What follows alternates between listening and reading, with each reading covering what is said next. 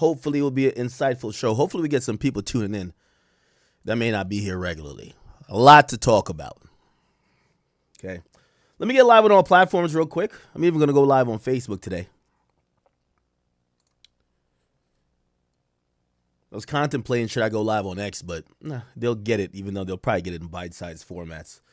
Shout out to the pages who do post our content on X. We love you, or I love you. The message must be heard, okay? I'm not one for censorship, nor am I for, if people want to take the content, repurpose it. As long as you're doing it for a good purpose and not just to, line your pockets with money. Go ahead, all right? Chat, I'm here. I know you guys expected me to stream yesterday. I should have streamed yesterday. I was ducking everybody call yesterday. It was the day of love. Love hasn't knocked on my door in a while, and anybody else who was interested in trying to see what's going on, I was ducking. So I was just laying low, okay? I laid low, played video games. I had a me day because, I realized the only person who loved me is me, okay? So I didn't really do much, and I was going to stream later, but then, I was a little bit tired, and I ended up not streaming. But we're here today, and we're here to make sure we spark it up. Now, obviously, there's an elephant in the room, and we're going to get to it off rip, right? There is a very viral tweet that everyone wants, not only me to talk about, but the whole internet. They're already having their own discourse about it. We're going to kind of break all this down. And I'm very fortunate that you guys, when moments like this happen, you guys show up here. And you guys look towards me to give you some semblance of not only the truth, but give you the real, whether you may appreciate it or not. I think you guys should know I'm not a bullshitter. I'm not an industry favorite. I'm in an interesting place, which I kind of like. They used to tease me with hey, he only has these opinions because he doesn't have a seat at the table. Well, what table are we talking about? There's oh, no, he's not in those rooms. Well, we figured out what these rooms are, right? These rooms are the Diddy freak-off rooms and all these other rooms that we see a lot of bullshit going on. So I usually think I'm in the best position to speak about all of this. Someone who I think you guys know I'm privy enough to see behind the scenes. I've exposed many things that's happened behind the scenes, but I'm definitely not in bed with all of the people behind the scenes, no pun intended, that I can't speak about it. I've exposed labels. I've exposed fake relationships. I've exposed people trying to pay people off. I've exposed a lot, I hope to continue like that because, after all, I'm funded by you guys, the people, right? So shout out to all the chat niggas in the building. Shout out to everybody else who is viewing and tapping in today. We will get to a whole bunch of stuff. Other than the obvious, right? So we're going to get into that viral tweet. Maybe I even give VLAD on the phone. Should I like that? Maybe I do that, right? What else is going on in hip-hop? I think we got J. Cole sales. That kind of came back. There's a few other things that's kind of percolating. Not too relevant compared to the biggest topic here. There is some also business stuff. Sorry. That's kind of like overshadowing. Well, not overshadowing, but it's lingering in the background. I think you guys have realized, I've been live streaming, if you guys don't know, if you're keeping math, for about 13 years, okay? I've been making YouTube videos for 16 years. And, we obviously have a good time. We laugh. Shit, you've seen me cry. You've seen me fall asleep. We've had a good time on stream. These days, I do want to elevate the conversation somewhat, right? Not for everything, but for some shit. Yes, will we waddle in the mud with the pigs and go laugh at the fuckery and the bullshit or the thoughts and the scallywags and the savages? Of course. But if you've been watching me for 10 plus years, I hope you guys could be like, you know what? This guy not only makes me laugh and keeps me up to date, he, helps, gives me some mental enrichment. All right. Anyway, we'll get to a whole bunch of stuff today. What's up with y'all, though? Real quick, let's get a check-in real quick. I like doing this when I get on stream. Where are you guys tuning in from? If you guys haven't made a profile or an account that you could type in the chat's the best place to be. Spam where you're from, where you're repping. I'd like to know and get a good idea of where we're from. We got Philly in the building, New York, Norway. I like that. Bronx, Haiti. Oh, my God. By the way, I apologize for the last stream being muted. I saw that. Chicago, Philly, Tel Aviv. Whoa, okay, I see you. All right, keep them stars up. All right. What's that? Atlanta. Don't call it Ratlanta if you're from there. Like, let us call it Ratlanta. You're from Atlanta. You're from Atlanta, okay? Liverpool, what up? Florida. Okay, that's Orlando, H-Town, Houston, the building, Charleston, North Carolina, that is. Look like somebody said from Russia. Russia's a big place. It's almost damn near a continent. Where? New Jersey, London, England, Santa Barbara, California. North Carolina, heavy in here. Tampa, Horley, Delaware, Gary, Indiana, Vancouver, Wisconsin. Oh, you're in Jay-Z's house? I'm going to pray for you, brother. Okay, hope you make it out. Gwinnett, shout out to you. Gary, Indiana again. We have Las Vegas, Milwaukee, South Africa. South Africa is a big country in Africa. Let me know what city there. Aruba, what's popping? Pomona, California. Wisconsin, somebody say flat earth. I see. Listen, we're getting into the age. You might be scared to give up even your state. That's like giving up your low. Where you're from, Jacksonville, Florida. Okay, Detroit in the building, Virginia, Virgin Islands. Utah, which part of Utah? Georgia, which part of Utah? Zambia. You're not from Antarctica. Stop it. Brownsville, Southeast DC. Did Trump really stop all the crime out there? Miami, Saudi Arabia. Where in Saudi Arabia are you from? Okay. Somebody said they're from that rack. I see you, my boy. Okay, great. Ottawa, Ghana. Toronto, Mexico, Amsterdam, Kingston, Jamaica, Wakanda, Somalia. Wakanda's not a real place, but I get you mentally. Okay. Jersey City. That's my place over there. Okay. What's that? Troy, New York? I never heard of that. Okay. Congo, St. Lucia. So that's why people from St. Lucia. Nottingham, Netherlands, Grenada. Oh, my God. And somebody said, what happened to the Hard on Thoughts movement? It's alive and well, people. Thank you for the 10. And somebody said Diddy's jail cell. I don't think you want to be there. Vegas is better. Great. Okay, cool. All right. We won't do too much of that. We got many important things to talk about. So,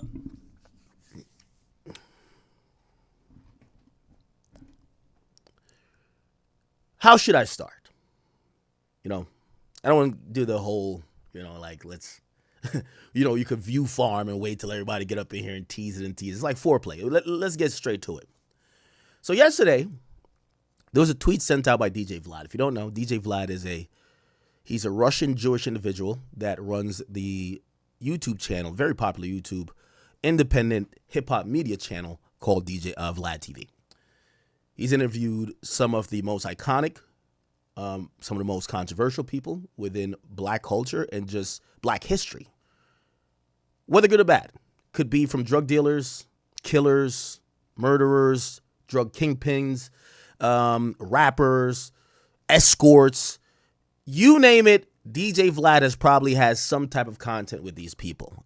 He's someone who has been pretty good with me. When I came in the game, as the Ebros and the other people that were in mainstream media basically said, who the fuck are you? You're not on our level. He embraced me because he saw I was on YouTube and I was trying to grind. Years later, I'm one of his peers. I respected him then. I respect him now. And, we don't agree all the time on everything, but he is definitely a player within the space. To give you guys an overview of DJ VLAD a little bit more, give you a little bit more of the where the conversation or his relevance, if you guys don't know at this point. He's a guy who essentially was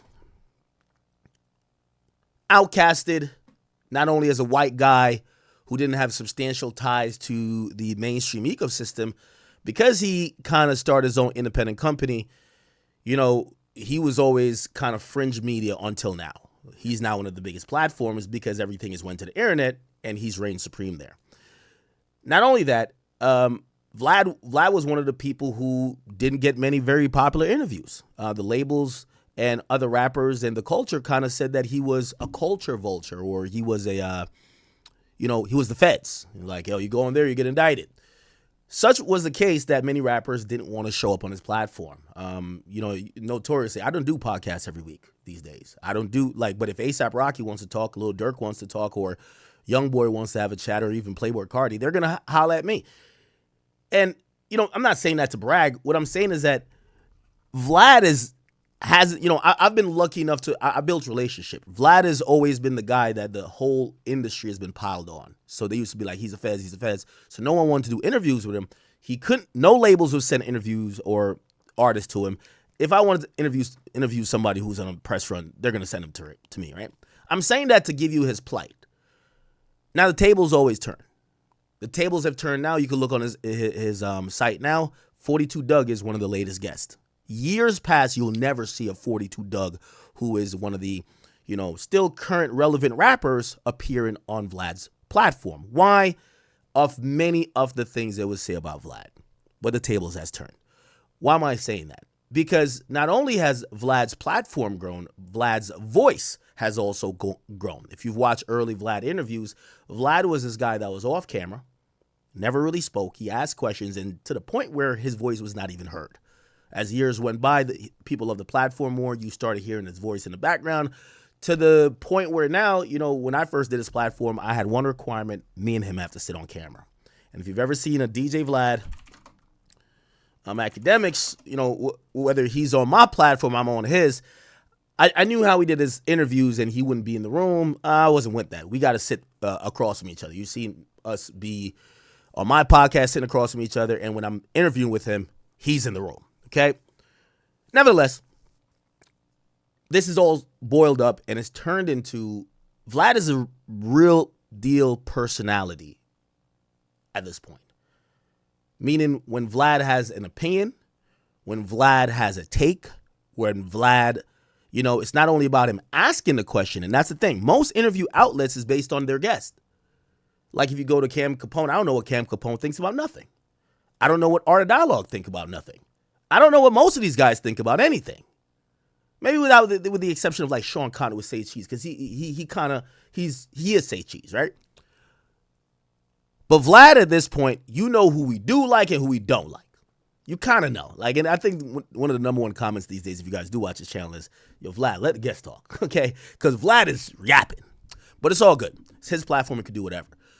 I say all that to say Vlad is now turned into this personality where if Vlad tweets something, and, he told me this, and he said this to the world publicly, that, because I remember one day I was talking to him, and he says, you know what I like about you? When these rappers get at you, you fucking defend yourself. And you don't care if you beef with them for a year or 2 years, you're going to defend yourself.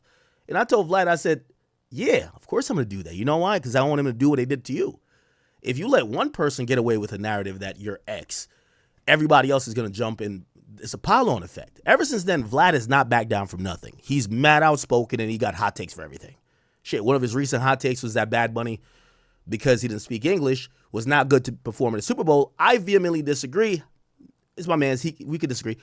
But he stayed on that point, and we've seen him echo that out not only in his interviews and his disseminating his thoughts through there, but on Twitter as well. Well, the latest thing, and I'm hoping this is not an inflection point that we created a monster, Vlad has now tweeted something out, and this is clearly the most engaging content he's ever gotten without a guest, where his opinion is now sending these ripple effects of, it's like the tremors after the earthquake, and everyone's talking about this. What I mean, everyone, people sent this to me from everywhere. People that didn't watch hip-hop content, people that didn't care about hip-hop, but it does go into something that people care about, right?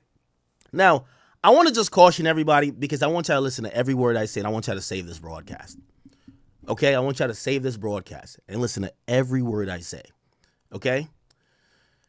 Let me read his tweet, and then I want to go over it. DJ Vlad tweets out. He says, I have a confession. Rock Nation has been paying me to support Megan. They've also paid off the jury members to convict Tory. And they bribed the judge, too. Jay-Z did a verse for the grandsons, or the grandson of the judge, new album. They paid Meg's doctor to lie about the bullet fragments. She was never shot. The LA police are all on Jay-Z's payroll. And it doesn't just stop with LA. But you're not really ready to hear that part, are you? The Mexican guy who stabbed Tory in jail, who do you think paid him to do that? You already know the answer to that now, don't you? The 3 Supreme Court judges who denied Tory's appeal, they're also paid off by the Rock Mafia. Jay paid Trump not to pardon Tory. Even though it's a state case and Trump really could only pardon federal offenses and cases, but knowing Trump likes to bend the rules, Jay was not taking any chances. I can't keep these secrets anymore.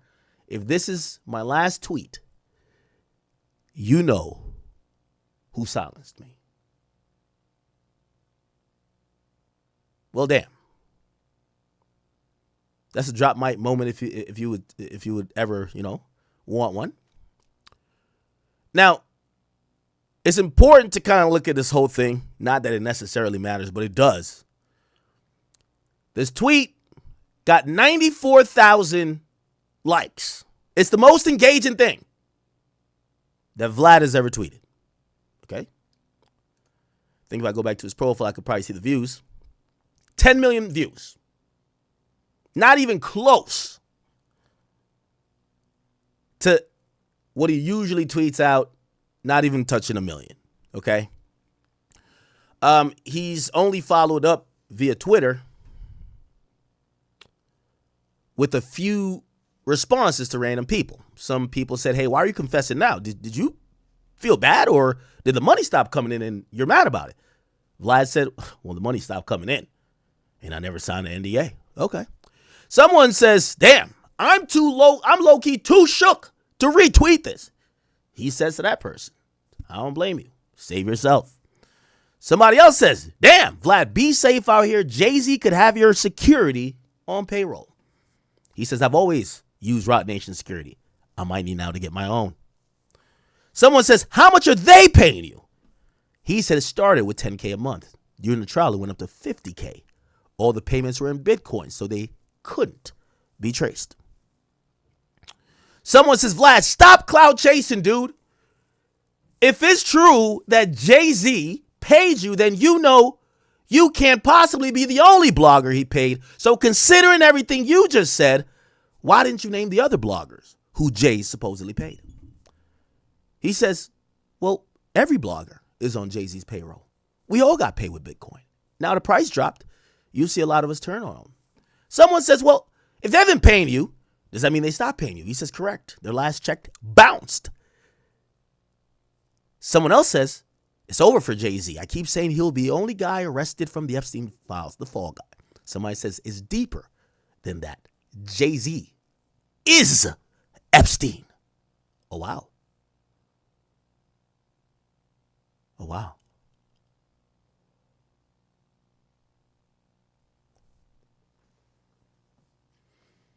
Interesting here.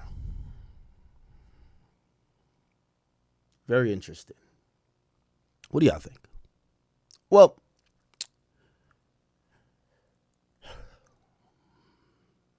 when I seen this,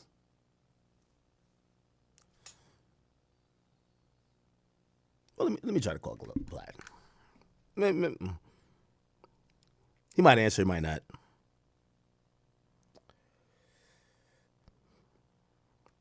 Let's see if we get Vlad on the phone.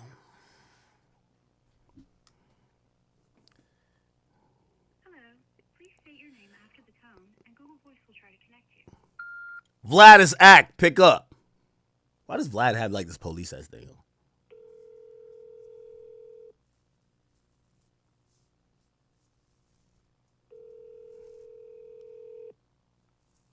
Let's see if we can get Vlad on the phone.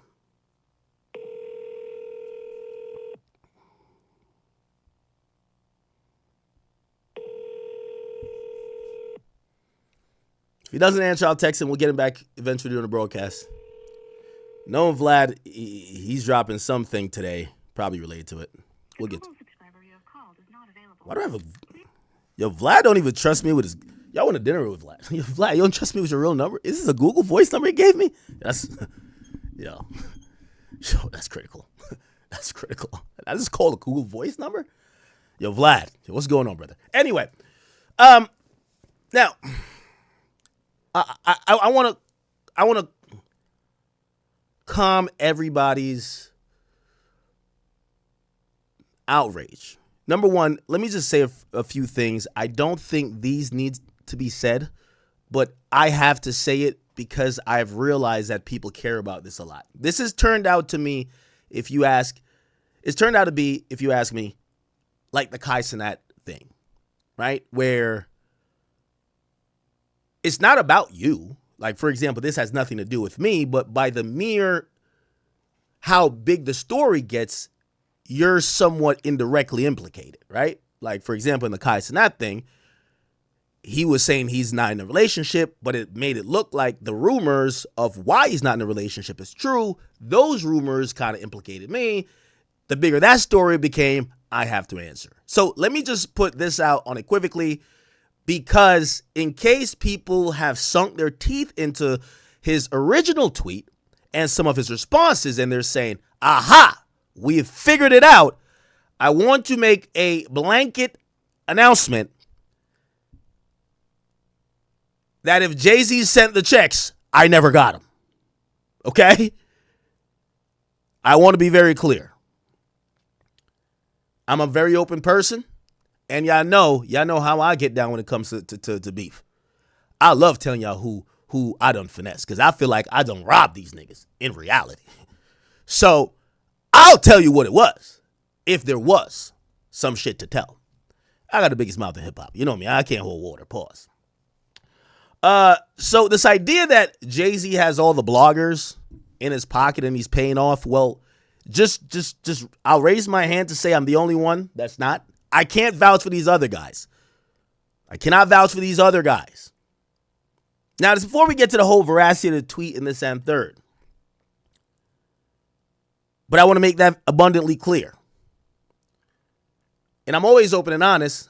I used to do business with Jay-Z, Rock Nation, Jay-Z, to promote their artists until me and Meek Mill got into it and I threw it in his face, pause, that Rock Nation was paying me to promote him while we were beefing. And then he got mad. I've never done business with Rock Nation since. That's years ago. You know, me and Meek been beefing for like 10 years. Come on. So, I'm always open and honest, right? They'll just pay me to yo, hey, could you let people know this album's coming out? That's it, Now, I'm always honest. The honesty never really is full transparent around this industry, but I'm always honest about what's going on with me. If you ask me, but this shouldn't be a day about opinions. It should be more about provable facts and having people making really educated opinions. And that's what we're going to use it for.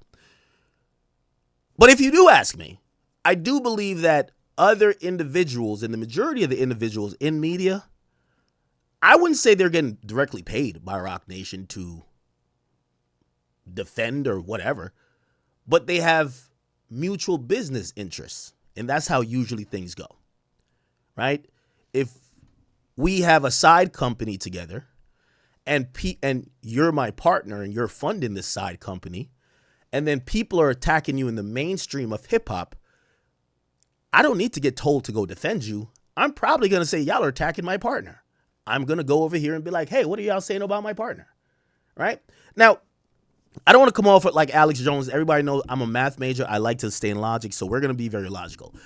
First and foremost, Vlad did actually speak on this, and he did speak on this on Sneeko stream. So Sneeko actually streamed, and Vlad called in, and I want to play what he said on Sneeko stream about his tweets, because Sneeko actually got him on the phone.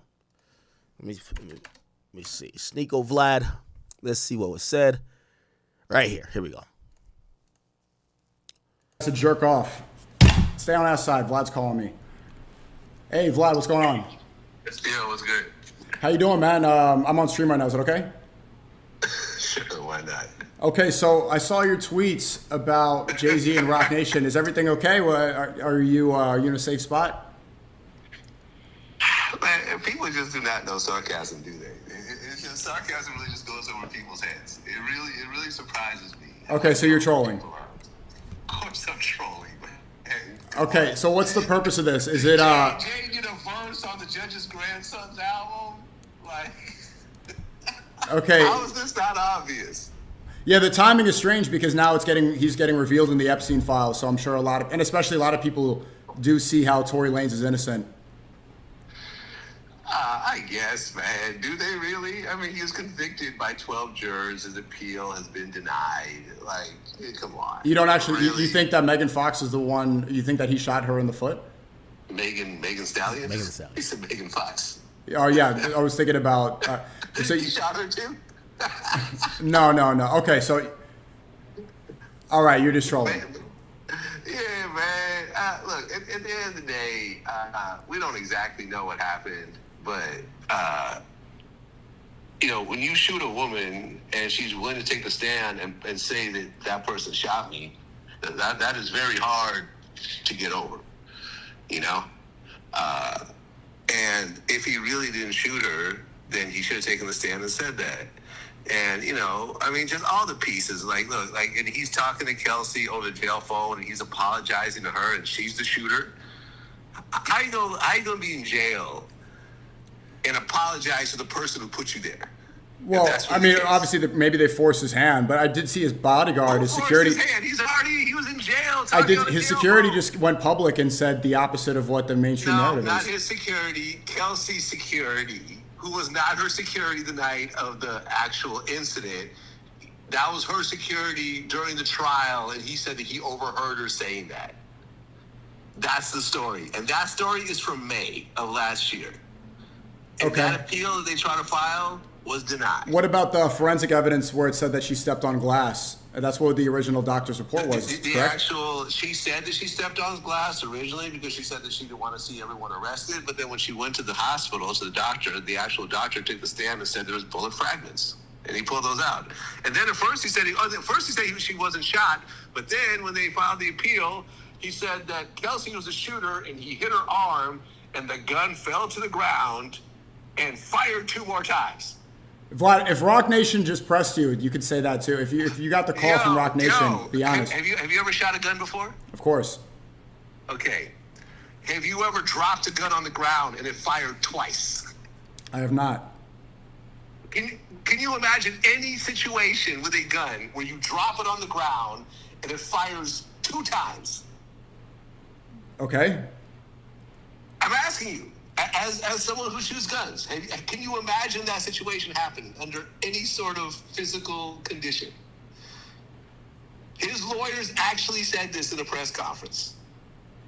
Okay, I mean, she lied on Megan Thee Stallion. She lied on. That's how she got shot. On Gayle King, she said that she never had a relationship with him that was sexual, and then later she did. Absolutely, she lied about that.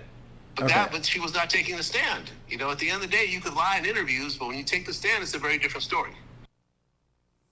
Okay.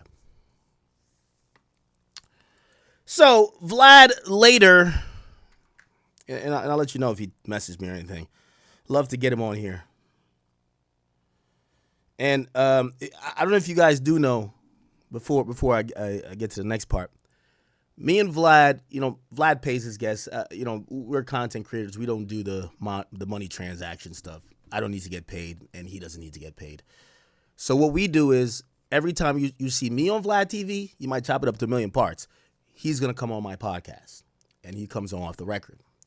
And we do that type of trade, and I think that's fair. It doesn't matter if he chops it up and he gets 15 million views and I only get 500,000 views. It doesn't matter.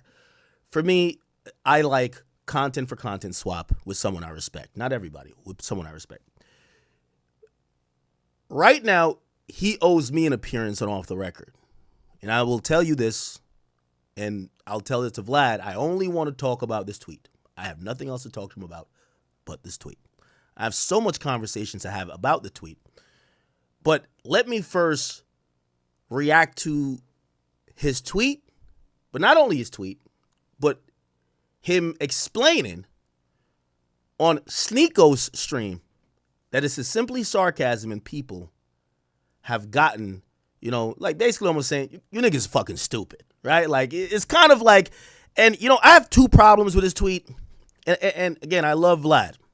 Vlad's a peer of mine, and in this new media conglomerate that we do have of hip hop, we don't really beef like that anymore. Me and Adam used to get into it, but not anymore. We have tremendous respect. So I'm gonna really treat this with kid gloves. But I'm extremely disappointed in Vlad for 2 reasons. It's clear that based on what he said to Sneako, this tweet he put up was trying to, grind. He had an axe to grind, and it was clearly with Tory Lanez. Now, if anybody knows Vlad and ever watched his platform, when Vlad has taken a stance about one particular thing, he brings it up in 15 million interviews. We all know this, right? Like, oh, this guy, I met him once. Like, Vlad tells a story. Yo, I met him once. He was mean to me. Vlad's going to tell that a million times. We all know it. And I don't know what the real issue is with Tory Lanez, but the Tory Lanez thing is one of those things for Vlad, where Vlad consistently. Now, keep in mind, Tory Lanez has been locked up, okay? I want to be very clear. Tory Lanez has been locked up for 3.5 years. He's not scheduled to be released from jail, right? I looked at the time. It said actually about 2 years from now, 2 or 3 years. So he has 3 more years that he has to serve, okay? The people who feel he's guilty or innocent have made up their minds one way or the other. Everyone had enough information based on either the trial, the accusations, initial statements, witness statements, things you saw in the media, wherever you found your information from. If you think that Tory did or you think he did not do it, you've probably made up your mind. You're not in like, you're not 2 years after the game is done like, yo, what really happened? You either believe he didn't do it or he did do it. The reason why I'm disappointed with Vlad for this is that Vlad turned seemingly at this point this need to be right or need to be like, oh, I told you so, right? I told you so. And I'm going to give you the context of why it's an I told you so type of tweet into something that I find offensive to the, culture in how people and people just intellectual abilities. Because your stance on the Tory thing is that I told y'all this nigga was guilty. That's kind of what he's saying. And he's being sarcastic about it. Because yes, I do believe the initial tweet is sarcastic. I do believe it is sarcastic. Absolutely. And I'm going to go down it line by line, but I have 2 problems. Number one, you're using Tory to make everybody who has believed any of these things look like a complete idiot for everything and trying to absolve other things that there's legitimate questions about. That's a problem. There's many questions to be had about Jay-Z, and we will bring them up today. So you're saying because, so now you want to, get your little slam dunking on Tory that you're now saying, oh, if y'all believed all these things about Jay, you're an idiot. No. That's why they're now saying it's sarcastic. They're going to continue to say it's sarcastic. Because, and somebody said, what's the point of the tweet? The point of the tweet is trying to lump everyone who believed this, and remember, it's his most viral tweet, lump y'all up in a bag and say, these are the idiots. They believe anything. That's the point of the tweet. He basically led into anything that people thought, had doubts about, had questions about. He put something out there, not meaning it. Remember, this is sarcastic. You gotta be able to determine, satire and sarcasm through a tweet. And if you believed it, the dunk here is you're an idiot. You're an idiot.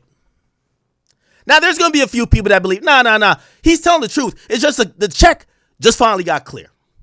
I believe Vlad in him saying he put this out as sarcasm, but his reason to put it out was, number one, the Tory angle. He has an axe to grind there.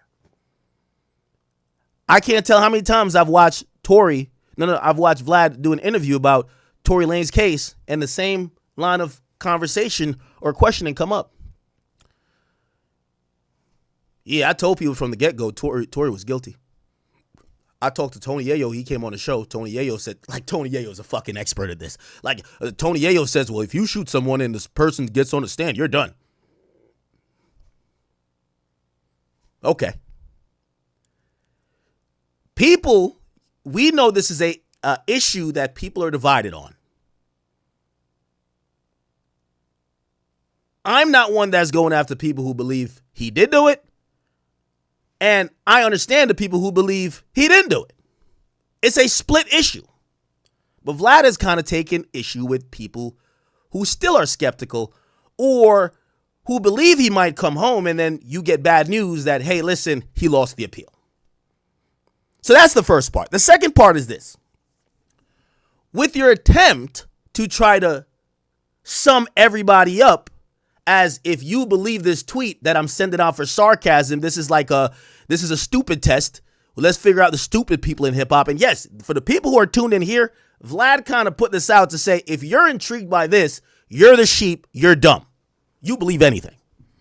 So I'm going to just be sarcastic. You're going to believe it. Vlad tweets a lot of times a day. He would have cleared this up if it was, oh shit, this is blowing up too far. Let me clear it up. He's saying, let's get all the sheep together. So for all the people who believe this, you're dumb. Here's my problem with that. Because while you tweet this out, there's many things that you have claimed in this that have a lot of credence. That I don't think that even Vlad maybe is as knowledgeable about what he's assuming or what he's trying to absolve by claiming it's sarcasm. So the idea of sarcasm is saying when you later tweet out, right? When you later tweet out and you claim it's sarcasm, you said, well, you know, I got paid $10K a month. Then during the trial, it went up to $50K a month. And then you're like, oh, no, that was a lie. But if you believe that lie, you believe anything. The truth is a little bit more cynical than just, oh, you're getting paid for Rock Nation. And that's where the problem I have with it is, because you're making it sound ridiculous that maybe there's an entity within hip hop, maybe Rock Nation, that's doing underhanded things that we're all seeing and more people are becoming awoke to over time. That's my second problem, right? This idea, oh, when someone says, when he says it's deeper than that, Jay is Epstein. And that's supposed to be sarcasm because he's putting it across saying, if you believe that, you're an idiot. Well, are you?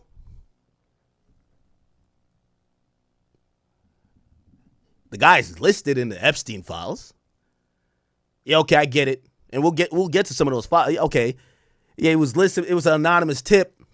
But also, he's being emailed about, saying that he's buying people off and he's controlling culture at a different level.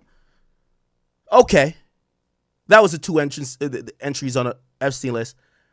But then, I keep telling you, the Mount Rushmore of predators and creeps is going to go Epstein, and the second one, most likely, well, we'll put Epstein, Peter Nygard, and we probably got to put Harvey Weinstein up there, the guy who did that to the whole movie industry, film industry.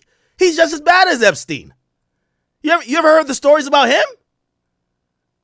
He just wasn't doing it on the island. He was doing it in hotel rooms and penthouses. He would get the actors and actresses. Maybe they all weren't underage, but he would get all your favorite up-and-coming actresses. He would be having his dick on their chest before they could get to set. Well, Jay-Z's hanging out with him a bunch. They're at dinners. They're photoed over a dozen times. They're going left, right, and center. He's answering questions for Jay-Z. That sounds like a handler. So that's where I have the problem with Vlad. Don't backtrack fully and make it seem that what you're saying, if anybody believed it, is an idiot. They're an idiot. There's a lot of questions to be asked. There's a lot of questions to be asked.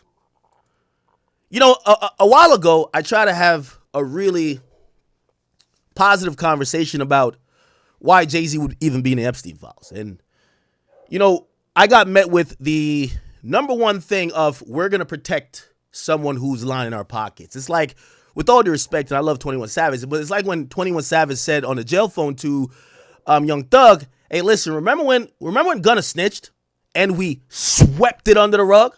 Remember when we knew P was a rat, but he was signing all the young niggas in Atlanta and giving them opportunities and money? That's what that reminded me of. Where hip-hop media, when I think several other people said, why is Jay's name on here? They all said this first thing that really mirrors the 21 Savage defense of Gunna and also P as this. Why y'all like tearing down black people so much? Okay. That's code word for Fuck what he did. Fuck how he did it. Fuck who he screwed over. Fuck who he took advantage of. Fuck the past. It's all about where he's at now and what he's doing for us. The entire hip hop media scope said that. Now one wants to have qualitative conversation. Now, another reason, and really this is it's still part of the second reason I'm mad with Vlad about this tweet. His tweet is to make people who are skeptical look like lunatics, like loons, like you're just this out there type of person. You just, oh yeah, you're just sheep. You're fucking retarded. Like you can't look at things and patterns and maybe possible coincidence and then start to string a couple things and be like, this shit don't really make sense. You know, the information is key, but too much information will always ruin you. I'm going to tell you why. Because when you get too much information, and we're in the information era, you stop thinking of things as just random possibilities and random coincidences, and you start drawing a little bit of patterns. That's how AI works, if you guys don't know. AI works off two things. It works off training and it works off inference. You have a data center that gets a bunch of data, and they train on the data, which means responses, outcomes, and they learn the patterns of most likely outcomes. And then based on them training on that data, when you ask it a question, hey, listen, if I backflip out this window 3 feet up, which is like 84 feet, and I land onto 3 feet of snow, will I break my pelvic bone? It'll give you a really good answer. That's how AI works. So what am I saying? What I'm saying is that for the people who takes Vlad's position to claim that there's a bunch of lunatics and just out there psychotic people that are just like blaming Rock Nation or doing whatever, I always beg those people to enter the realm of conversation that we could put forth all of the patterns that we're seeing that are factual, that seem to connect to maybe a few ongoing conclusions. Nobody wants to have those conversations. Not in hip hop. Remember, why y'all trying to tear a black man down, man? He was bought by CBS. Okay. I got it. So I think Vlad's tweet did more harm than it did good. I know some people like, oh, Rock Nation's mad at him. By the way, Rock Nation has sent cease and desist for little and less. The mere fact this is still up, I personally believe Rock Nation probably likes this because he's going to spin this as, I put out a tweet for the dummies. This was for all the idiots who don't know anything. They're trying to minimalize and make your thoughts minuscule. But this is why I'm here. Now, let me give you a little bit of history, and then we're going to get into the tweet in its proper order. In 2018,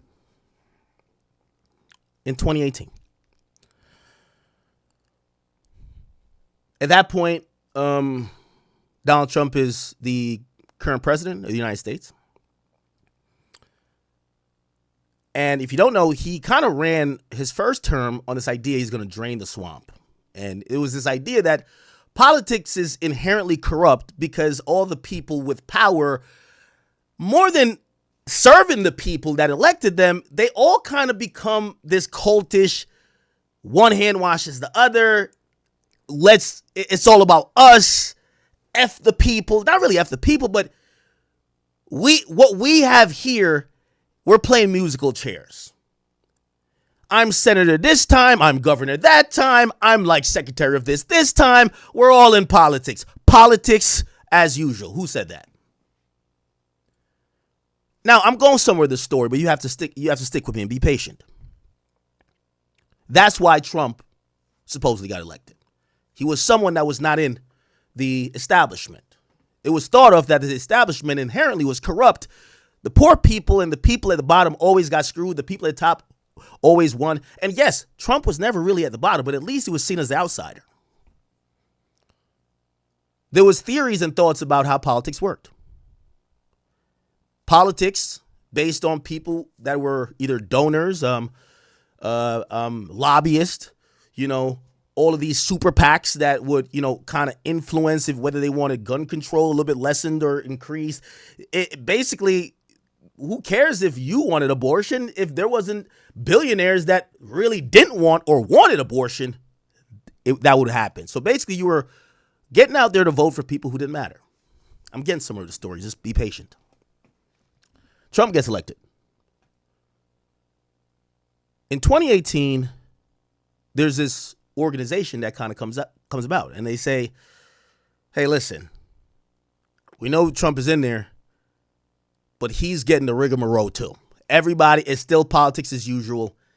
There's things going on inside the justice system that is still meant to protect the people that are rich and wealthy and the super billionaires and powerful people there. A lot of people say, hell nah, Trump's one of them. He's gonna rock with the people. They said no. There's this hidden controlling factor of politics that's really moving the invisible hand. They're protecting crime that's been done in front of your face, but you can't prove it. Like what? They're preying upon kids. They're stealing from the poor. They're sacrificing. This is a cabal. It sounded crazy then.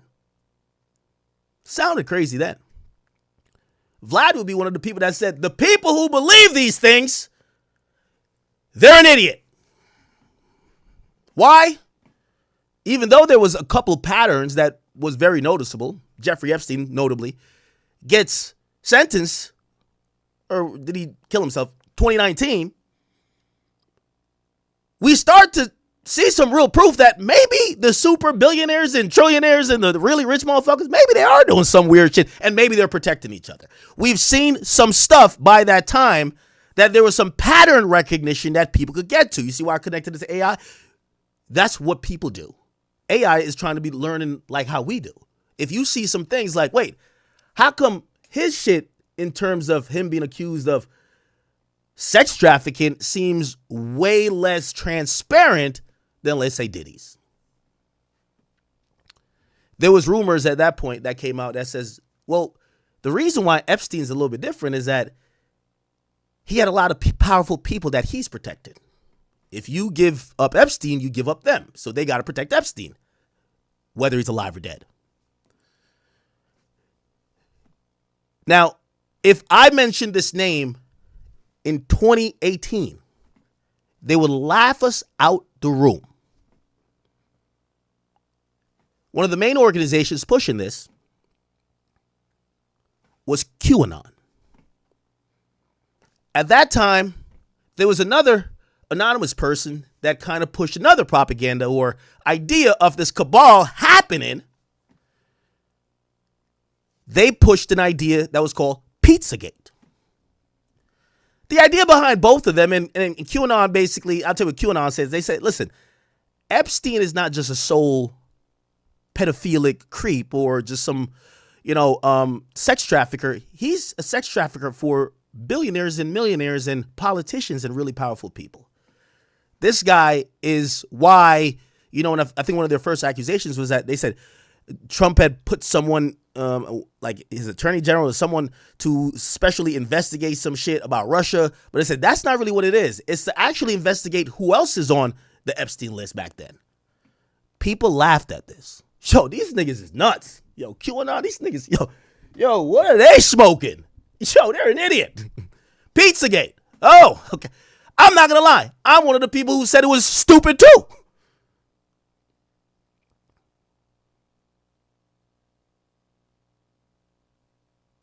Eight years later, just do a quick Google search. QAnon Epstein. You'll basically see everybody saying, well, QAnon speculated about, we have now seen come to fruition within the Epstein files. They don't seem that crazy no more. They didn't have proof. when they said it was a secret cabal of really wealthy and powerful people that oftentimes was used for leverage, and they was sacrificed and do all that type of stuff. When we now read the super redacted, but half of the Epstein files, the 3 million of them, they seem like they're actually spitting facts. I think you guys get what I'm kind of getting at here. Okay? I think you guys get what I'm getting at.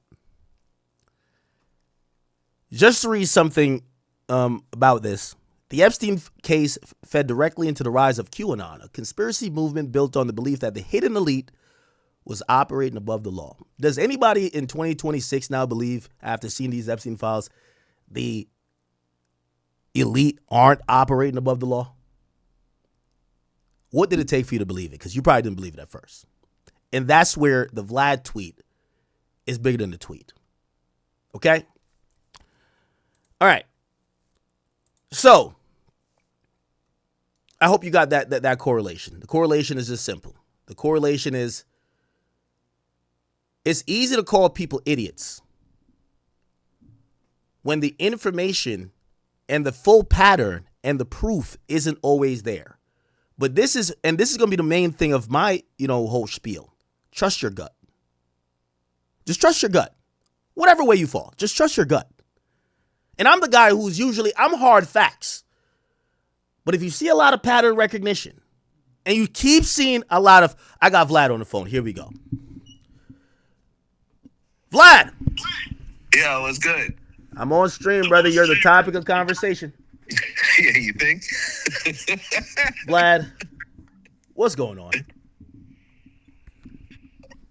Man, look, if you look at like my previous tweets, I was talking about how ridiculous the whole news cycle was, because they were bringing back this old video from May of Kelsey's bodyguard saying that she really was the shooter, and people like, oh, look, the evidence is in.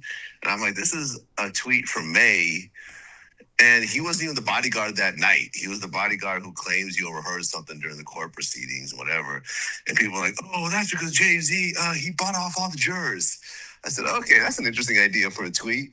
So I created this whole ridiculous tweet with every conspiracy theory laid out one after the other, to the point of even saying that Jay-Z did a verse for the judge's grandson. Yeah, that was reaching, of course. You think that was reaching? Well, hey, listen, I knew this was a satirical tweet from the get-go. I was just speaking about the tweet on stream here. And by the way, Vlad, I'm telling you, you fucked the hip-hop game up with this. Usually I get about 15,000 people watching me. I have 31,000 right now listening to me. Just let you know, okay? And it's all because of you. So we got to get down to some hard facts. Now, okay. I'll tell you two issues. And by the way, I've also said, me and you, we trade podcast appearances. I get on Vlad TV. You come on my show. Our next podcast has to be solely about this, because there's so much to talk about. There's so much to talk about. Now, I had two issues, and you could, we'll get into real depth, like I guess when we sit with each other. But my two issues was this: I think you sent and fired off this tweet because you slightly have an axe to grind still about Tory. Not that you have a problem with him, but people were skeptical of you of when you predicted an outcome, this and third. And I thought you putting up this tweet made an incident so big. Now it's like really kicking his back in for someone who is going through, like, he's incarcerated. It's not like you actually think he did it and he's free. He's incarcerated. He's trying to fight for his freedom, or at least some type of relief. And I feel like this is kicking a man when he's down. Okay. Second, okay. Well, hold on. Can I address the first one, or do you want to tell me? No. Go ahead. Okay. Tory has been convicted by a jury of 12 people and has been sentenced. He filed an appeal and it was rejected. Now, you could say I'm kicking him while he's down or whatever. He has gone through the legal process and it didn't work out, which is what I've been saying the whole time. I don't have an axe to pick with Tory. I don't know him. We've never spoken. I ran into his dad and we had a respectful conversation. Me and his dad have each other's phone numbers. I said he can come to my show at any point. Tory can come do VLAD TV if he wants to call in or whatever else. I publicly said I feel really bad over what happened with him over the stabbing incident.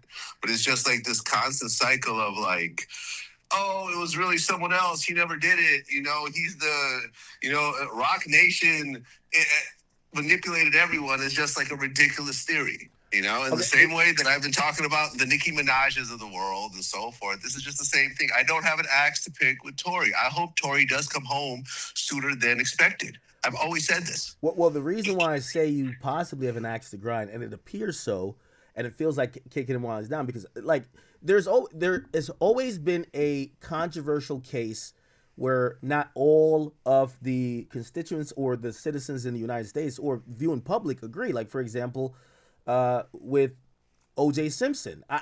Would you go as far to say anybody who believes that O.J. did it, they're an idiot, or they're just like lunatics? Because that's what this kind of comes across. I feel like there's a particular thing about the Tory thing. Not that I really don't think you have anything against him, but I know you, Vlad. When Vlad gives his opinion and he's right, Vlad loves to be like, I told you so. I think this is a told you so moment. Yet again, just it's blown up beyond that because now people are making a lot of other assumptions. I mean, I guess you want to, you can frame it how you want to frame it.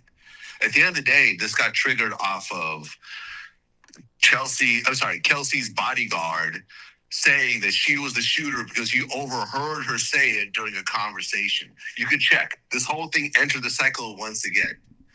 And it was all over like the blogs and everything else like that. And it's like, yo, I don't want Tory to stay in prison. I think he's done his time. He went through a horrific stabbing incident. I hope he comes home early. I have nothing against Tory. He can come do the show. Me and him have had one DM exchange, and that was it. Okay. That was it. That's our only interactions. But at the end of the day, this was triggered off of the lunacy coming back into the cycle again. At the end of the day, you know that he filed an appeal and it was struck down, right? But then again, only 2% of appeals ever go through. Yeah. And again, these are things that the reasonable people who still have doubts, they're not denying. But and so, okay, we get it on that Tory part, but I think the bigger part of even why I think this kind of like it broke through the cycle is not that you just had an opinion on Tory, is that by lumping this idea of, oh, Jay-Z did this, Rock Nation did this, and then basically saying, well, if you believe that, like, come on, like, this is pure sarcasm. There's a lot of really interesting coincidences or real conversation we can have about Rock Nation and Jay-Z. And while you lump it in here, now people are saying, well, all right, we get the Tory part. Like, I do get the Tory part where you're saying you're putting out some facts. Hey, he was convicted. Hey, the appeal didn't go through.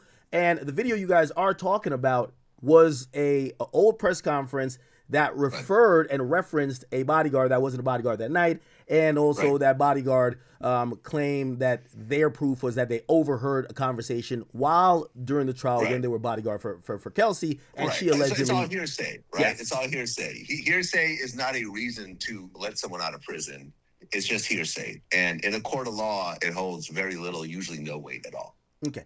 But the Jay-Z and Meg Thee Stallion stuff and well, really Rock Nation, that's where I think there's certain things that come into play that becomes a little bit, again, for someone like me, and I try to stick to the facts, but pattern recognition, sometimes it feels a little bit more than coincidental. And I think when you mention Jay and Rock Nation and how they move, I think even when Nicki's talking about them, I don't think Nicki's out there. I think Nicki's actually speaking facts. I'll be honest with you. Nah, bro. Nicki's unhinged. She's always been unhinged. Well, I'm not talking about everything she's saying. Get out of here. Stop it. Me and you talked about her unhinged behavior. No. I'm not saying about... No, you can't use Nicki as like the... I'm not defending rational thought. Okay, I'm not defending everything Nicki's ever said about everyone. I'm saying when it comes to the conversation she's had where she's mentioning Desiree Perez, Jay-Z, and Rock Nation, I don't believe those are all just, thoughts of a manic individual that have no either personal experiences with these people to support what she's saying. And here's the thing. The majority of what you've said, I could completely dispute, because even when you say, which obviously you're being facetious, you're saying, well, Rock Nation paid us $10,000 a month, right? Let me ask you a question. You're being facetious, clearly, but do you believe that there's no one in the media, I wouldn't say necessarily getting paid off by Rock Nation, but that has mutually monetary interest that would be in their benefit to defend Rock Nation or Jay-Z? I think, as you know, not even I think, I know for a fact, and you can agree with me on this, is that once you get into a certain industry, particularly something like music and entertainment, you have relationships, and which often form into friendships with various people. Okay. So when you have relationships with people, then you're going to give them a pass. You're not going to talk bad about them, whatever else. You don't hear me ever talking bad about Boosie, right?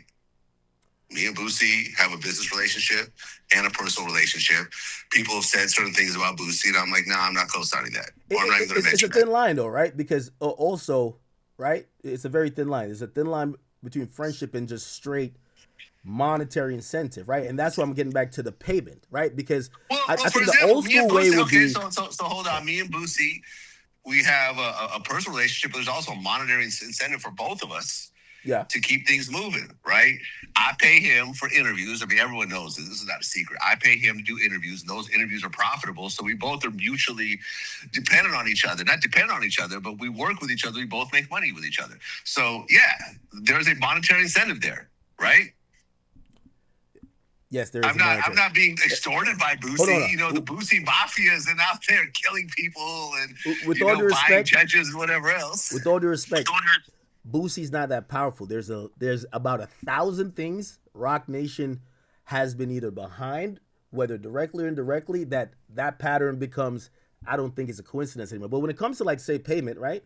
For example, there's a list of individuals that when Jay-Z was going up to get the casino deal, and he was the front celebrity, the face of the possible multi-billion-dollar deal, and they needed approval of the neighborhood council, he brought on a bunch of hip-hop folks to speak on his behalf. Those hip-hop folks, some of them are in media. None of them, has ever thought to, either take anything of him being in the media about whatever with any type of seriousness.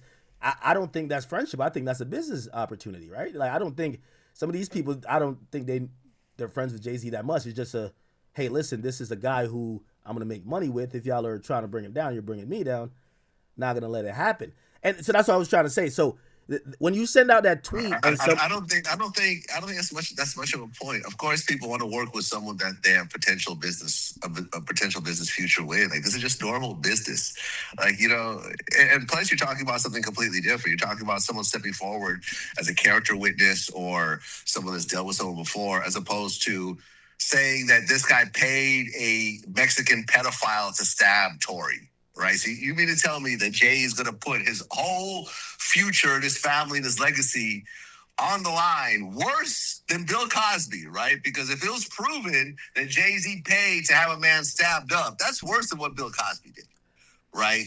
And every Jay-Z, everything will go down. The NFL deal gone, album pulled off the shelves, streaming services done, invited nowhere, NFL deal, forget about it.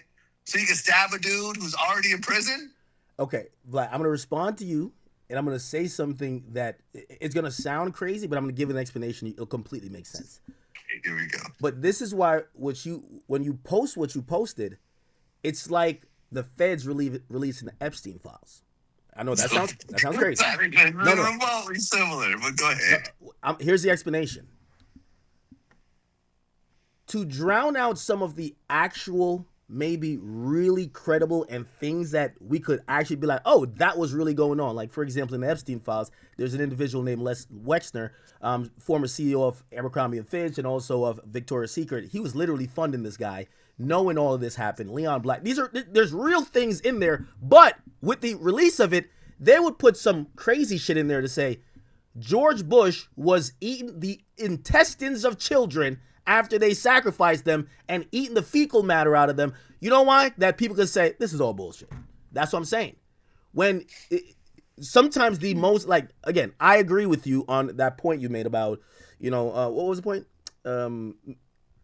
the last point. I don't think everything is credible, but what I'm saying is that when you blanketly act like because some of the things aren't credible means that nobody should believe anything, that becomes a problem, right? Because what in my tweet? What like name something in my tweet that's credible? Like any of it. Like name one credible thing in terms of what I said. okay, perfect. All right. So this is what I would offer up. Okay, so you have a confession. Rock Nation been paying me to support Megan.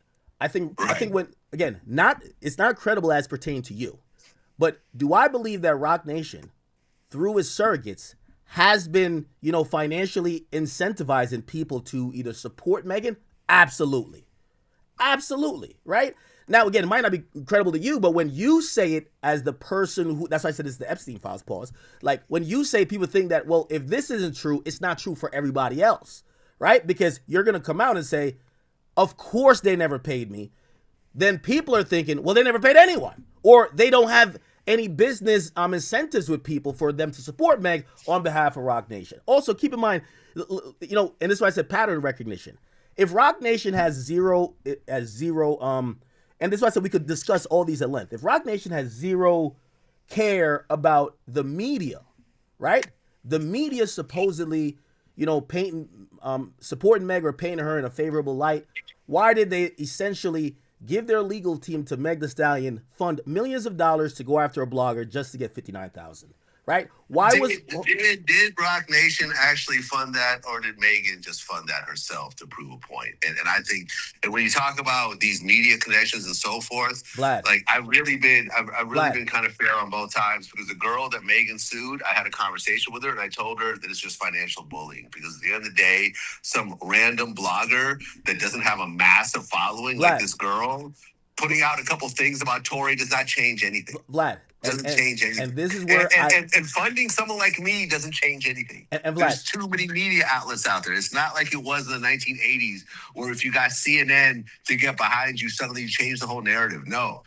If they get you, me, everyone we know to say something on their behalf, there's still a much bigger media monster out there and so forth that's going to drown it all out. Well, it's interesting you say that, because they claimed that Joe Budden, me, and Milagro was enough to sway people in Tory's favor. So why wouldn't you think? Of course they're going to say that in court, because they're trying to win money in the case. They spent millions of dollars. But hold on. Let me just. I don't agree with this. I totally don't agree. Okay. I think that this girl and Joe Budden saying something makes no difference in the grand scheme of things. Okay. That's not a shot to either of them. And let me connect the dots real quick in terms of Rock Nation. And when we do have our in-person conversation, I want you to ask me for proof, because I'm not here to just say shit that is in belief, right? So when I spoke about, and I did a 7-hour deposition with the law, it's the same law firm that's representing her that is Alex Spiro, who's Jay-Z's personal attorney, his firm, okay? Quinn Emanuel. I sat through an 8-hour deposition. In hour 5, one of the 7 attorneys on the call, they actually slipped up, and while trying to show me an exhibit, they showed their chat. And their chat to each other was, hey, academics just said this. Could you let Desiree Perez, not Meg Thee Stallion, Desiree Perez, the CEO of Rock Nation. So I know you're saying, oh, Rock Nation has nothing to do with it. Why would that be a thing? Why would, in a deposition with me for Meg versus this woman, they need to alert Rock Nation if they're not behind it? And I have proof of this. This is not something I made up. I have literal proof. Okay. So you have an artist that's tied to Rock Nation that's suing somebody using the same law firm that Rock Nation uses. Whether Rock Nation is funding it or not funding it, I'm not quite sure. And they're relaying information. This is all regular legal shit. People sue all the time. I sue people. People sue me. People have sued you before. I'm not sure if you've sued people. Like, this is regular business shit. People and they're relaying information to Rock Nation, but you think they're okay. They're but isn't Megan signed to Rock Nation? So there is a business connection there. That's all fine. That's all plausible. Jay-Z buying off every juror and paying the doctor to lie about Megan getting shot. No. Vlad, That's why I keep saying Epstein files.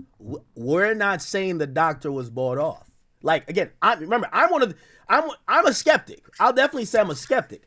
I'm one of the educated skeptics. So some of this like low-hanging fruit, I'm going to quickly dismiss it to get to the real actual points. You see the real actual point I just said? The real actual point is that I sat through a 7-hour deposition and they're relaying information to Rock Nation when you initially thought Rock Nation had zero to do with this Meg Thee Stallion lawsuit. Clearly they do if they're sending the info to the CEO. Secondly, during the trial, it's well documented that on the days that even when Meg Thee Stallion was not there, they saw sitting in tandem with the DA was Desiree Perez, CEO of Rock Nation. Again, hey, those things probably should make you raise an antenna to say, hey, maybe Rock Nation, even if it's just for their artists, and obviously think about them as a company. Think about them as a company. They have maybe a financial incentive of trying to make her look like a victim or get Tory out the way. That their CEO, that could be on doing anything at the time, is sitting in court when even their client isn't there, Meg, to make sure and confirm with the DA, hoping to get a guilty outcome. That's a little bit odd, but okay. It might be coincidences. Well, hold on. Their client is in court, not as someone being prosecuted, but as the victim. They're being supportive of their client, and they're confirmed with the DA. Level of personal, you know how it is in this business. Yeah, like you sign to people and you have personal relationships with people. I don't know what the personal relationship is between Megan and the people she signed to. Does she have a personal relationship with Jay? Does she have a personal relationship with Desiree? I mean, it's quite likely. And people showing up to support people, that's pretty normal. You see this all over the place. People are making a big deal because you're missing a point. I'm trying to show you the proof of why regular people would think something seems odd. Have you ever heard of, in any regular cases, you're right, you've watched criminal cases, you've sued people civilly, and you've been sued, and so have I on a civil level. Have you ever seen where a CEO of a company that is signing a supposed victim, Meg Thee Stallion, is speaking to a DA in court while they are pursuing charges on someone else? Have you seen a manager talk to the DA as if they possibly could have some influence or could even ask questions when they're not the victim? That doesn't sound odd to you? I don't see the huge problem with it. Like, you're representing the victim. At the end of the day, you're concerned about the victim. The victim is signed to you, and you may have an actual friendship with the victim. So you're saying you're on the side of the prosecution in this particular case, right? DA is representing. They're not a Megan. victim. So if I go into court when they're prosecuting, Megan's not the victim. What? No, but Megan's the victim. Desiree Perez. Hold on. She's basically sitting with the victim's lawyers, the DA, right? That's the victim's lawyers. The district attorney is legally representing Megan. Yes. You're sitting with the lawyers of the victim. Desiree Perez is not a lawyer. No, hold on. She's not a lawyer.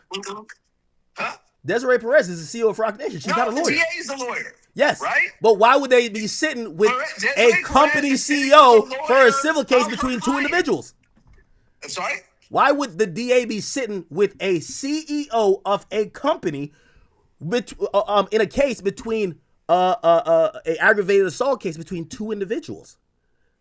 It's like imagine the CEO of Google comes to talk to the DA about you versus somebody getting a fist fight. You wouldn't say this is a little bit odd? Listen.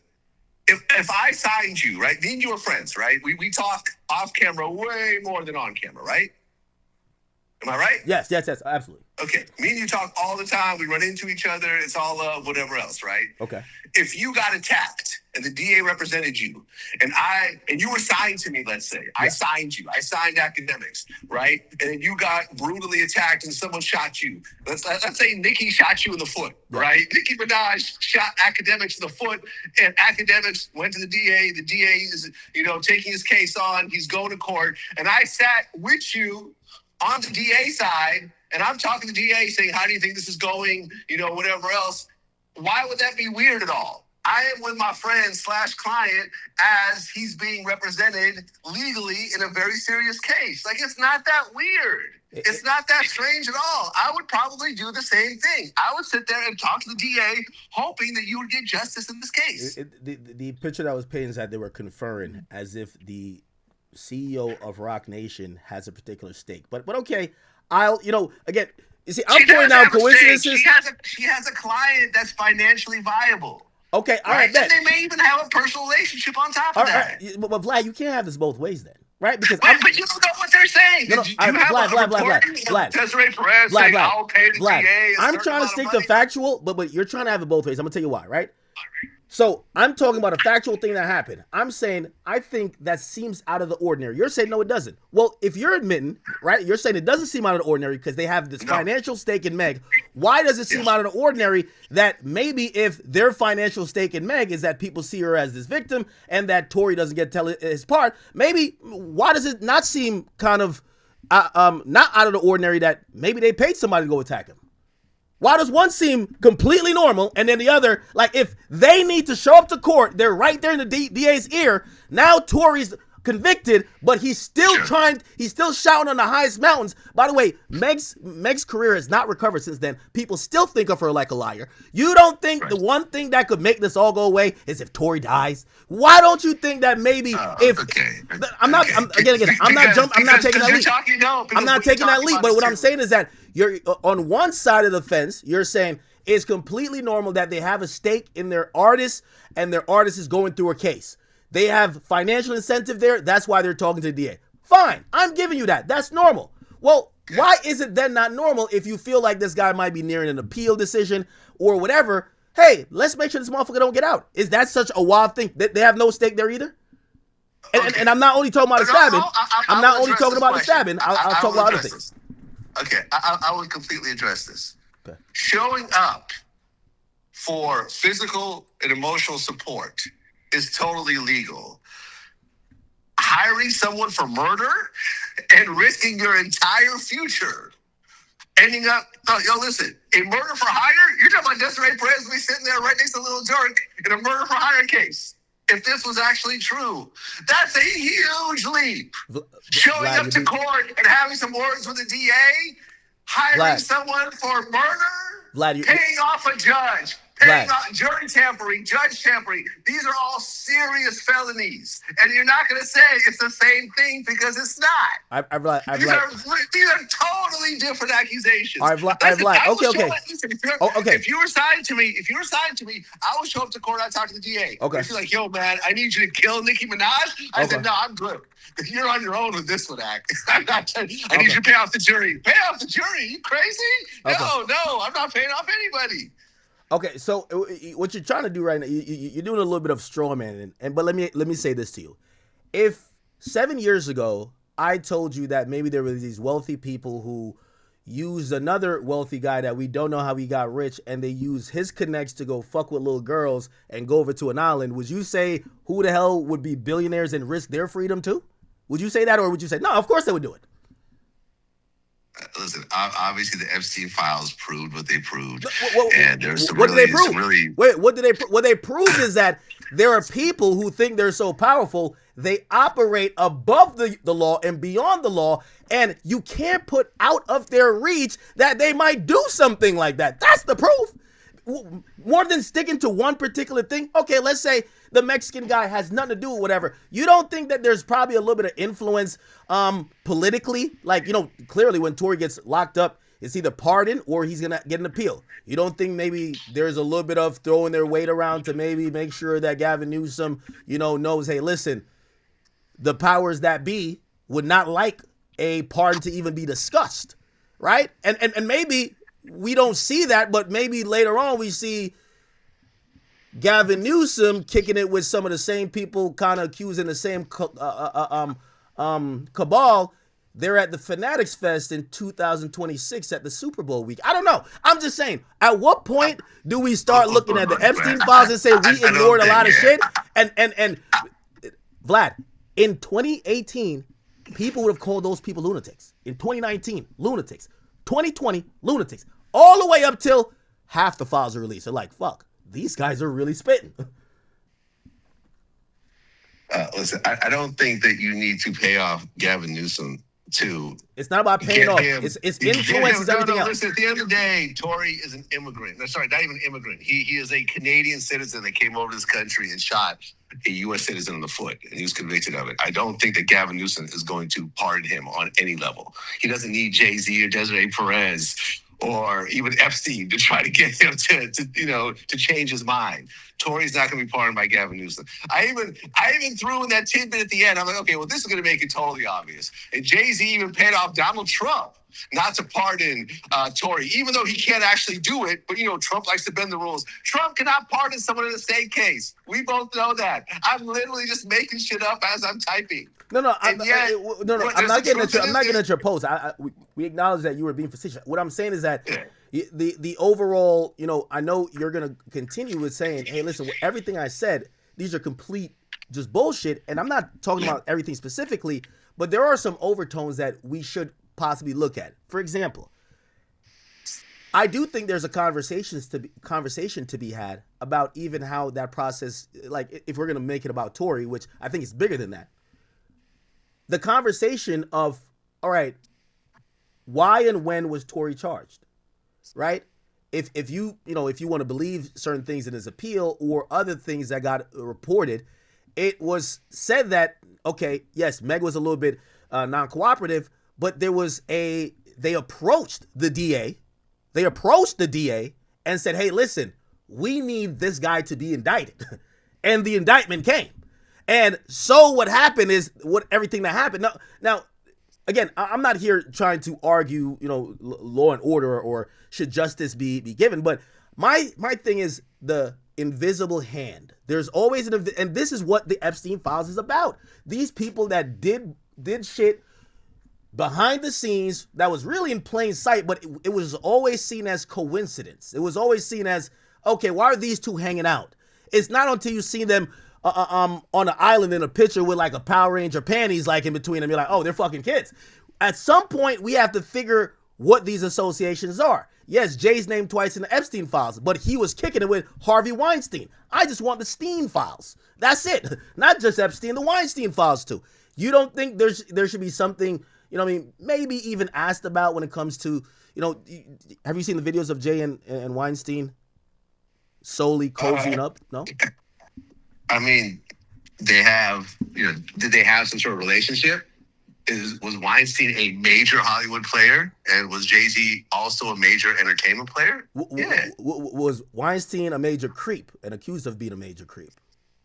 Well, he got convicted of it. So yes, he was. Was Jay part of any of these activities? As Jay-Z has any accusations that could be similar to that, not saying he's convicted or even accused, but do you think there should be no conversation, or you think it's just so out the realm of possibility for even a discussion to be had? Listen, we could always have discussions about everything, and that's cool. The whole purpose of these tweets is to show people how gullible they actually are. That's the joke. The joke wasn't my tweet. It was the reaction, and I was right. Like this tweet is at over 10 million impressions right now. I know. All over TikTok, all over Instagram, all over other social media platforms. It probably has 100 million impressions. Would you say that's right? It does. But I do want to. So again, and I'm trying to like focus like the conversation here on really the biggest. Again, you're my man, so it's like we'll never really have like a real problem with each other when it comes to shit like this. But just like on a debate level, but my problem with this is actually. Everybody at this point, and I did a lead up when I was introing this topic to explain your platform, what you've done, how you have, essentially at this point, you are one of the biggest hip hop platforms and one of the biggest independent media platforms that was once ostracized and people, tried to disrespect. At this point, I think you've taken your respect, and I love that. And you are putting out some of the greatest content. I love that too. But I do want to say when you put a tweet out like this, and you're right. I'm actually using your own words that you just said about like a minute ago, where you said you wanted to show how some people are stupid or dumb for even believing this. Well, you do realize that a lot of your own viewers that watched you over the years when maybe you were ostracized for some of the hip hop interviews you now get, they watched you basically try to decode whether it was a Tupac's murder, whether it was Biggie's murder. And at that point, we've gotten official responses from all investigative bodies that sometimes went against what you later found, which later then came out, and we know that's the case with Tupac. So there's a time that we could have been watching your content and said, why does Vlad have this fucking lunatic on here talking all this shit? Years later, we see in Vegas, the guy got picked up for everything he said on your podcast. So what I'm saying is that how much are the people that are believing either any of this or some of it or even a piece of it stupid, or maybe, there's some things to be discussed, maybe even if you were being, I think you were being satirical. Look, part of my job is to educate my viewers as well. Like, I want the overall intelligence of my community to go up. And if that means I ostracize certain people who think that everything I said in that tweet is true, then I get it. Not every person is matched to a certain media personality, whatever. But at the end of the day, like, name me something in that tweet that has any level of truth, and I'll gladly discuss it. Now, if something comes forward, if it was proven that Jay paid off the doctor or had something to do with the judge or whatever else, and it goes to court and it gets proven in the same way that Epstein got proven, same way that what's his name? Harvey Weinstein got proven, then that's cool. We could discuss it. But these are all just weird allegations. These are all conspiracy theories. The same way that Tory's dad had that outburst at the end. It's like, it's all Rock Nation. Rah, rah, rah. That doesn't help anybody, man. That doesn't help anybody. It's not going to help get Tory out. And at the end of the day, Tory has to work through the legal system. His appeal did not go through, which is, not a surprise, because only 2% of appeals goes through. If he finds, now Tory wants to use his bodyguard, but his bodyguard has had a chance to actually testify during the trial. Tory had a chance to take the stand. Okay. And this is when I ran to his dad. The first thing I said was, listen, I said what I said about your son, but I still feel that if he didn't do it, he should have taken the stand. And dad's like, well, he couldn't have done that. And I'm like, no, he could have. He could have done that. Because I interview lots of people who take the stand in their own cases and end up winning. Okay. So, and again, I'm only going off things that, I think people who are rational and reasonable could maybe say, well, that's interesting, and just have a question. And I'll mention one of those things, as you just said. Well, in your tweet, it says they paid off the doctor to lie about bullet fragments. She was never shot. Right. Okay. Yes. Well, this is the actual story of how all of that came about, right? This is not just lunatics making that up. Some people might believe that the doctors may have gotten some type of outside interference. I'll tell you why. Because after Meg Thee Stallion had contact with the police, and she said, I was not shot. I stepped on glass. She was transported to the Cedars-Sinai Hospital, and after they did an initial examination, there was an actual doctor, Dr. Lafredo, who said that the injury seems consistent with glass, not a bullet. So a doctor did say that.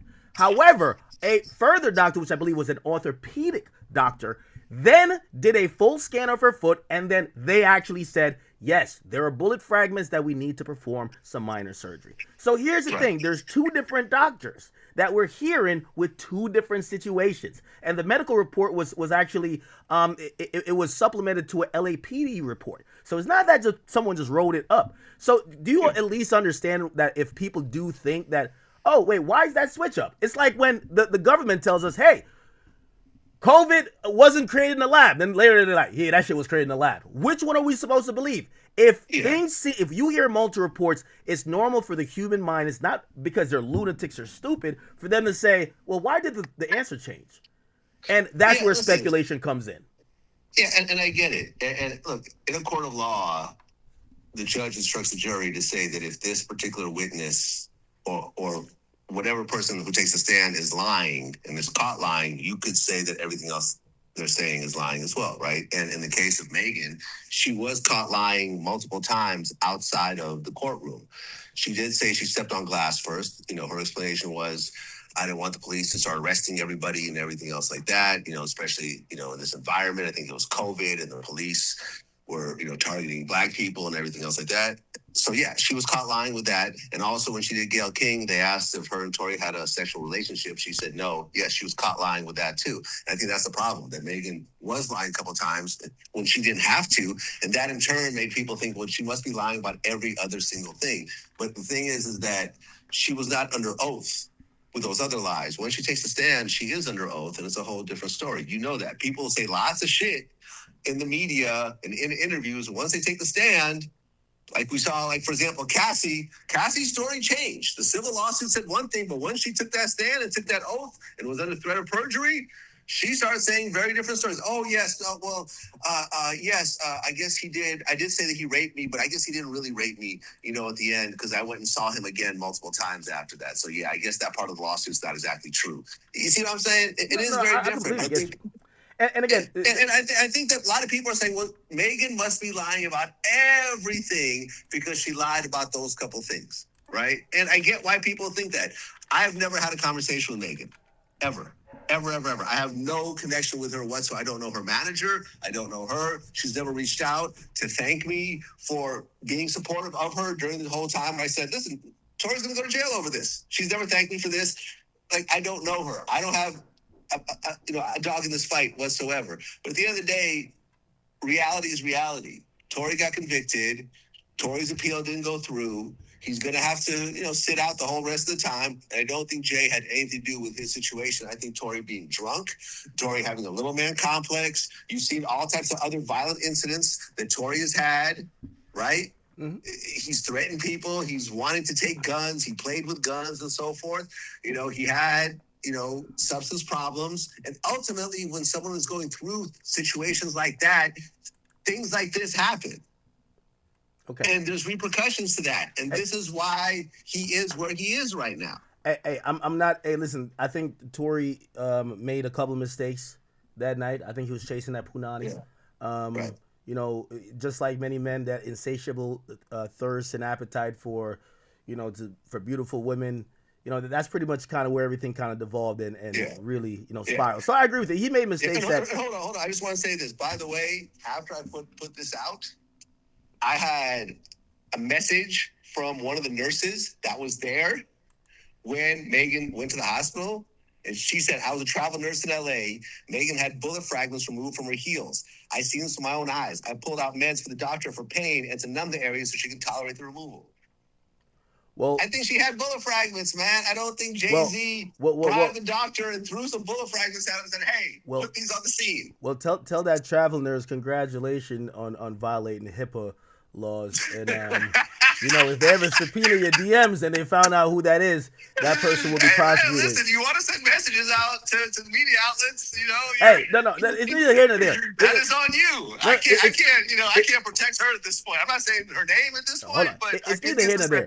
Vlad, I guess That's funny, I hear your Tory specific points, and my thing is that my overall thing is that I won't agree, even though I know you're being satirical, whatever, but I do want people to know there's an invisible hand in mostly everything in American society, whether it's politics, whether it's media, whether it's hip hop, whether it's with labels, whether it's this whole new infrastructure with AI. There's always going to be an invisible hand. And if you think that everything needs to be completely black and white without doubt for you to completely just believe it, no, doubt is what usually is the prerequisite for us to unearth some shit like the Epstein list, right? I'll give you this about the pardoning. Like, yes, I believe this is completely bullshit what you're saying, where you say Jay-Z paid for Trump not to pardon Tory. Obviously, Trump can't pardon Tory. It's a state case. But what we should be very aware of is that, number one, there's influence everywhere, and I'm gonna just use this quick analogy. If you think that this is like politicians don't get influence, maybe not paid, because yes, you go to jail if that's found out. But if you think that there's not influence anywhere, think about this. Okay, in 2025, Trump pardoned a host and list of people. If you really look at that list, you'll start to kind of realize how stuff goes. Number one, yes, Kentrell Gaulden was pardoned, which obviously we know is actually not pardoned. His sentence. Actually, he was pardoned. Yeah, he is pardoned for his sentence with the gun, and his thing was commutated, which is his jail sentence, or it was on house arrest at the time.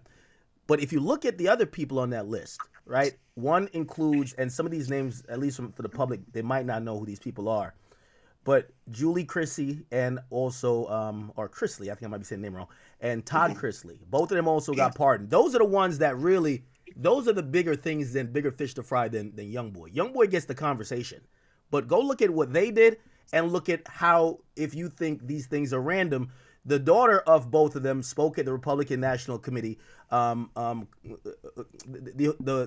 RNC conference a year before. The same month, they did an interview on Fox with a Make America Great Again hat, really chanting, yo, we love Trump, we love Trump. If you think it's just random that her mom gets pardoned and her dad gets pardoned after that, there's no influence on whether it's Trump or even Gavin Newsom, okay, all right, the coincidences are just too crazy. But if you then say Gavin Newsom, who actually does have the power to pardon Tory, if you think there's been zero influence, while he, like, again, maybe he's not speaking about the case particularly, no one's asking about it, but he's putting up posts using Meg Thee Stallion songs, okay? Not once, not twice, multiple times at this point from what I've seen, unless maybe some of those are edits, but definitely at least once, because I saw it on his account. Then you see him basically, shoulder to shoulder at the, like, what I think has kind of replaced the Rock Nation brunch because it got too hot because of Diddy, is pretty much all this Fanatics Fest stuff. They now do the white parties and they do all the, hey, this is the industry, rigmarole, the shish kebab. This is the place where we all get it going. You see Gavin Newsom there. He's putting up a bunch of Meg Thee Stallion stuff. Maybe he's just a fan. Maybe he likes to twerk. I hear he's into trans stuff, but whatever.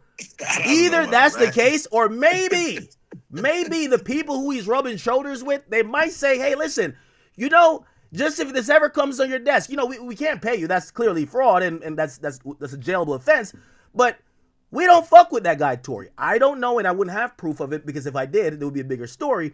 But it is a interesting coincidence that the governor is hanging with the niggas that basically wouldn't want to see Tory out. And essentially, when he's posting, trying to make political ads, he's using Meg Thee Stallion songs. I don't know. Coincidence again, I guess. Yeah, I mean, listen, at the end of the day, it's not like Tory was on the verge of getting pardoned. Even the Menendez brothers didn't get pardoned. And they did like 30 years. At the end of the day, you can't go to any country, right? Let an American go to any country in the world and shoot one of their citizens and think that they're going to get pardoned by the governor or president of that country. Seriously. Just take a step back.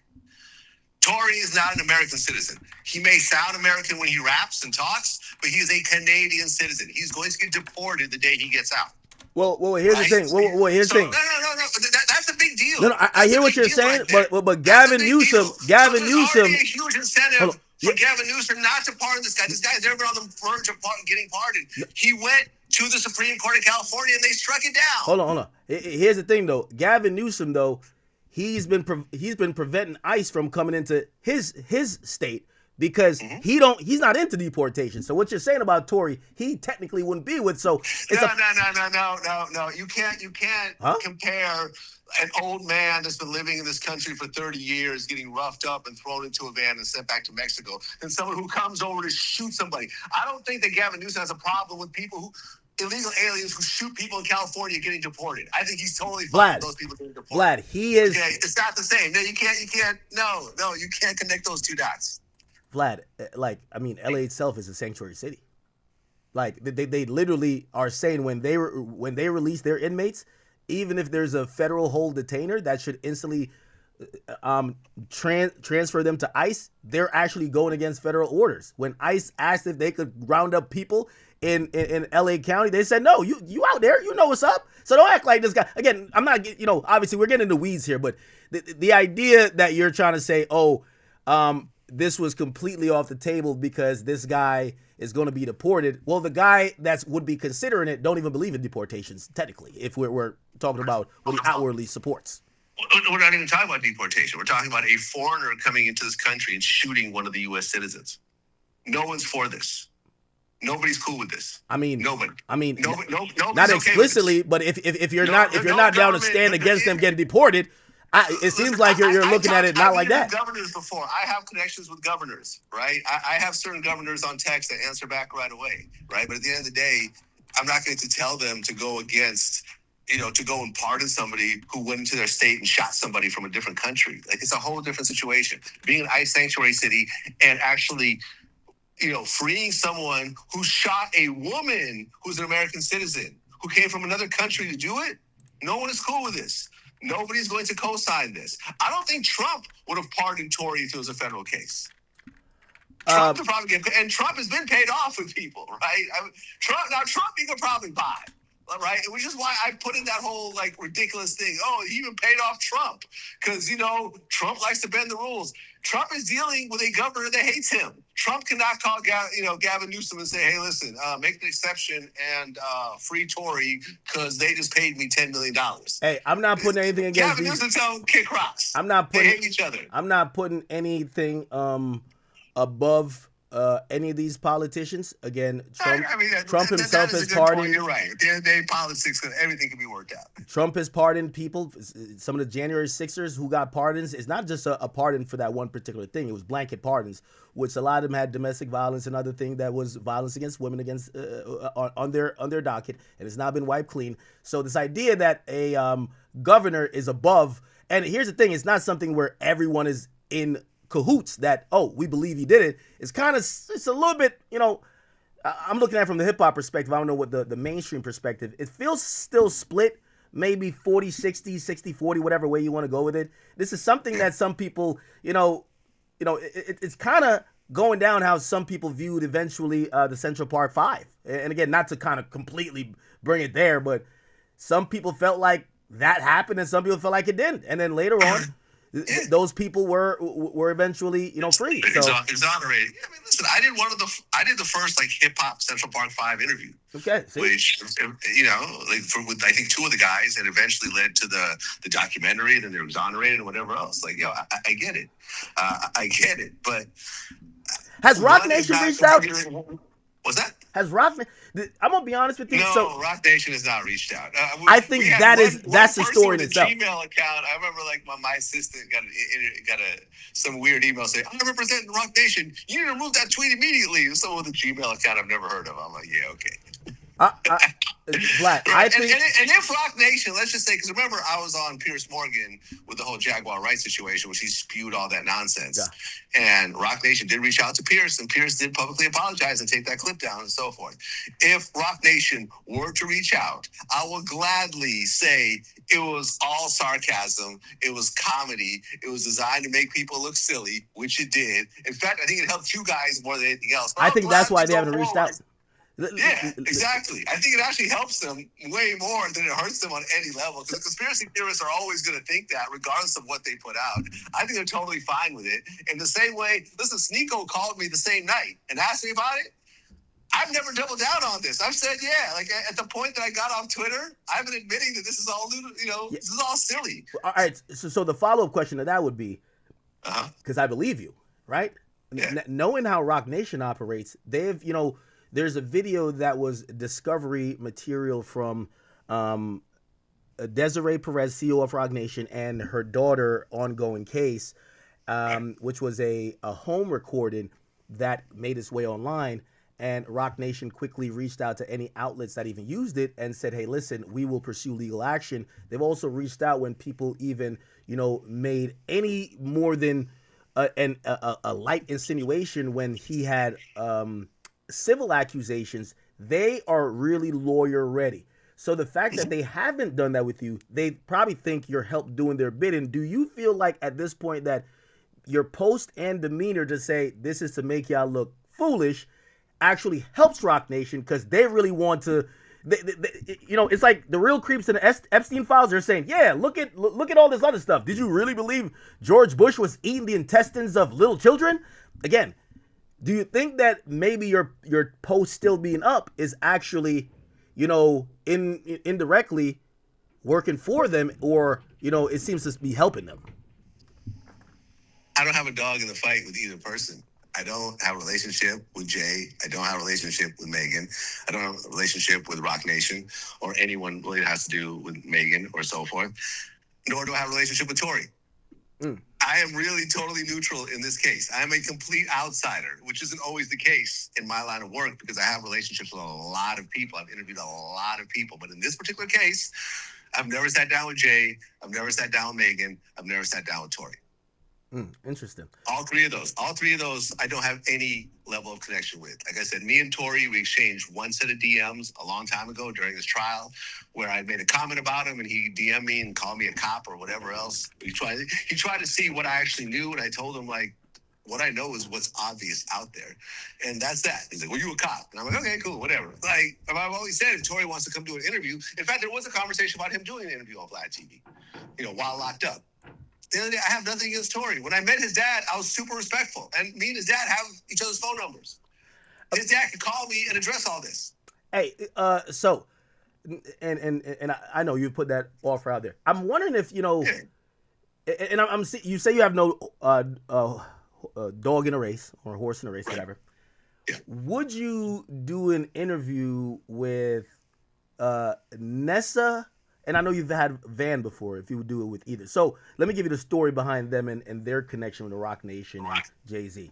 So Nessa is the girlfriend, I believe girlfriend or maybe wife, of Colin Kaepernick. She came out, and I know you have said Nikki is just a whack job, but she came out and she supported Nikki. And she said, well, some of the things that she's saying actually goes right in line with my experience. Jay-Z came in and co-opted this entire movement that my husband or my guy started by kneeling, and he basically communicated with us that he was on our side. He got us out the paint. He basically did the bidding off the NFL, and it was, again, I'm still going to say the byproduct of the invisible hand moving those out that is problematic and getting what they want, whether it's a conviction, whether it's, get this motherfucker to stop kneeling. We trying to get some ads. She has a story to tell. I think she's still on Hot 97.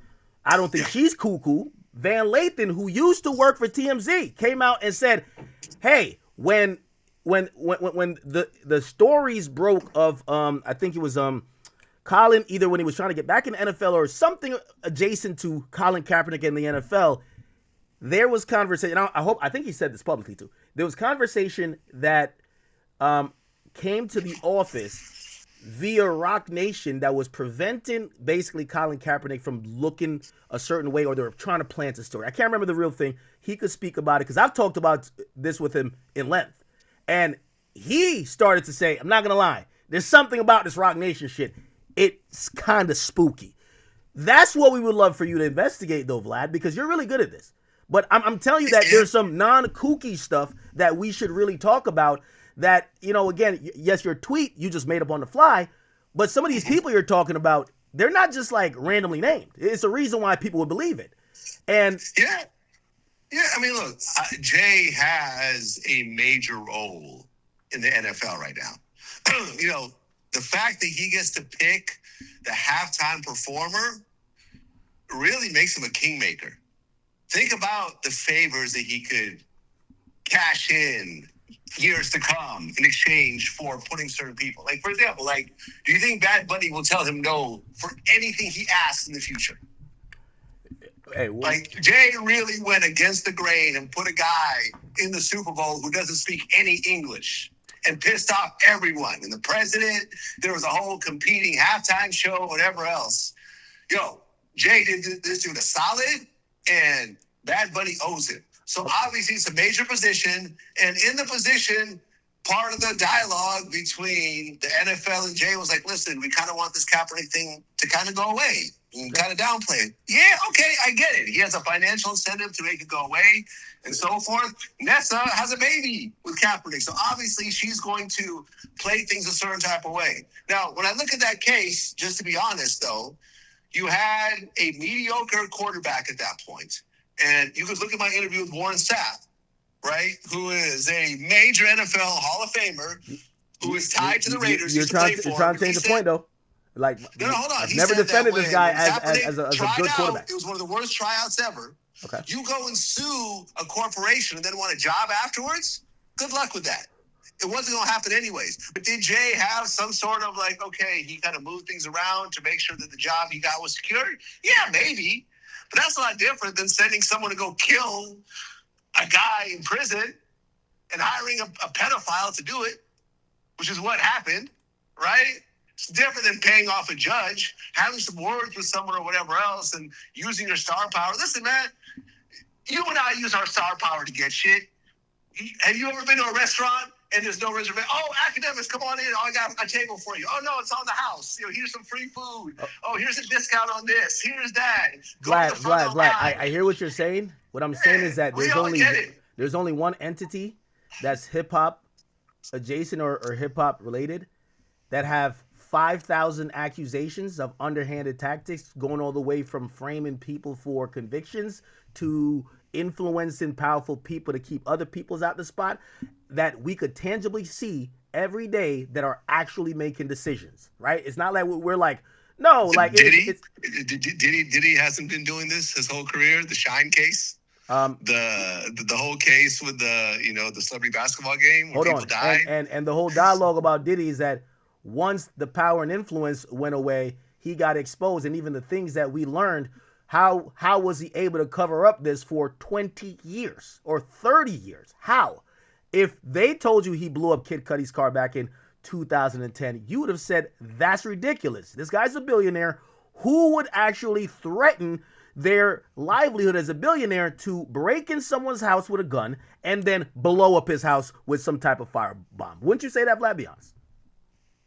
It would sound ridiculous. Yeah, no, listen. And now when we see the videos and pictures, we're like, wow, he did that. I see your point in this, and look, and then it kind of came out later on that Diddy was a drug addict, right? And this is some druggy behavior, right? This is what drug addicts do. You've never seen someone do something stupid on drugs? I have. Well, and let me tell you. Was car on fire? From my knowledge in the entire entertainment industry, everyone has their, vice or their drug of choice or whatever. Right. But I think the biggest drug overall is power, and absolute power corrupts. And the point is this: when you look at Rock Nation and Jay-Z, it doesn't. I don't think I would call someone stupid or foolish if they said this, right? Let me just make if someone said, or let's say a Drake fan says, "Hey, I think that Jay-Z may have wanted to, add a little bit." Flame to the fire of Kendrick Lamar, and he made Kendrick perform that, the biggest song that was dissing the biggest rapper at the time that, just legacy-wise, his legacy is being compared to this guy. He gave the guy the platform that he could try to bring the other guy down. Would that be like so far-fetched to even come up with that? Granted, we don't have full proof. I think that people do a lot of legal stuff to move their influence around and so forth. I've done it. You've done it. At the end of the day, I've had situations where people come to me and said, hey, we want to interview this guy that doesn't like you. The problem is we're not that powerful, Vlad. And they're like, all right, cool. Yeah, fuck that guy then. I'm trying to maintain a relationship with you. I mean, I've told lots of times that Boosie called me and said, can you please stop interviewing Charleston White? And I said, all right, cool. By you admitting that, I did it. And me and Charleston ran into each other. You were right there when it happened. At the Aiden Ross fight. I walked up to him. We talked about it. I'm like, yo, bro, I don't have anything against you, but this whole thing about talking about kids and all that is really not cool. And he's like, nah, I know, but it's just words. And me and him talk. I don't have any hatred towards them, but Boosie pulled that card, and he used his influence, and based on our relationship, he pulled that off. You haven't seen the Charleston interview since then. Hey, and right? I agree with you that these things happen. And this is normal. This is normal. And my thing is this, and I've always said, hey, listen, it's a reason. If I ran to Spotify, with great power, you need to have great scrutiny, right? So I always said, listen, if I ran Spotify Rap Caviar, you'd never see a Freddie Gibbs song on there to say none of the niggas I like would ever be up there, period. You get what I'm saying? So, the people that do run it, you have to kind of scrutinize, because here's the thing. Yes, fine. You don't like someone, you don't platform. And I don't like someone, I don't platform. The max I could do is, all right, little baby, you about to go through a tough PR look for the next 18 months. Good luck, right? But that's about it. If I ran the label he's on, I would make sure he's in Sri Lanka performing for monkeys. That's it. You'd be out of here.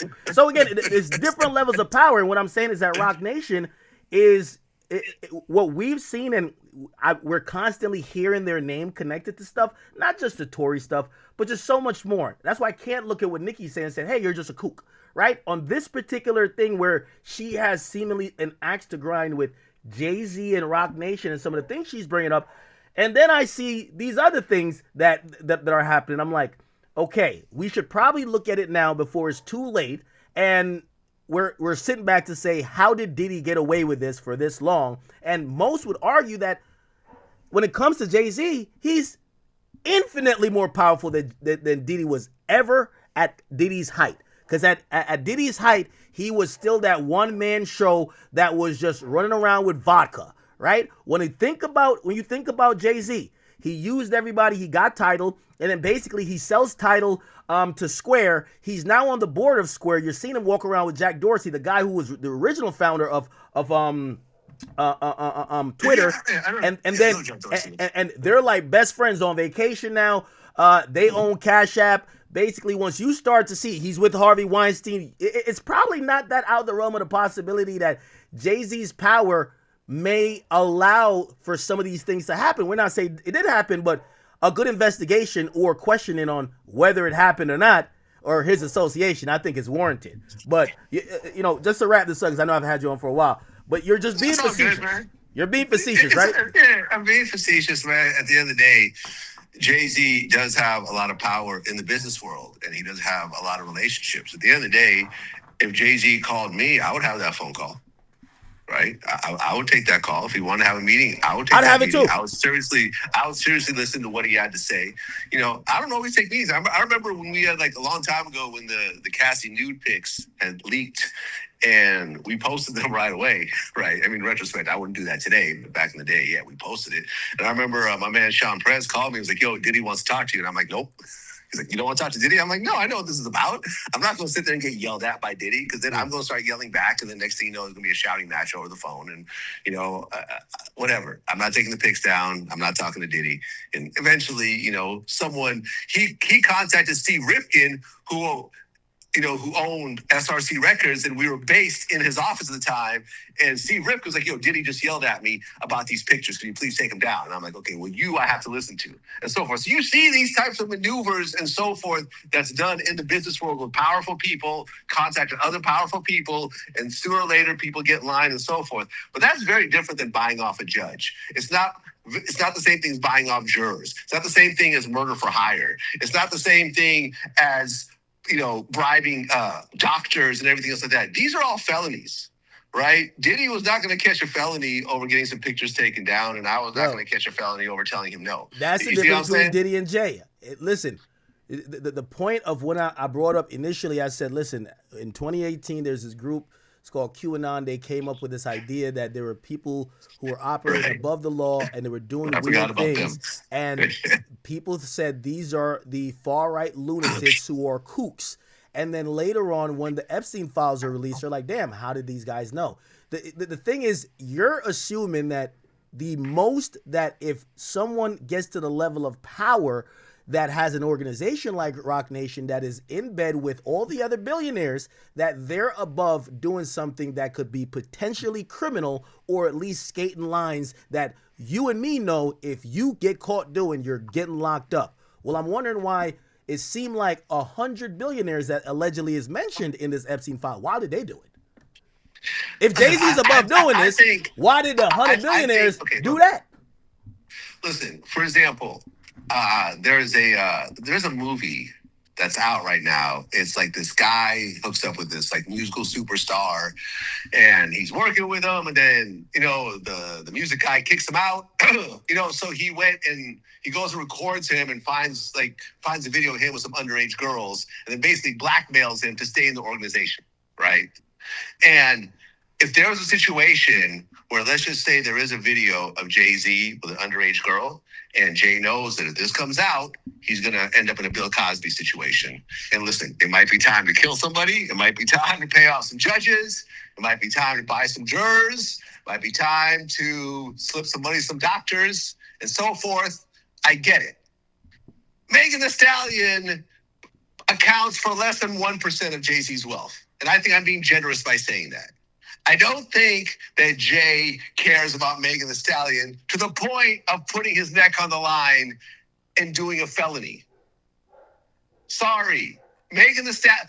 what happens if you take all of the Megan Thee Stallion money out of Jay-Z's bank accounts?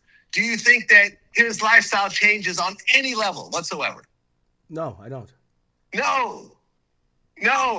Megan Thee Stallion is so unimportant in the grand scheme of Jay-Z's life that he is not going to do anything crazy around this. You're being dead. And I'm sure with Desiree Perez, if you look at her entire wealth and you take Megan Thee Stallion out of the equation, I don't think it changes anything.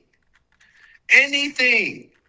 That's like me telling you, listen, you're about to lose $1,000 unless you do a felony. What are you going to tell me? Man, fuck that $1,000. I'm not even thinking about this. This is the equivalent, man. And people just got to wake up and actually look at reality and question, their own thirst for conspiracy theories. And I proved my point, man. This tweet is over 10 million views already on my own Twitter. And a lot of people are saying, thank you, Vlad. So some of the funniest DMs I get, though, is like, hey, man, since you're not going to be around much longer, can you pay off my debt? I got like $20,000. I've got those types of DMs. Hey, but by the way, just to kind of give you, and again, just, respond to what you just said. I think the same could be said, and these not even billionaires. I think their net worth was like reported like 100 million. There's someone, Lori Lawlin, and I forgot the other guy's name. They were they were indicted for this college scheme where they basically paid like them and a bunch of other people paid like $25 million to colleges that their kids could get in. And the whole USC thing and all that. Yeah, and I think someone, before we get the proof that they did that, I'm pretty sure someone would say, why would somebody be up $100 million, pay millions to get their kid in to get their kid into a sports program and in turn getting him into a top school. I get it. Yeah. I get it. Listen, I went to a top school. I went to UC Berkeley. Like, I want my kids to go to a top school. But but people might be like, you're above doing crime to get your kids in college when you have all the money that they don't need college. Yeah, but I think it's a little different to get your kid into some non-popular sports program and have it fly below the radar. And this has been going on for decades and no one's ever gotten caught. And at the end of the day, like, no one cares about the rowing team at USC and there's never any scrutiny. And okay, cool, my kid will be a top rower. I'll throw a little bit of money to the coach and everyone, whatever. That's different than murder for hire. That's different than buying off a judge. Yeah, I'm pretty sure that all those college moms would not do none of that. What they were doing seemed very below the radar and innocent. And I mean, listen, one of them went to jail for it, so I get it. It is a crime. I get it, but I think they looked at it as like, okay, Vlad, the majority of what Rock Nation is accused of seems innocent and below the radar. Like they're not like they're not Lil Durk. Like, yo, don't book no credit cards on my thing while they murder their op. Like there's Matt. I talk crazy about Rock Nation all the time. Like, again, there's a couple weird trucks that pop up. Don't know if it's them, but like I haven't came on here and said, yo, I had an attempt on my life. Like, they're not that stupid. But would they? But that's what I made fun of in the tweet. I said that there was an attempt on Tory's life, and you know who paid for it? Nah, bro, there's a story behind that. Tory was trying to talk to this guy's girlfriend. Yo, listen, if I have life in prison, and I managed to somehow, and I'm a pedophile doing life in prison, and I somehow finagled the system to find a girlfriend on the outside. And now this R&B superstar shows up, and now she's potentially not going to rock with me anymore because of him. I can see why I'd want to kill Tory. I get it. I've already killed someone already. What, are they going to give me double life? I'm already here. Not that much of a penalty. Doesn't that make a lot more sense than Jay-Z paying for that hit? Doesn't it? Hold on. Doesn't it? I never said that Jay-Z actually paid for it. Right. What I'm saying is that I do think if we're going with patterns of what we've seen, that Rock Nation, and again, maybe not Jay-Z himself, but the company that Jay-Z owns, Rock Nation, has a heavy incentive to make Meg look like a victim. It's on the individual. A heavy incentive? Not a heavy incentive.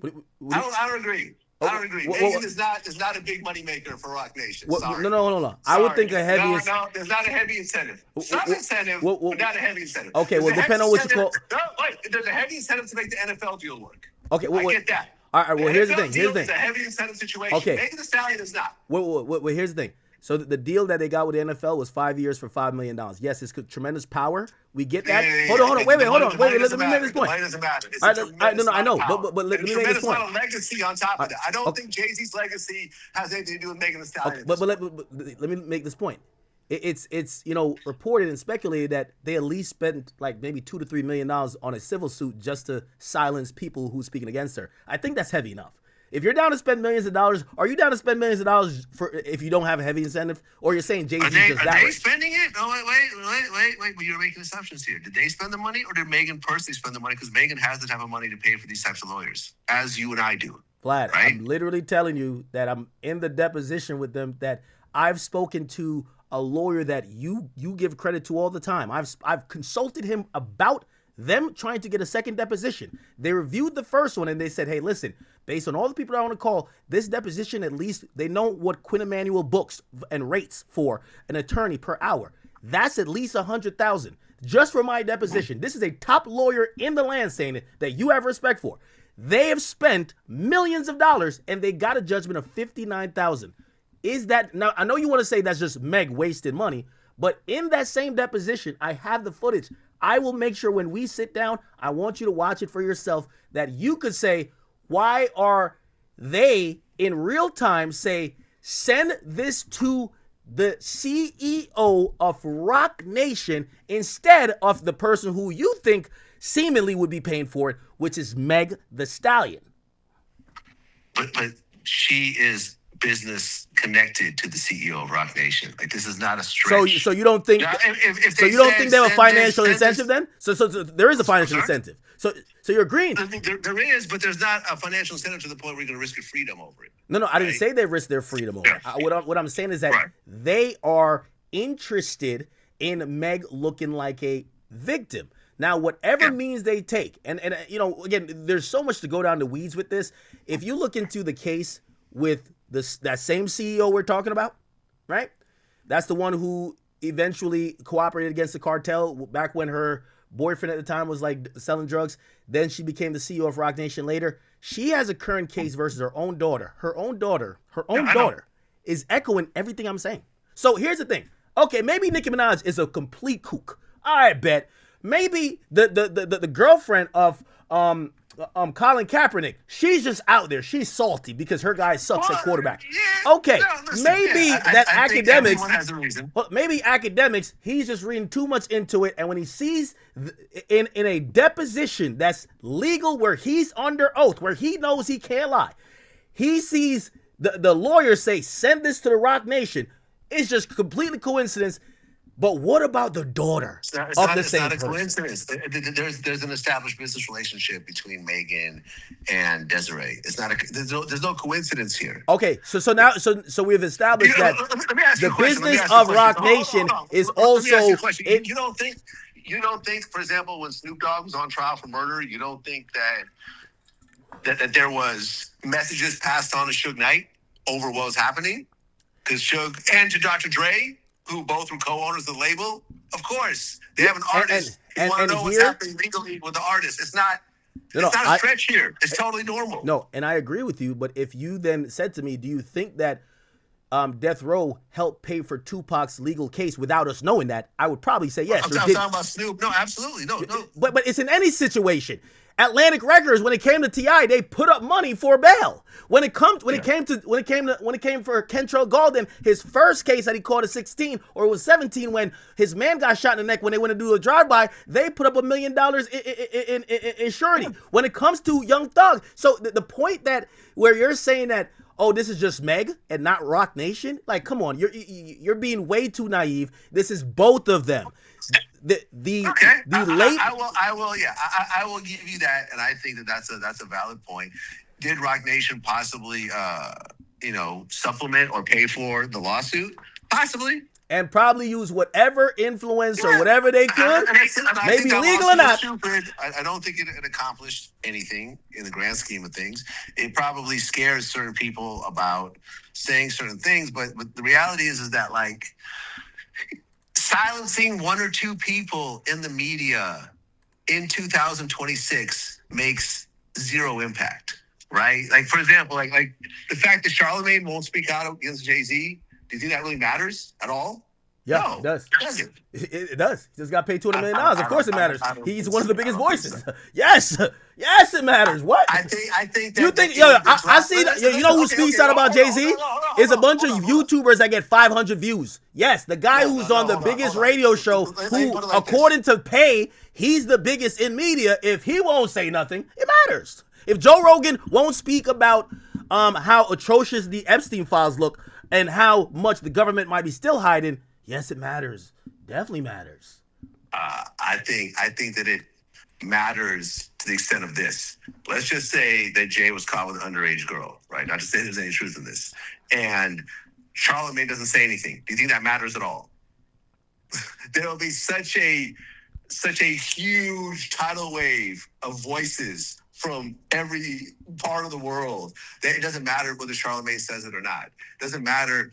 Does it matter that Charleston White doesn't go on Vlad TV anymore? No, Charleston is still doing fine. He's still making money. He still has fans, whatever else. He might even have more fans because I didn't put him on. Like, who knows? Like, it doesn't The really argument matter. isn't if Charlemagne speaks about it or not. The argument is, are people valid or stupid for either believing that certain things maybe need more conversation? Like, this is what I say. And I'm a guy, I like Trump. I told you this. I like Trump on his first joint and the second joint. I'm always honest. His name was up in the Epstein files. I think he should get investigated too. I think he should get investigated. I think Jay-Z should get investigated. I don't even think Pusha was really on nothing, but investigate him too. That's my thing. There's nobody above it. So when it comes to like Jay, I'm saying there is a little bit too much where we are like, yo, this guy, and I don't think it's just a bunch of losers who probably are jealous that he's the winner in all of this because he's a billionaire. I think people kind of know that, hey, maybe this motherfucker got away with some shit. And the way we get to the point with Epstein is asking questions. Remember, it's only a couple months ago, the same Department of Justice said to us, they ain't no files. So the people who are asking questions, they look like idiots. There's no files. We gave it to you all already. You've seen it all. Couple months later, 3 million files. Who was right? It just depends on what we know at what time. I'm saying, this is my motto of today's stream, trust your gut. Hey, listen, I'm not disputing certain things. Was Tory convicted? Yes. Was Tory appeal denied? Yes. Is there actual fact that and proof that we know at this time that the judge paid off? No. Did that bodyguard that is now, they're repurposing an old clip, did they see something that night? They weren't there. Did they overhear Kelsey? Perhaps. I don't know. But trust your gut. Take everything you know. Take the initial statements. Meg lies, doesn't tell the truth, supposedly tries to protect, gets mad. She then wants to tell the truth. Her company, Rock Nation, approaches the DA. They then get this indictment going on. We see other things through the media. Kelsey's back flipping, sidestepping. We don't know. And whatever you think from that, and that's the thing I've always defended people who flat out believe. I always believe that Meg was shot. Some people believe there was no shot. No, she was shot. I believe she was shot, but for the people who do believe that she never got shot, I kind of understand because there's a million different stories that at some point you might be like, you know what? I'm going to hop off of this, misinformation or misdirection train at this point because we're getting told one thing today, and then the next day we get told another thing. Again, that's how. And listen, there's a real argument for people saying she didn't really get shot because she herself said that she didn't get shot. Bingo. Right. So there you go. Like, if you don't want to argue that part, then cool, we can argue it. And I'll give people like a real. There we go. But ultimately, the doctor came forward. But listen, but she did say she didn't get shot. So there's a little bit of a gray area there. I totally get it. But the reality is, man, is that Tory put himself in this situation and he antagonized her, and it doesn't like at the end of the day, he could have avoided all this. Okay, you're right. Hey. He could have avoided all this. His ego was out of control, and he felt that the internet speaking on his behalf matters in a court of law. And we saw that it doesn't. Those jurors did not care what the internet had to say, because the internet, every poll I did, found Tory not guilty. Every poll that I did on my own Twitter account with tens of thousands of votes, found him not guilty. All said that Tory's going to be, let out. Tory even had a tweet, before he's like, I'm going to show y'all how powerful my God is. You will stand at my feet and see the truth. And then the day later, he was found guilty. So, it's one of those things, bro. It's one of those things. And I hope, based on what Tory's been through, I think that based on the level of violence that he committed, on Meghan, I feel that he has served his debt to society. He has been in prison now for a number of years. He's gotten stabbed up way worse than she was hurt. If you told me right now that Tory's going to come home, I'll say, I'm glad he's coming home. He has served his debt to society. So you're saying you're not against maybe a commutation of his sentence? Yeah, no, I'm fine with that, man. Like Tory. People think I have something against Tory. I do not on any level. Well, the tweet comes across as, "Hey, listen, this is a heinous guy who's made excuse after excuse to not take accountability of shooting his woman, and he deserves jail." So your tweet doesn't say, "Hey, listen, justice was served, but this guy's getting an unfair shake. He's locked up, high profile. He's getting stabbed up. He's probably, at this point, given the fact he's been locked up a few years, he should probably get out." That's not how the tweet read. The tweet read, "Keep this motherfucker locked." J and M. No. The tweet read is he's locked up for a reason, and it's not because of JC. Right? That's how the tweet actually reads. And listen, Sneeko called me first, and the first thing I said on Sneeko's live is exactly what I'm telling you. This whole thing is ridiculous. I still feel the same way I feel, but at the end of the day, Tory getting let out now, I think, is be more than fair. And I'm actually surprised that Meghan doesn't feel the same way at this point. Like, look, okay, you shot me in the foot, but you got stabbed the fuck up. You almost died. Meghan never almost died. She was twerking like a week later. So at the end of the day, man, like, I hope everything works out. I hope that people see both sides of it, and I hope that some people realize, something. Vlad just showed me that I was kind of stupid this whole time. I really hope some people feel that way. Well, do you also, or could you process maybe a possible belief that, because this is one of the conspiracy theory, right? Hey, your label is so. By the way, there's been many cases for many different rappers, right? We don't see their label this much involved, even if they have a financial incentive. But perhaps, like, for example, Alamo is the label that signs Lil Durk. Now, granted, maybe you could compare Durk and Meg Thee Stallion as a proportionate type of artist, but if you look at Alamo's roster compared to 300 roster, which is Meg's label, Durk is by far the biggest, him and Rod Wave. They're the biggest artists that has kept that label afloat. They're not in court supporting him. And even if they've had another artist that was a victim, they're not in court. Well, hold on a second. Durk is not the victim. Okay. Well, they've had other artists that have been victims on major labels where they're not that incentivized. Here's the theory that I'm floating. Is it possible that this was probably seen on a business level by the label that was going to, at that time, she was only managed by them.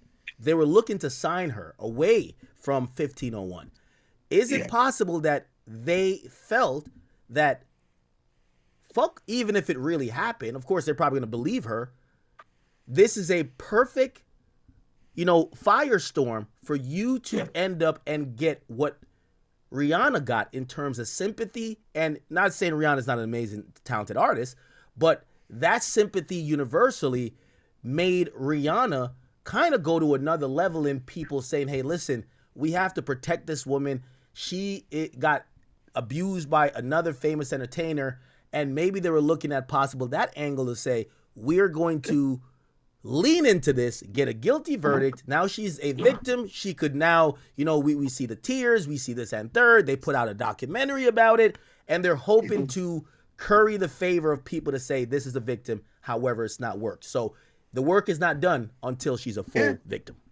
Yeah, listen, I get it, and that sounds plausible to me. You're trying to get this client, you're trying to get this artist away from this other independent label. You're already managing them. She ultimately did leave, right? She broke the deal with 1,500 and went over there and so forth, and I get it. But if you then say, and then they paid off the judge in order to do that, just to get this artist on their label. Then they paid off jury members in order to do that. Like, yes, this is only no. All the other shit never happened. Did they try to cozy up to her? Sure. Well, of course. If you see a business opportunity, and listen, ultimately she did not become the next Rihanna.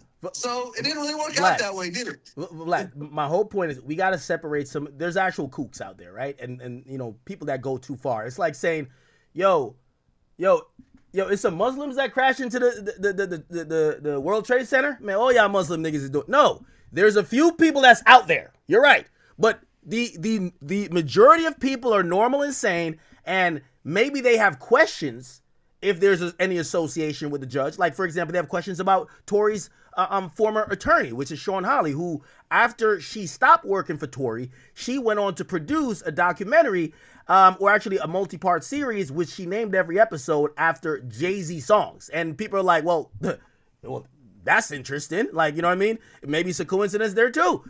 She's defended Tory. Well, okay, so let's talk about that whole situation. Remember, she stepped away from the case before it went to trial. Yes. Right? Because what obviously happened, well, not obviously, but what I think probably happened was that she told him he's not going to win. And she told him that she's not going to represent him and lie in court and so forth, and told him certain things that he did not want to hear. So clearly, the fact that he had to scramble and find a whole new lawyer right before trial. Let's represent that a little bit more fairly. So her main thing, and I read the letters, and by the way, we've seen Megan Cunningham publish them. I guess they have some relationship. Which, by the way, I'm actually concerned that how those emails were put out, given the fact there should be attorney-client privilege. But, that's a story for another day.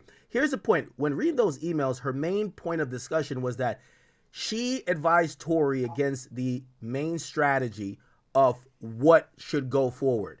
And to what you said, and you have said on many podcasts, that Tory should take the stand, Tory wanted to take the stand. She told Tory, I cannot be your attorney if that's what you're going to do, because we've tried a mock interrogation or you taking a stand, and I'm not comfortable with that defense. So that's the majority of the issue. She claims that, according to her, that the trial strategy were not incongruent.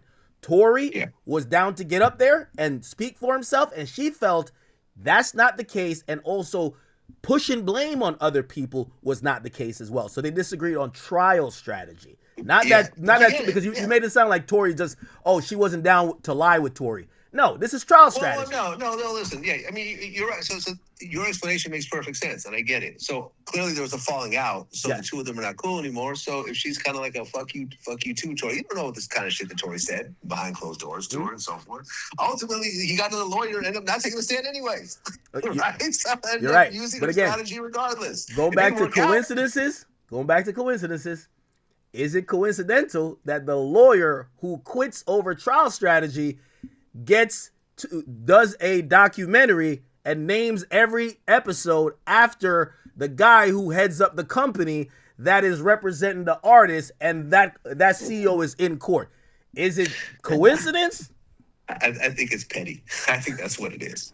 I think it's a level of pettiness that I can respect, that 50 Cent can respect, and to the whole petty community that I feel I am one of the one of the leaders of.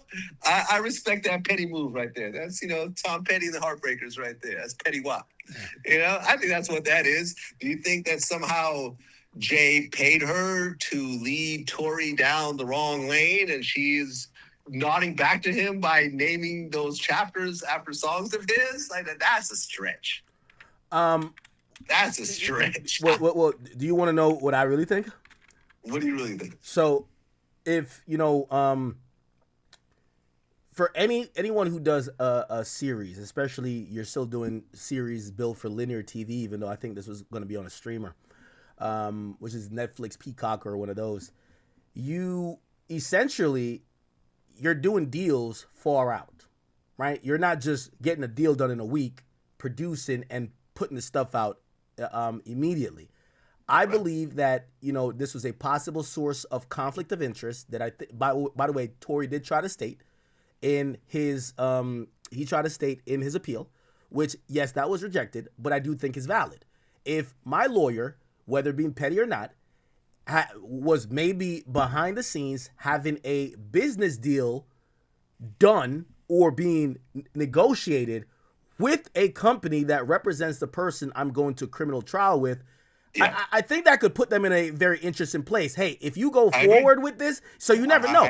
Maybe the lawyer is like, hey, listen, yeah, we have a slight disagreement, but we've seen cases where the legal team, and we heard it with Mark Agnifilo. He said, me and Diddy disagreed with the trial strategy. They stayed as his lawyer. So maybe that was the reason that Sean Hawley said, you know what? I got a better opportunity over here. We're not in full agreement here. Hey, right now we're at the last steps before trial. Fuck it. I'm hopping off this train for my own personal benefit. Who knows? Who cares about a Sean Hawley documentary or whatever the case is? Yeah, but Jay-Z and them could be like, hey, if we could fuck up his legal strategy by giving her some deal she can't refuse that has nothing to do with law, yes, that's tactics. That's the invisible hand. But it might be. I think Vlad's looking at it like, yo, bro, you're Alex Jones. I mean, there's a lot of conclusions you're jumping to get to that finish line. And listen, at the end of the day, if it's ever proven, that'd be interesting. And then I would say, wow, there really was some real manipulation happening by Jay-Z. If he really got her, Tory's lawyer off the case last minute like that by offering her a TV deal of some sort. By the way, shit. All right, I get it. The TV show was on Hulu, real. And it was called, the entire thing was called Reasonable Doubt, and every episode was named after a Jay-Z song. Yeah, man. Listen, and I, like if that comes out later on, and they find emails and they find wire transfers and whatever else or Bitcoin, because one of the things I said was like I started playing around in the comments, right, in the replies, and they're like, how much did you get paid? I got paid $10K, then $50K during the trial. They paid me Bitcoin so they couldn't trace it. I was like, you can trace Bitcoin. I was like, yeah, I guess you can. I don't know. I don't own any. I'm just making all this stuff along the way. So, people could, have you ever heard of the term cognitive dissonance? Yeah, absolutely. Cognitive dissonance, for people that don't know, when you have an idea and you're absolutely sure about it, and then something comes along to disprove your idea, cognitive dissonance means that you excuse that one thing and work your other answers around it. I've accused people who believe in numerology of that, because they'll pick and choose with the numbers to go with whatever narrative. Again, I'd agree with you a little bit on that with cognitive dissonance. Yeah, except people want to believe this Jay-Z mafia thing so badly that when I came forward and I put this out, they were like, oh my God, finally, all my questions have been answered. I know. Right? I know. And listen, I've had people that, people like Teray call me up and he's upset. He's like, yo, what you're doing isn't sarcasm. You didn't put the wink at the end, whatever. I'm like, no, it is sarcasm. You ain't gonna tell me how comedy is gonna be laid out. This is my version of comedy. I interview comedians. I have a comedic bent to what I do. And this is my version of comedy right here. And to me, the comedy part was people's responses. And there's literally like 100,000 responses based to my tweet or, across all the different platforms. So, this is my thing. And I get it. Some people are not gonna get it. Rock Nation has not contacted me. They don't care. They would have contacted me by now if this was the problem. They care, but you've done their bidding. Yeah, so, exactly. So when you've done, this is something I think they would have paid me $250,000 to do, right? I'm serious. it, man! I could have got paid for this. No, I'm serious. Yo, No. Rock, I'll do another one for you. You know, I think they would have done that. I'll do it for 100. I think they would have done that for me to say, hey, this is all a joke, and all you guys who believe that you're idiots, I only put this up to call you idiots. Because what this happens is now, you know, like, by the way, there's no actual serious outlets running this as some serious shit. They're saying he jokingly does this, he made fun of this, and this is why. But every outlet has run this, bro. Like, this is everywhere. Yeah, but again, everywhere, which really surprises me. I'm like, I honestly, when I wrote that, I thought, this will get like maybe, I don't know, 20, 30K impressions and people go on with their day. I did not think this was going to happen. If I don't know, if some of the intellectual minds who, you know, number one, they're concerned about misinformation, and they're concerned about potential, again, maybe the people you're really trying to intend to confuse or, you know, play up to, which are the stupid people. If they said, hey, listen, okay, the joke is over, would you delete it, that it's not still confused? I'm not gonna lie to you, there were people that hit me with this. I got woken up on my sleep for your tweet, and that only happens if someone dies. If someone hits the bat signal, someone's dead in hip-hop, and I'm sleeping. It was yesterday. Listen, I'm single and carefree on Valentine's Day. I'm sleeping in my bed alone. I'm sleeping like Patrick the Starfish. I'm just laying there, and I get woken up. And I'm now thinking, well, it's not my dog, so it's not an intruder. You know what I mean? It's not this, so it's not that. And then I look at my phone that's like just jumping all over the place. And I'm like, oh my God, who died? And I grab the phone and it's 17 messages. Have you seen this? Get on live. Hey, what do you know? I won't even, like, let me tell you this. Hip Hop Police hit me up about this shit. I have a close relationship with them, by the way. Wait. Yes. NYPD hit you up about this? Yeah, well, not in an like, I'm cool with the guys. Like, you know, like, when I go in town, like, you know, brother, they people are going to think it's some cop shit. No. They monitor everything with, like, events, and they make sure people are not killing each other. It's too dense in New York. So, I'll let you know, like, when I go to, like, Barclays or something, I let hip-hop cops know I'm coming to town, right? Why? That they could relay information back to me to say, hey, just to let you know, Lil Baby, Meek Mill, everybody you don't like is gonna be there. We have credible info on it. If you want to go there and it's gonna be an issue, we're not your security. Good luck. That's kind of how they move. You know, this idea that hip hop cops just, like, you know, fucking, you know, set people up. They're usually there to make sure these dudes don't kill each other. If you think about the amount of people that's in New York that could have killed each other. Anyway, like, one of the guys, they hit me up and they said, is any of this thing true? Now, granted, I'm not sure if I said yes, they'd be like, all right, we're gonna look into it. I'm not sure, but yeah, they're intrigued. Everybody's intrigued. What the fuck? Yeah, man, my phone is blown up more over this than I think damn near anything else. Like, and this isn't even my biggest tweet. My video game tweet is at like 25 million. I just checked. But every celebrity I know has hit me up. Like literally. Hey, everybody. Could you like, after watching the Bad Bunny historic performance at the Super Bowl, have you changed your mind? You know, like, you know, I've heard there's a couple mamacitas that you know what I mean, they're into, you know, they love VLAD TV. Have you retracted your harsh statement that Bad Bunny performing at the biggest game was, you know, not the wave? You said that before the game happened. What's your thoughts now? No, I doubled down. What? If you look at my tweets after the Super Bowl, and shout out to Johnny Gill. I was at his house, the Super Bowl party, and him and I agree on this as well, because we had a conversation about this afterwards. Like, there was a whole, you know, big room full of people, celebrities, Oscar winners, producers, whatever else.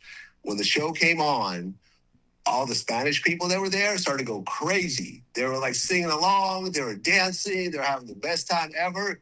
Everyone else in that house who didn't speak English quietly watched the show because we didn't know the songs, we didn't understand the words. Interesting. Right? And me and him talked afterwards, and I was like, yo, you know, what are your thoughts about this? I've always said this. He goes, I agree. He's like, the lyrics are such an important part of music that you can't just take them out and really expect that, you know, to really convey to people at the highest level. Listen, now you can say, well, what about instrumental music? It's universal. Yes. How often do you see an instrumental song be a top hit? anyway. Hey, by the way, could I give How you? often do you see a foreign language song? Yes, the Macarena came out like 20 years ago.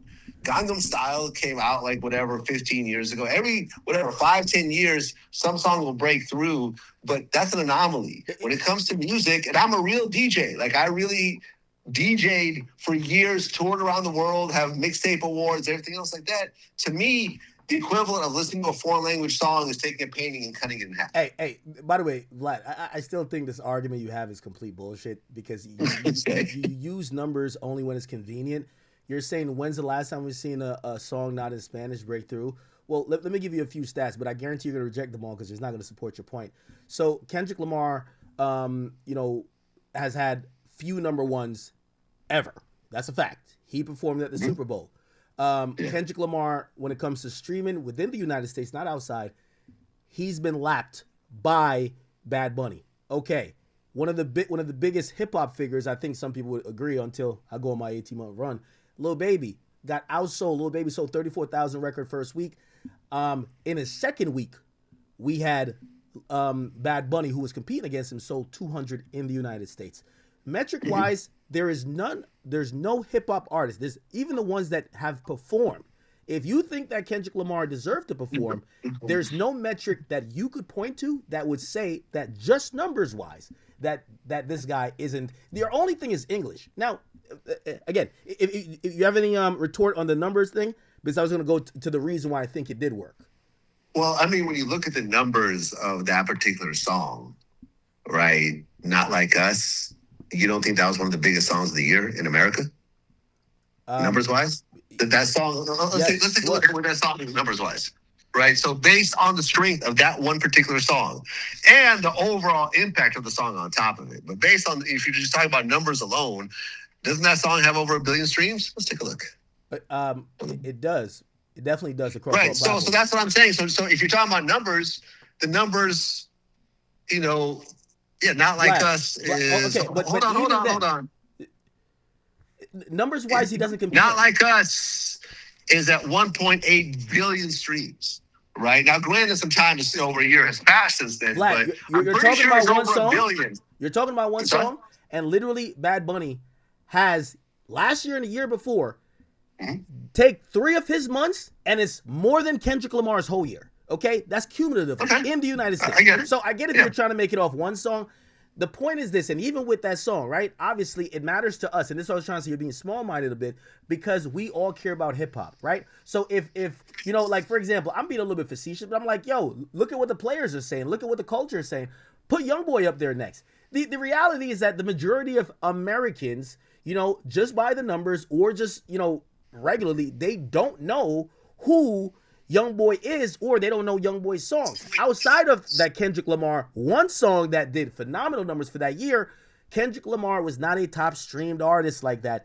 I'm talking about his entirety of his catalog outside of the well, I don't know about that, because if you actually look at the numbers, all the stars, 2.8 billion, Luther, 1.4 billion. Remember, SZA performed as well. That all came during that time. That all came during that time. 2.1 billion. That all came during that time. And Humble, which was already out for a long time, 2.9 million. Love, 1.8 billion. Swimming Pools, 1.1 billion. Pride, 1.1 billion. He has a ton of songs over 1 billion streams. And Bad Bunny has more. The numbers support his performance. And Bad Bunny has more. The numbers totally support it, especially in America, especially with an English-speaking audience. Okay, and Bad Bunny has so Bad Bunny has more. So what I'm saying is that if we're objectively going off numbers, just objectively, right? If we're objectively, so you're telling me, okay? So what you're telling me is that in America, so in 2024, Bad Bunny was streamed more than Kendrick that year in America. Yes, the beef happened in May 2024. I remember it like is yesterday. Okay. So that year, the top streamed artist was Taylor Swift, The Weeknd, Bad Bunny, Drake, then Billie Eilish. Yeah. Okay. I get it. And in 2025, Bad Bunny was the number one most streamed artist, then Taylor Swift, then The Weeknd, Drake, and Billie Eilish. They all it's the same list for the last 3 years, with the exception of Peso Pluma, who's actually a Mexican artist. Interesting. Yeah. He's in it in 2023, but it's the same artist. Here's the point what I'm trying to make, right? Objectively, numbers wise, Bad Bunny kills this guy. Like, there's no competition between Bad Bunny and Kendrick. When you say the English thing is that it's dependent on, if we're saying that there's consumption for it in the United States, it's about if you or me like it and people that we know, right? Because I don't listen to Billie Eilish, but if she's actually picked up there, whether I understand her words or not, I don't know her songs, and I don't really like whatever the hell she got going on, most likely. Yeah. So the thing with Kendrick, okay, you're basically saying Kendrick made it off, and if we look at his streams, it was primarily between the songs that came out during the beef, and yes, he has some duets. Outside of that, he's not streamed that much, so they put a guy on the Super Bowl for one song during a moment. So now you're saying that guy is more valid than a guy who's crushing it for the entire year. For the last, since 2020, I just want to give you the stat. Since 2020, 3 out of 5 years, he's been the top 5 most streamed artist.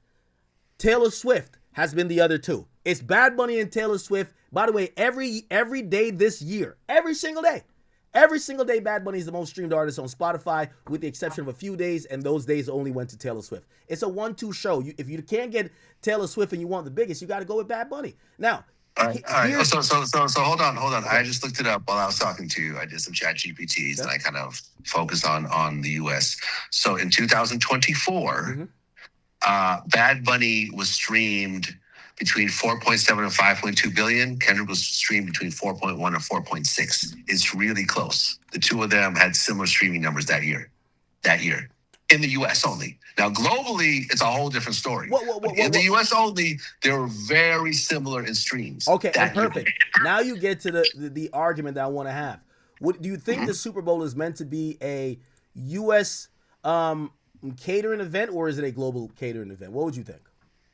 Because I think that the reality is that it's a U.S. catered event, but the aspiration is for it to be a global event. And this is why they chose Bad Bunny that year, this year. Absolutely not. I think the opposite. I think they've been trying to get to international markets. They've flaunted been trying.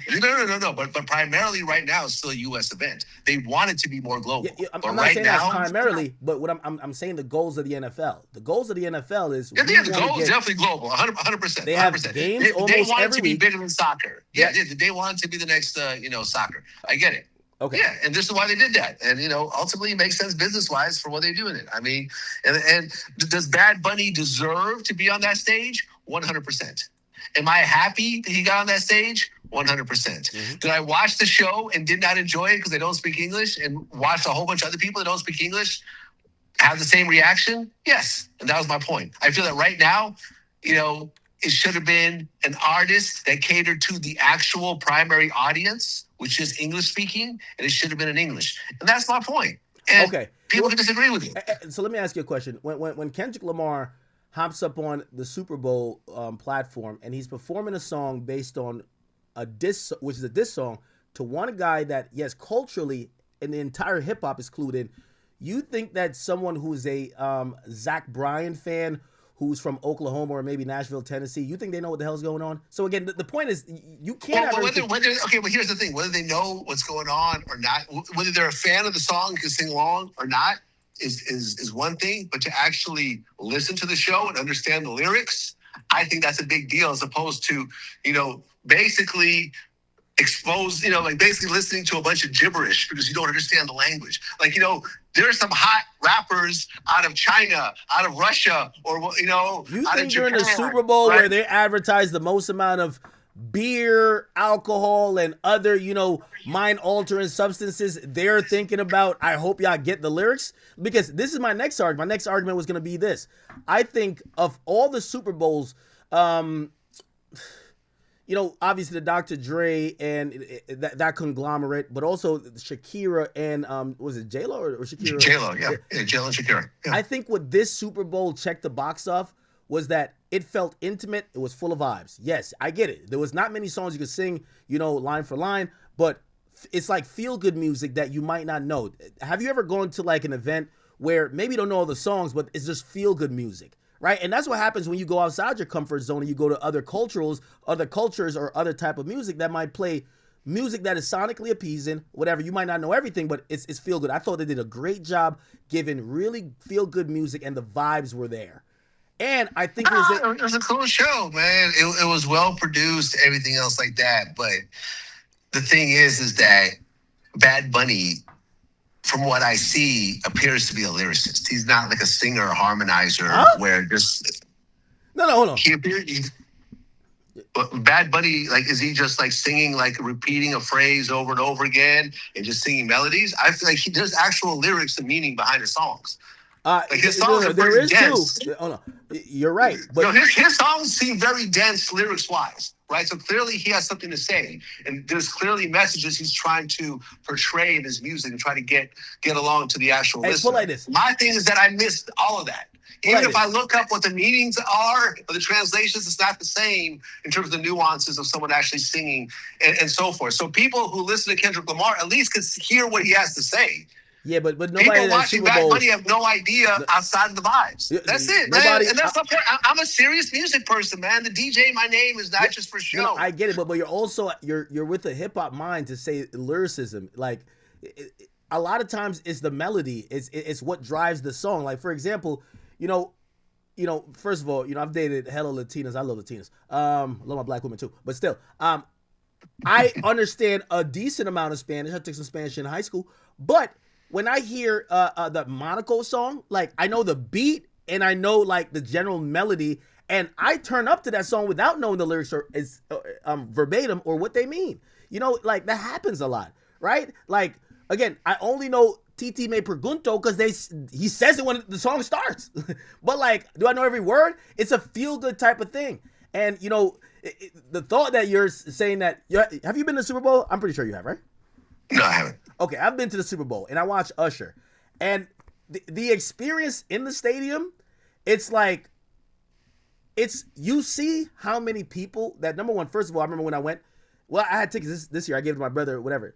These are $40,000 tickets, and $40,000 a pop, right?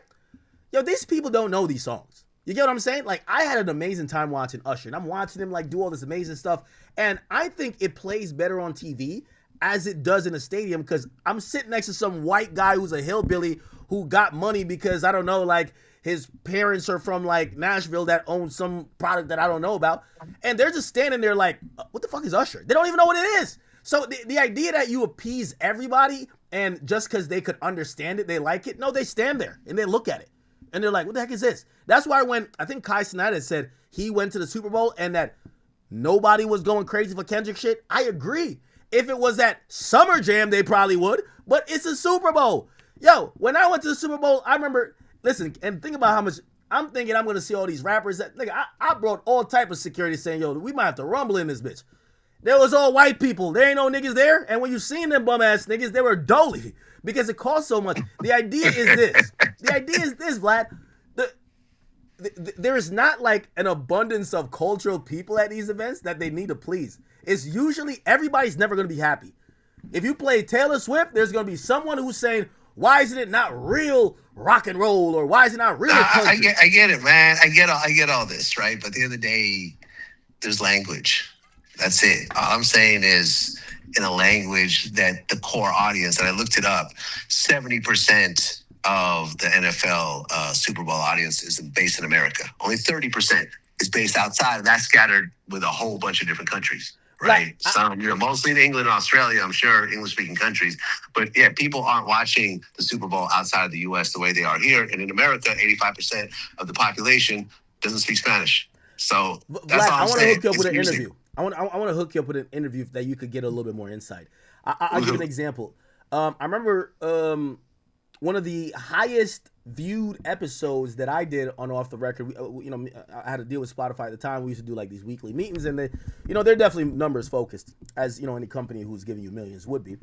And one of the interviews, like I remember doing the WAC 100 6ix9ine thing. We knew that was going to blow it out of the park. There was a few other ones we know I was going crazy. And one of the ones that was really sneakily, surprisingly, really popular was when I sat down with Anwell, because I don't think there was many conversations that bled into the hip hop culture that I kind of I'm surveying and reporting on, but the numbers were so ridiculous. I get and I say that to you. Who's the artist? Anwell. And I say Anwell. Yeah, sure. Yeah, I'll do Anwell. And I say that to you because I think that you're, again, I'm with you. I don't think that was not for you in particular. There was clubs sold out near where I was watching it at that literally was a viewing party for just that. There's a massive Hispanic audience, especially in the Northeast coast, Right. that's just them.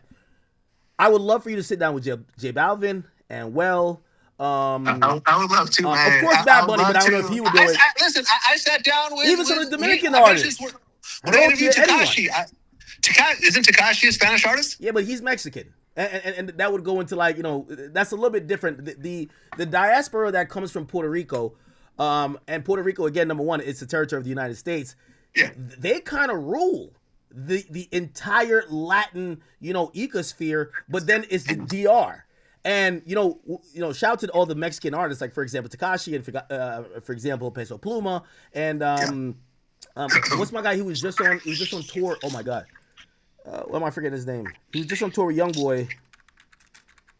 Oh, yeah. From Texas. Yes, that's my guy. D-Baby. D-Baby. Yeah. Like, yeah. So we're supposed to actually do an interview, man. Shout out to D-Baby. Oh, yeah. No, absolutely. Like, these guys are amazing. But when you get down there into the weeds of, like, that Puerto Rican, Dominican culture and their music, you'll realize that it's not on them to kind of make the Russian Jewish guy who grew up in hip hop understand what they got going on. It's a little bit on you to kind of figure out why so many people give a fuck about what they're doing. And I had to do that. I think a lot of people eventually will have to do that, because here's the thing. Latin artists are completely smothering and killing U.S. hip-hop artists in numbers, metrics, by everything conceivable, right? It's the reason why Bad Bunny had 30... he did 30 dates.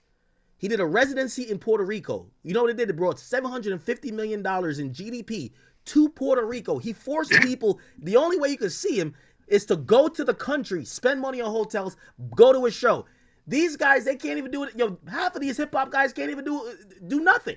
You get what I'm saying? So it's like, you have to realize that, hey, just money-wise, market-wise, numbers-wise, it makes sense. And I watched it, and it was a lot of vibes, man. Them Latinas were shaking that ass, man. I can't lie to you, Vlad. I can't lie to you, bro. I got to bring you to a strip club. Vlad, we're going to... Hey, there's a Spanish strip club up here. I'm bringing you, Vlad.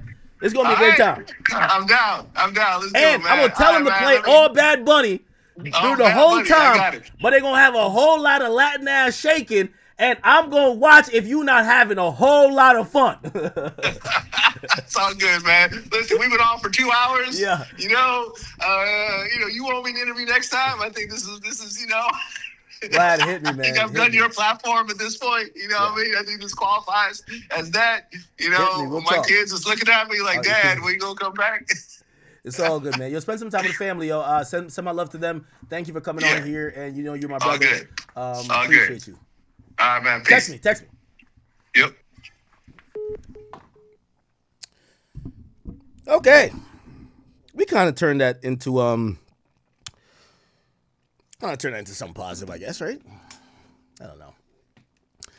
I think you guys understand, like, my idea and really the overall message I'm trying to, like, get out here. As I told Vlad, I think some of his rhetoric now, and definitely his tweet, was doing the bidding for Roc Nation. This is something Roc Nation would pay someone to do and then say, right? It's a reason why they're not looking to sue him. They don't want it taken down, because he's standing on the stance of, if you believe any of these things that maybe someone say is coincidences, you're an idiot, right?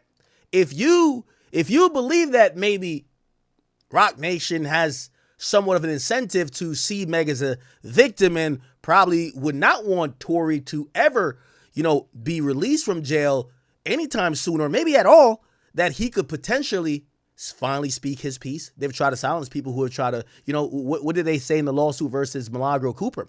They said that she's a paid surrogate, like she is the mouthpiece for Tory Lanez. They accused the same thing of me and Joe Budden, except they didn't sue us, right? Let's talk facts, right? So what they're attacking at that moment is your very opinion, your right to question. I did a deposition with them, and trust me, if I did it without a lawyer, which I don't know if I get enough credit for it. Not saying I should pat myself on the back, but I will if I need to. The point is this: had they had me say a bunch of defamatory things maliciously, they would have sued me too. Why? Because their idea and their point is to get people who are criticizing Meg, who are saying things against Meg, to shut the fuck up. Why? They want to keep promoting this. And Vlad's idea is like, well, why would they risk it all for Meg? In Vlad's mind, he thinks it's risking it all.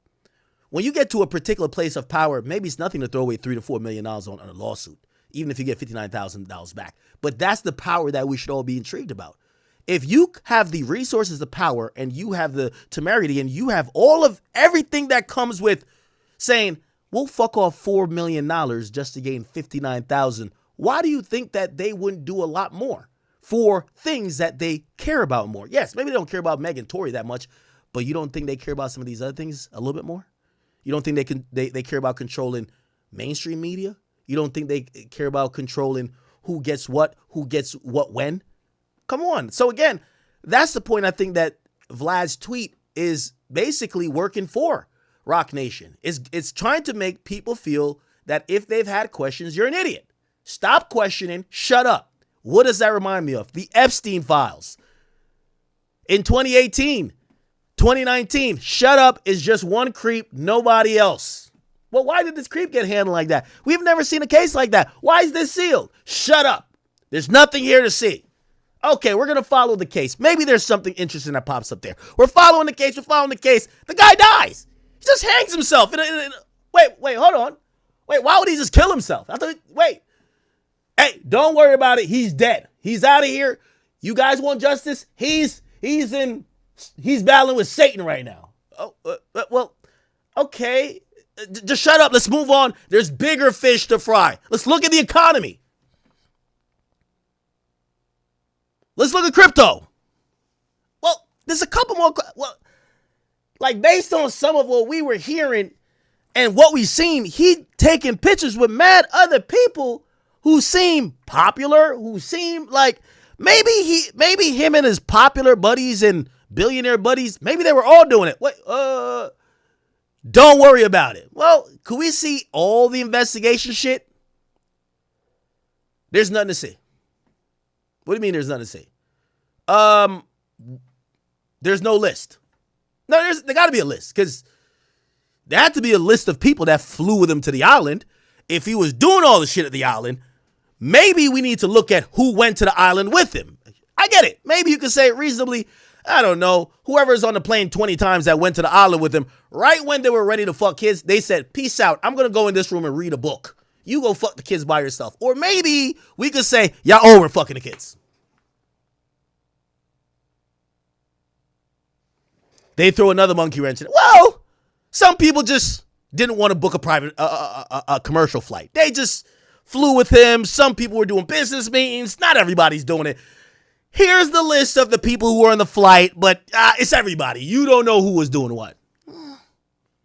Stop asking questions. Well, y'all said y'all caught him, right? Y'all caught him, like, trying to procure kids and traffic kids. Could you tell us how you caught him? Like, could we see the details? Like, could we see, like, maybe all of his correspondence? Listen, we're going to give you one more thing, and that's it. There's no more to ask. It's over. This happened for years, people. Just last year, we said, yo, come on. Nah, hold on. This shit stinks. We got too many questions. We need to see all of the files. Yes, protect the victims. We're not trying to, because that's what they use. Hey, we can't really release this stuff because, this is sensitive. The victims would not want to be, the heinous things that may have happened to them by Jeffrey Epstein and his wife. We would not want you guys to know because it would shame the victims in perpetuity. And everybody said, oh, no, just blur out the victims. We just want to see what was being done and with who. Then they're like, well, we don't know if we could really release it. It goes against all the victims protection acts. The victims jump up. We want them released. Yeah, we're putting some stuff out. We just don't know when. We got some folders. Just come through, come look at them. Yeah, shit's getting a little spooky now. Hey, cut the short shit short. an election happens. Donald Trump runs on, when I get in, I'm going to give you them files. We like, I bet it's lit. He said he going to give us the files. He picks the director and the deputy director of the FBI as two niggas who've been saying, we need the list. Those guys get appointed to the FBI, who essentially has the list. They get appointed. They win an election. What list? What y'all talking about?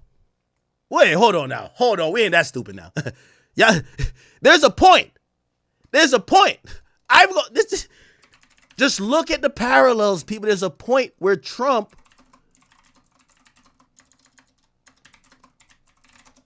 called people stupid. He said, look. Instead of talking about the great achievements, we've had a great gentleman yesterday, as you know, went on CNBC and he made the statement that Trump may go down as the greatest president of all in the United States. And instead of talking about the things we've achieved, we've had tremendous achievement. They're wasting their time with a guy who obviously had some very serious problems, who died 3-4 They're giving us all the excuse. He died years ago.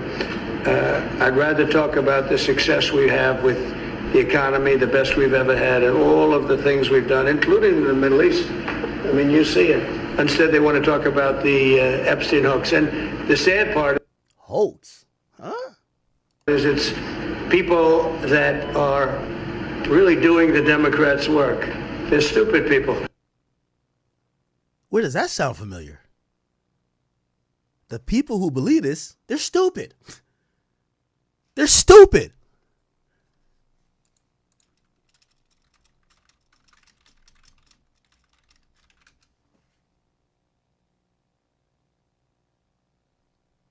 So that happens, and we're like, nah, man, something's up. Something's up. We need it. You campaigned that you was going to give it to us. You put these people as appointed people in the DOJ that they're going to deliver it to us. We don't want to talk about the economy. We don't give a fuck about Venezuela. We don't give a damn about Israel. We don't give a damn about Ukraine. We don't give a damn about China. Fuck Taiwan and fuck all these other niggas. Give us what we need. Where's the Epstein files?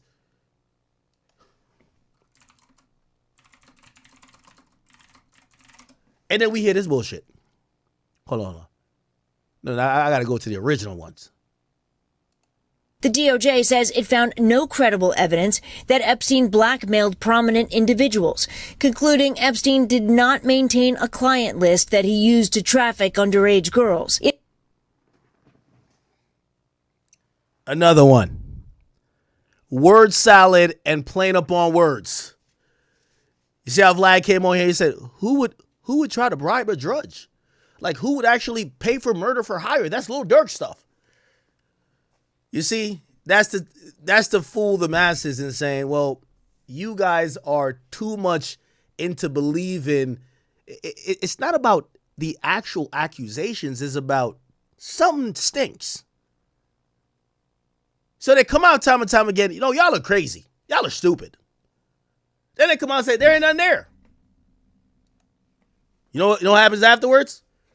Well, now it gets political. They realize this shit people really care about. Democrats and Republicans alike say, hold on, man. Let's make a law. This is what we got to see everything.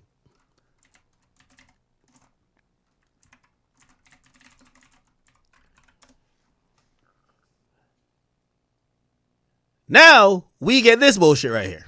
Let me see if I can find a short. I want to play the whole thing. President Trump signing a long-awaited bill forcing the DOJ to release its files on the late notorious sex offender Jeffrey Epstein within 30 days. Now, there will be some exceptions to what's actually released. Now, Pam Bondi,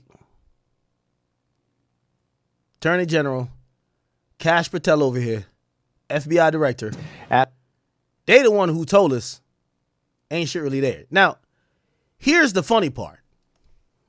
Let this play a little bit more. As the Attorney General can redact files to protect victims' privacy and also withhold info that would jeopardize an active federal investigation if one begins.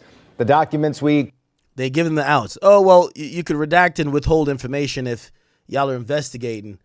Well, basically, it tells us you'll never really get the real truth because we'll just say we're investigating them and close the investigation before we get out of office.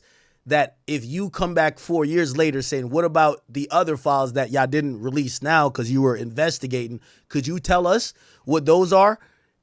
You look stupid, right? Remember, it's all about making people questioning look stupid. Okay, so that happens. Then we get, after, the 30 days thing happens, so Trump signs the thing.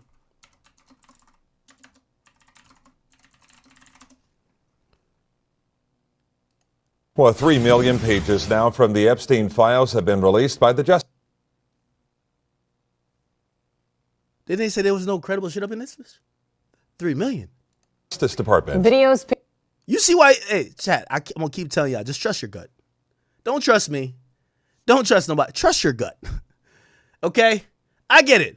I think Vlad was engagement farming, honestly. I think it was rage baiting and engagement farming. But it was dangerous because he's doing the Rock Nation, Jay-Z, and the other powerful people bidding because he blanketly made it a viral thing where people are going to be pitting against other people to say, you believe that? You're dumb. You're the stupid one. Why would you believe that shit? The guy who said it said it's lies. You just hear me sit here with Vlad, and we went back and forth. Half the stuff, he didn't know what the fuck was going on with it. Hey, you said... Wait, so you say Rock Nation has a stake in Tory being in jail or not? Oh, well, contradicts himself 15 times. I bet. Pictures and more were all withheld from the public during the initial release of documents in December. Our D.C. Bureau Chief Ben Kennedy is live in Washington with the latest. Ben? Capitol lawmakers here in D.C. have called for transparency as today's release includes thousands of emails and conversations and also photos that have been blacked out to protect victims. The Department of Justice released at least 3 million new Epstein files, a massive amount of material. 3 million. They said there was nothing there. Trump literally said it was stupid people that cared about this shit. Dumbass niggas. They gave you 3 million documents that allegedly only stupid motherfuckers cared about. Material, including 2,000 videos. And so all I'm trying to tell you, and as it pertains to Jay-Z and Rock Nation, I'm not accusing them of maybe this particular association or acts associated with this individual you see on the stream, which is Jeffrey Epstein. What I'm saying is that if you saw this tweet going viral by Vlad and you felt intrigued, fuck what Vlad is saying. Trust your gut. If you were asking questions saying, hey, why do I keep hearing this motherfucker's name around this type of activity? Keep asking questions. Just keep asking questions. The people who tell you you're stupid for asking questions, put them on a side list. They're either willfully ignorant or they're part of the program. Engage with the people who are down to have legit conversation about all the questions you have. Those are the people who are morally innocent and morally have the right frame of mind. No one has to believe people are doing wrong, but conversation should be had. Also, don't let people lump you with the lunatics that's how they dismiss you.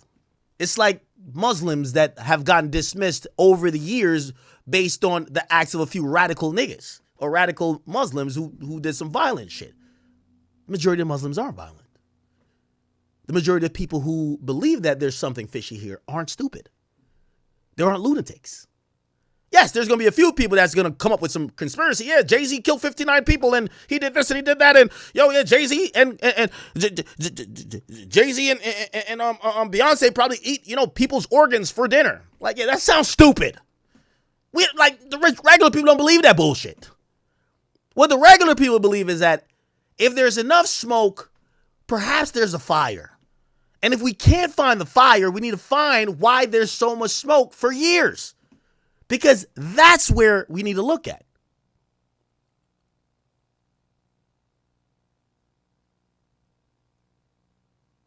No one wants to talk about the association.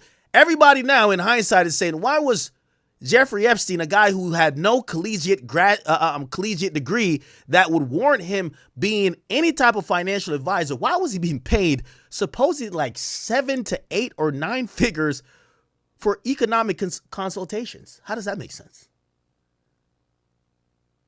How does that make sense? Imagine you a high school dropout, and they said they're going to give you $100 million to consult the brain surgeon and the heart surgeon. You've never, ever taken a class.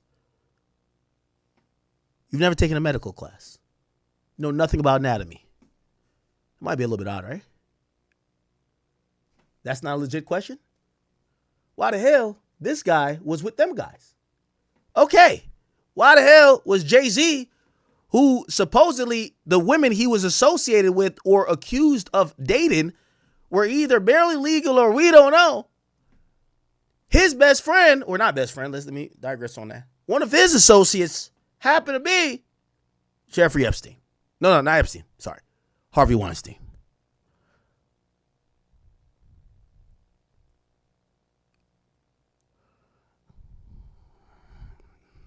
Keep asking questions, okay? Interesting. So 3 million pages get released. And after this happens, we all see what happens next. Pam Bondi, congressional highlights. And basically, she's on there just, they ask her like, yo, you gonna like tell us what's up? And she says, let's talk about the fucking economy. Like, you know what I mean? Like, this shit was crazy. You know what I mean? And you have to know, I really, like, when Vlad says he has no horse in the race, that's not true. Vlad's horse in the race is that, I think Vlad was doing it self-servingly. He just wanted attention. He got 10 million views. He won't delete it. Why? Because this shit is viral. But it actually does hurt the overall plight of people who do believe some of this shit is just fishy and funny. He's left up a tweet that Rock Nation would support in the sense of, yes, it's now made everyone who believes any of this stupid. That they're now being, that's the conversation. If you believe it, you're dumb. Rather than if you believe it, maybe you're onto something. Right? So it's a quick sleight of hand. Pam Bondi, after, there was no files left that could have any client lists. Yeah. This is the DOJ, like, this is their little grift or their explanation. Well, we investigated the nigga for mad years. We have like 7 million documents and all type of evidence on this fucking creep. But because there's not an evidence that says Jeffrey Epstein client list on like some SpongeBob like retarded shit that just writes the name of all his clients down, there's no client list. Maybe it's a little bit more complicated than that. Maybe the client list is a group of people that funded him, that hung out with him, that traveled frequently with him and relied upon him and seemed to enjoy the same things he did. Maybe he don't write it down, right? Like, have you ever seen, like, okay, they caught El Chapo. You think El Chapo had a list like my favorite drug dealers? Like, come on. My favorite drug dealers. Santiago, Jose. What about them twins over there? What are you talking about? Like, that's the point. So, of course, technically they're right. So they get to call you stupid. There's no list. What are y'all talking about? Okay, you're playing us for stupid and calling us stupid. Well, you know what we mean by a list. Who the fuck is this nigga's friends? Who is he getting money from? Who's funding him? Who's going on all these trips? And what are they talking about like they enjoy it? Does it look like this nigga had a bunch of people that was fucking kids with him? That's what we talking about. They were like, well, we looked through the files. There is no list that says my favorite friends to fuck kids with. Well, number 1, Bill Gates. No! What? What? Like, come on. So they get to say these stupid shit. Then they bring Pam Bondi after we get half of the files. We still don't know why the other half ain't come out. Listen to this shit.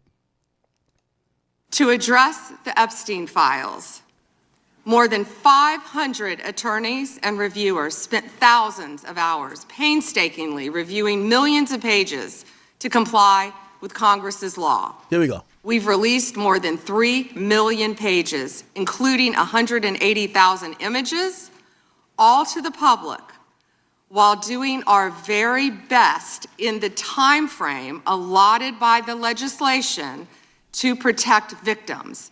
And if you brought us a victim's name that was inadvertently released, we immediately redacted it. All members of Congress, as you know, are invited to visit DOJ to see for yourselves. I want to take a moment to acknowledge the Epstein survivors who are here today. I'm a career prosecutor, and despite what the ranking member said, I have spent my entire career fighting for victims, and I will continue to do so. I am deeply sorry for what any victim has been through, especially as a result of that monster. If you have any information to share with law enforcement about anyone who has hurt you or abused you, the FBI is waiting to hear from you. You know the other thing that was told? So remember, she says, if anybody want to go see, supposedly you could see some extra stuff, but you got to go in the building that the DOJ has specified, and you can't bring phones. You could go there and you could see what they got. You could just see it, okay? No recording. You could see it. So a bunch of people went. They get to find out the exclusive shit they could see that nobody else could see, still redacted. Now, here's the next kicker they came up with. The files that supposedly wasn't redacted by the DOJ was already redacted. Apparently, the FBI redacted a whole bunch of shit, and then the DOJ redacted. This is a double redaction. Basically, you ain't about to find out a motherfucking thing. This is the point. Again, I am far from a conspiracy theory or theorist in any of this type of stuff. Like, you know, I really, when it came to, like, for example, things like Alex Jones talking about Sandy Hook, I vehemently disagreed. When it came to 9/11 conspiracies, I'm highly skeptical. I'm not the one that usually jumps for everything. But this shit has been so blatant, it's been so in our face, that I've started to realize that maybe if people have legit factual patterns that seem to come to a solid and sane mind conclusion consistently, maybe we should ask more questions. This is one of the ones I do think that we should ask a lot more questions. Okay?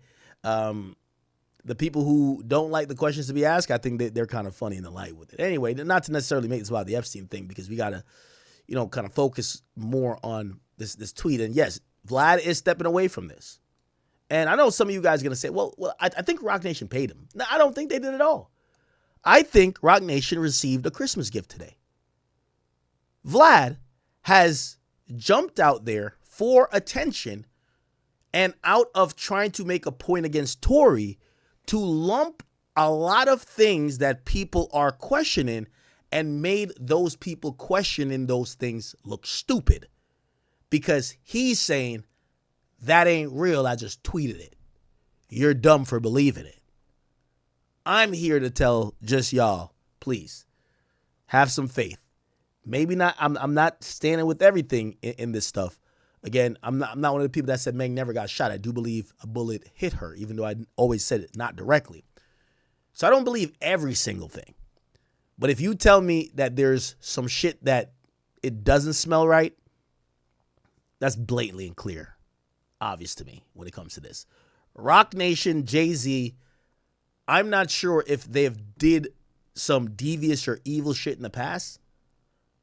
What I am very sure about is that they're working currently and continually seems to be in a covert way, either trying to cover up or do other things that's malicious, not saying illegal maybe or necessarily, to continue whatever their agenda and goal is.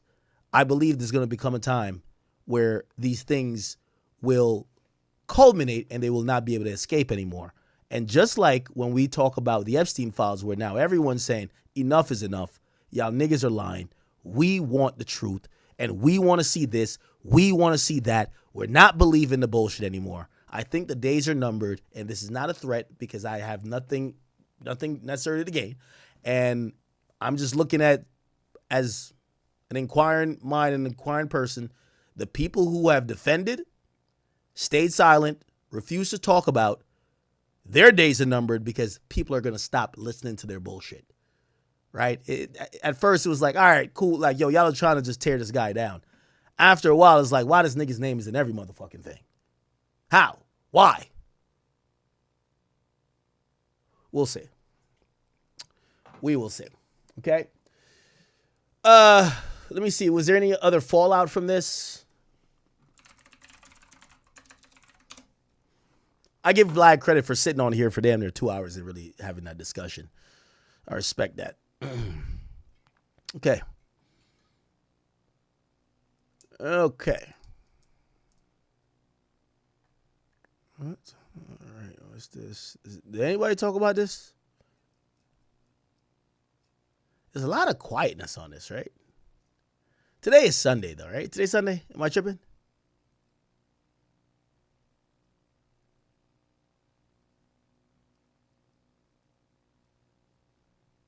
Okay.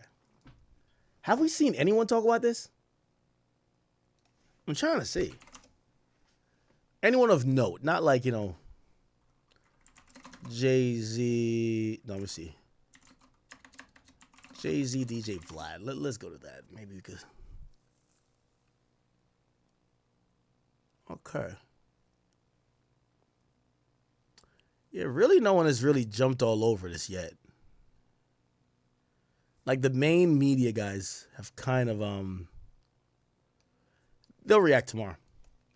So I didn't want to play, maybe, I don't know, maybe I get him on the phone. I don't know if he'll be available.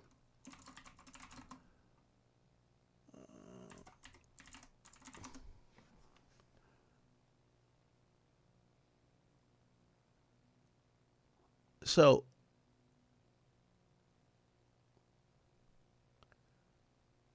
I gave a lot of credit to Van Lathan because I remember having a conversation with him on the phone and I forgot what the conversation was about. And he said, like, the first conversation that we had, he was kind of like, yo, Ak.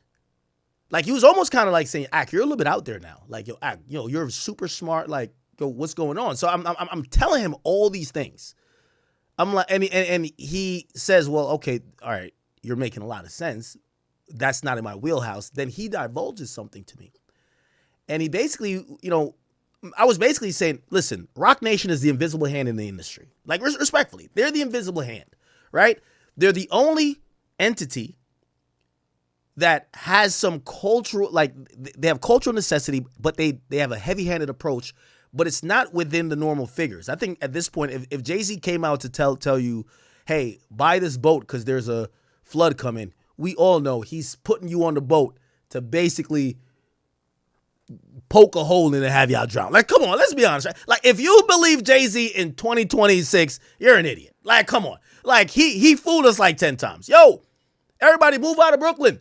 We got, like, some good project for you. We got to bring the arena in. By the way, one thing I forgot to bring to the attention of Vlad, and I'm pretty sure, see, people like Vlad, I don't think Vlad is, he's not paid shill. He's intellectual ignorant, and also, a lot of things, until it affects you in some way, you're going to chalk it up as coincidences, right? Now, this is going to be a coincidence for most people going to talk about it. So if you guys don't know, back in, I think the year is 2014. Let's look at 2014. 2014. Okay. So back in 2014, there was a lot of protests in Brazil. Okay. The demonstrations of 2014 were generally smaller than those of but the first week of the World Cup, right? They were trying to have this significant event, which is the World Cup, pretty much the biggest sporting event or sporting tournament in the world. So there were more than 20 protests and 180 arrests over various cities, resulting in many police action. On June 12th, At least 6 were injured in Sao Paulo when military police threw gas grenades and fired rubber bullets at protesters. 2 CNN journalists were actually injured. The governor justified the aggression of the military police, saying that their goal was to prevent protesters from blocking a major traffic artery leading to the football stadium. Okay? Basically, you know, again, the protest, okay? The protest and by the way, I want to give context to the protest. On the 27th of May, or actually, yeah, on 27th of May, 2 protesters blocked the streets in Brasilia near the monumental axis, causing a congestion. Among protesters were 300 aboriginals who went to the capital to protest changes in laws concerning the demarcation of indigenous land. Okay, I know we're in America. We don't give a fuck about what's going on in Brazil. But just to give you the plight that might align with black people is that there were people who felt that they had some birthright and they had some ancestry related towards particular land that was really in question, not only in question for, you know, whether it's capitalism, but also for this, you know, football game, okay? Protests ended a confrontation with military police. So essentially what happened is that they realized we're going to be on the global stage as any country or host country of the World Cup, right? We're going to be on the world stage. We need to quiet these protesters up. Get the fuck on out of here. If we got to throw some gas grenades at you, fire rubber bullets, we're going to need to make sure you stop protesting before the world looks at us. Essentially, it was mayhem. It was a bad look. A lot of humanitarians said, well, is it worth having a football game in a place that is so socially, you know, is socially broken? People are not happy with what's going on here. The World Cup is to bring people together, not to actually highlight. And I mean, it kind of does both at the end of the day. Highlight the problems of that particular society. Now, that's the context of what's going on in Brazil in 2014. There's an interesting email, which I don't know why no one wants to talk about it. This is JAYSTEIN. This is the person who is the CEO of the Barclays. Okay? The Barclays, right? It's a financial institution. They also eventually do a sponsorship with the arena that's now known as the Barclays Center. If you go back to look at the history of the Barclays Center, before the people, you know, there were people who lived there for generations, and based on a lot of these community laws and like local laws, it says that, you know, for, you know, the community has to agree, like the government can't just say, get up and move. Right? You know, that's normal gentrification. Like usually if there's going to be a big building that's brought to the hood, they go to people, they offer a buyout that they can't refuse. And, you know, if a few people say no, because the old grandma that says I'm not moving, it gets a little bit legal, but, you know, they'll figure it out. Right? Essentially, a lot of people, they love that particular place that they lived in Brooklyn. And there was plans to build a arena there. In trying to get it all approved, there was many meetings, many, you know, town halls or whatever the case is. But Jay-Z was used as someone to say, hey, listen, I came from here. I'm from Marcy Projects. I'm trying to bring economic opportunities. I'm trying to bring more money to the region. I'm not trying to kick you guys out of where you want, live that. You know, yes, the problems with gentrification is usually even if people stay, you're outpriced. Everything's going up because now rich people moved in there and now you can't afford it. His thing was, nah, that's not going to happen. We're going to make sure you guys who have lived there for decades and decades and decades, you can still be around. If you're in the immediate site, we're going to relocate you. Oh, we're going to put programs, everything. We're going to community build. I'm from Marcy and I'm Jay-Z. I'm putting my stamp on it. It's the same thing that happened with motherfucking Tidal. It's the same thing that happened with, you know, the NFL halftime show. It's the same thing. Jay basically just finessed a couple niggas, got them out of there. As soon as he got them out of there, he's toasting, you know, ace of spades with the white owners saying we did it. But the conversation that we never knew is a conversation that came out via the Epstein files. So this is JAYSTEIN from the Barclays Group.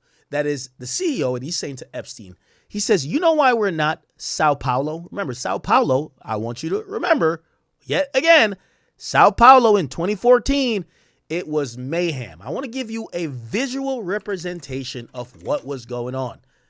Sao Paulo protests 2014. It was mayhem. This is how the streets looked. I want to show you this because what's being understood and spoken about is this. So you have a CEO telling Jeffrey Epstein, you know why this isn't going on in Brooklyn? Look, this is what's going on. This is how it was. And you guys should look this up. I'm not making this up. Let me make sure you guys can see. You could Google for yourself. I can't create fake news. It's real. Okay? Again, I'm wondering why no one's having these conversations. This is how it looks in Sao Paulo in 2014.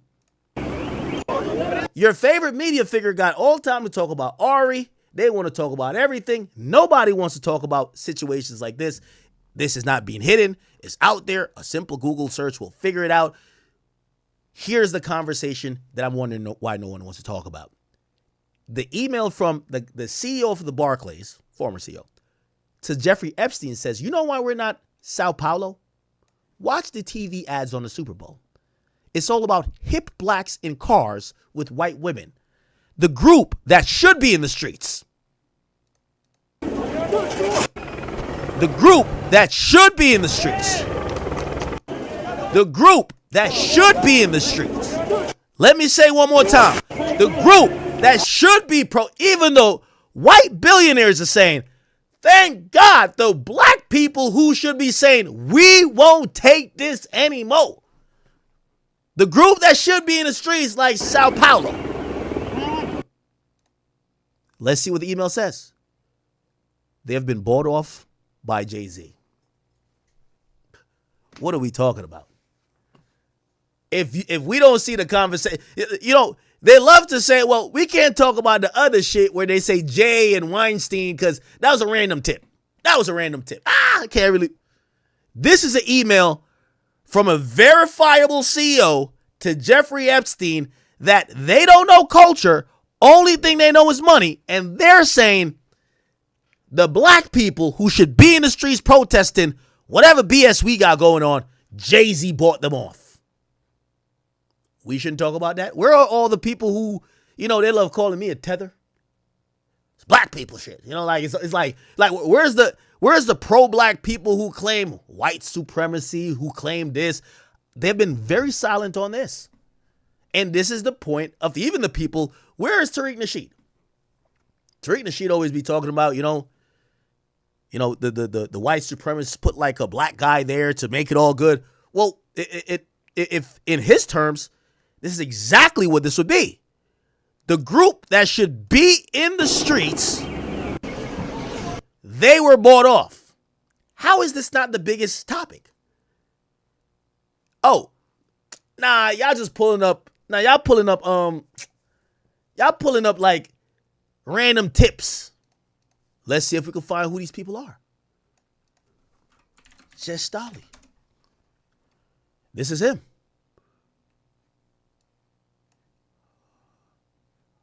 Let's go to his Wikipedia.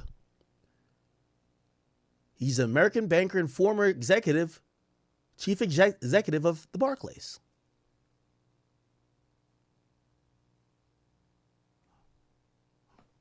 Okay. Man, y'all got it, man. Y'all got it.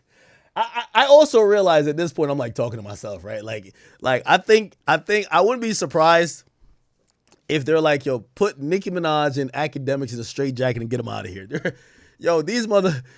I think like I'm pointing out like anything I'm gonna tell you, I'm gonna put it on the screen. Nobody wants to talk about it. All right, cool. It is what it is. It is what it is, bro.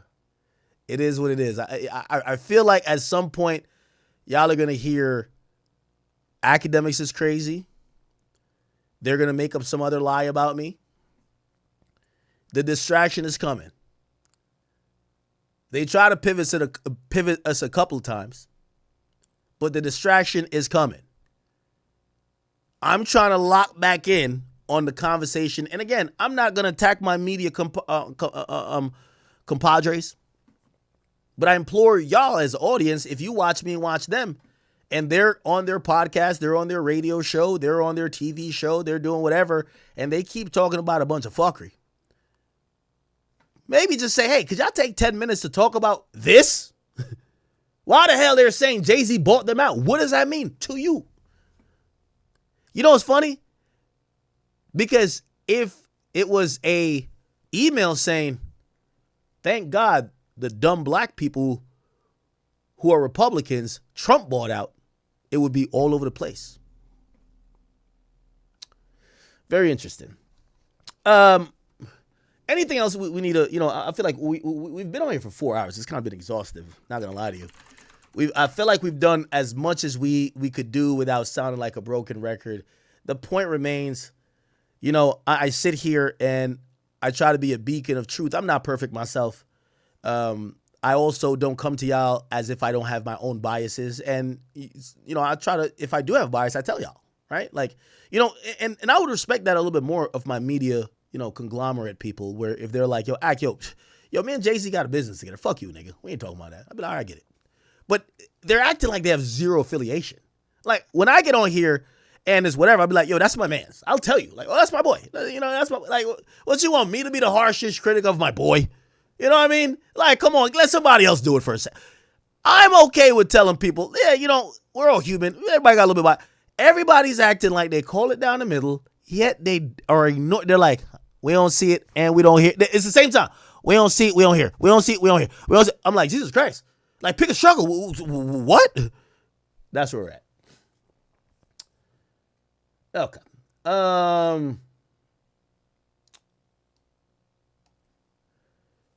I read a few donations. I see you guys have mentioned like Charleston White. I did see that video. I couldn't tell if it's real or not. We could talk about it in a second. I don't know. I also got a lot of people giving me messages saying we are concerned for you because it's not that your counterparts don't see what's going on. They're just smarter than to talk about it, as you seem to not give a damn about your own,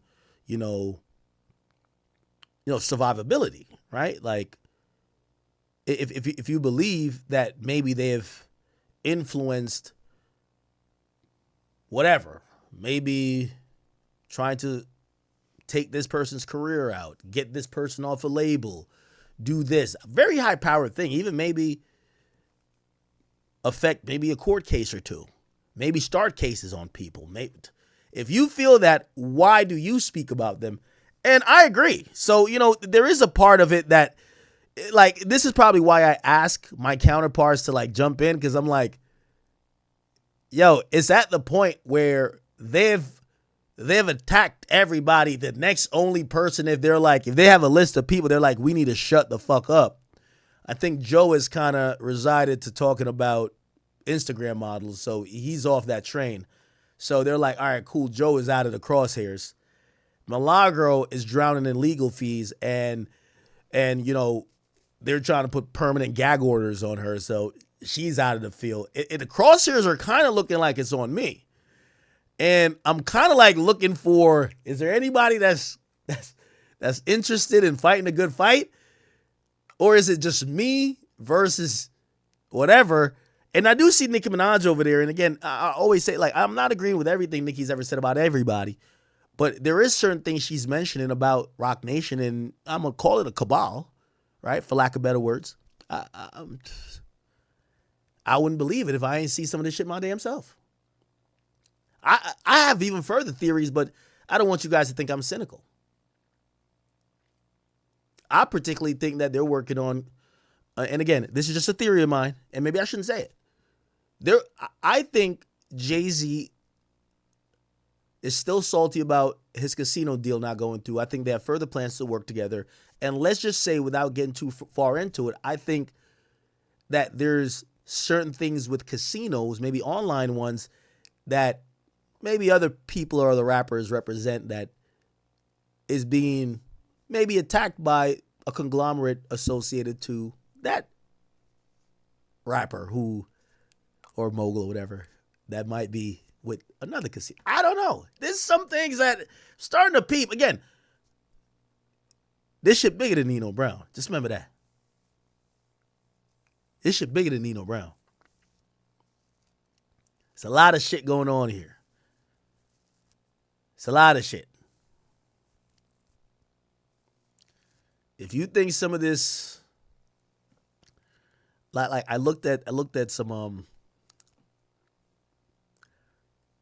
it always starts in the same way. There's a random lawsuit filed. They name meme pages, okay, and they made Ross. They name a popular rapper, but really it's centered around like a casino, okay. But it's disguised when you look into the people who's filing it. It's some random, like two random people, but they're backed by another high-powered, multi-thousand per hour law firm. Who's funding it? You do a little bit more digging and see what's going on. Again, I'm not saying everything is good or bad. I'm just saying there's a lot of hidden, I keep telling you, the invisible hand. The invisible hand.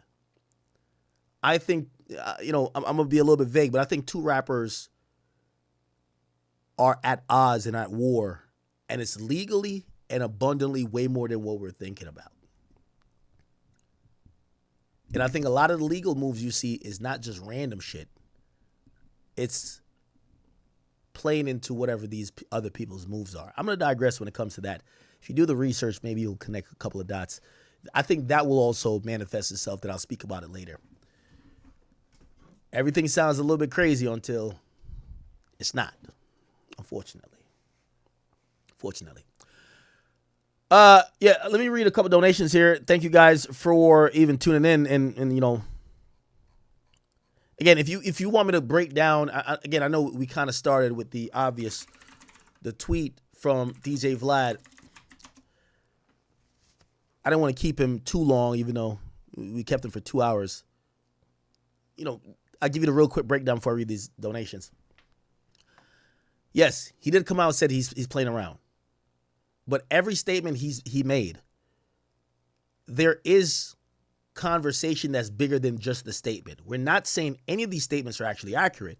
We're saying there's a lot more questions to be asked about anything. He says Roc Nation paying him to support Meghan. Well, I would like for the discussion to be, who are the people that Roc Nation has done business with in the media that also have taken a very anti-Tory stance? Supporting Meghan or fuck Tory is kind of the same thing. Now, do I think they're stupid enough to say, hey, I'm paying you to say fuck Tory or just support Meghan? No. But I've been in this game a long time. Again, all you got to do is get in business with that person. Remember that. Incentivize them. Oh, they paid off all the jury members to convict Tory. I actually don't believe that at all. I don't believe that. Truth be told. Okay. I think they were shrewd enough in jury selection. I do believe the prosecutors, but I wouldn't connect anything to them. They bribed the judge. Okay. Jay-Z did the verse for the Grandson new album. Now, that I don't agree with, but this is where we get a little bit in a very gray area. If you guys looked at not necessarily the trial with Tory, but specifically the trial with Milagro, you would notice there was an overarching or overwhelming amount of motion denied on behalf of the defendant as opposed to the plaintiff. That was a little bit odd. Now, I would never say or utter that I believe they got paid off because I have no proof. But I do believe there was some influence there. And that's where, again, I'm not going to say it's only unique to maybe this particular situation. I think when you have a lot of power, you sway powerful people. I want to give you one example when it comes to, again, not the criminal case, but I want to say the civil case, because I saw a lot of crazy shit when it came to that. In the civil case with Milagro Cooper and Meg Thee Stallion, the judge saw cause to issue a subpoena for the for the deposition of many different people. I was one of them. They thought that Aiden Ross should sit before for deposition. They stopped short of actually requiring Drake just because they couldn't find him. It's Drake, so it's going to be hard to kind of just run up on him. But I suppose if they had found Drake, they would have forced Drake to do it too. Here's the interesting part about it. Remember, as I said, I was never in the actual case. I never went to a day of the trial. I've never spoken with Meg about the trial. I've never spoken to the DA about the trial. Never spoken to Tory's lawyer about the trial. And Tory has not had conversation with me about his case outside of an interview, which I think that was just mainly a public statement. So I really have no proprietary information other than my reporting tweets about the situation. Yet, they found it necessary for me to sit for a deposition, but the woman that was in court, supposedly speaking with the DA, Desiree Perez, who's the person whose name came up, her name literally came up on screen while I'm in my deposition, her name came up. Milagro wanted to put her in a deposition. The judge wouldn't grant it. Why? That's someone who's been in the court, who's supposedly the close associate of Meg, but also the manager or the CEO of Rock Nation. The judge said no. We don't need to talk to her, but we need to talk to academics and Aiden Ross. It's interesting. So when it comes to influence, I look at that and I say that was a little bit sus. It's a little bit sus. They paid Meg's doctor to lie. Oh, so this whole thing about did a verse for the grandson. Clearly that's like bullshit. We don't know who the judge's grandson is. But bribing judges, we're not saying bribing, but we do think there's influence. We do think so because there's certain things that just felt unfair in how the judge ruled on many motions, which was against Milagro. And I mean, even for Tory to a certain extent too. But mainly in that civil case, I've seen a lot of unfairness. They paid Meg's doctor to lie about the bullet fragments. I think that's for the people who they want to say, oh, you guys are stupid. If you look back, LAPD medical report, Glass, Lafredo, Megan Stallion. If you look back at it, an LAPD report surfaced online yesterday saying Meg Thee Stallion stepped on glass the night of 2020, July 2020, which resulted in a laceration. Dr. Lafredo, who treated the rapper, said the injury was caused by glass and not a bullet. Okay? Last month, a medical report obtained by multiple news outlets showed that 3 bullet fragments were found in her feet after they brought her to Cedars-Sinai Medical Center. Okay? Now, these two things are contradictory in the same report. How come a doctor said there was the injury wasn't caused by glass? It was caused by glass, not a bullet. We get to find out. Doctor testified.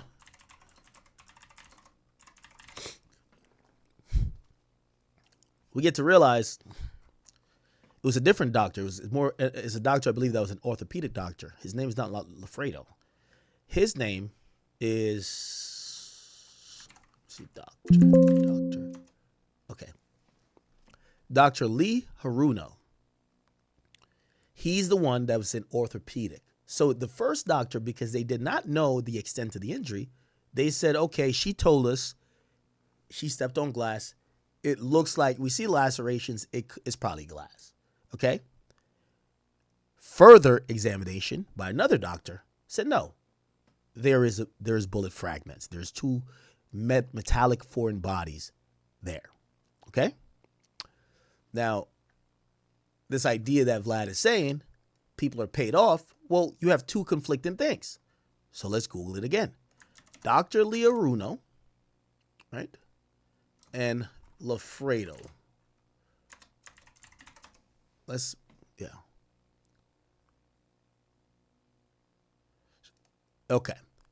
Now, I'm kind of going off grok here, but Dr. Anthony Lafredo, he's the ER doctor. he initially treated Meg Thee Stallion. She told him she stepped on glass.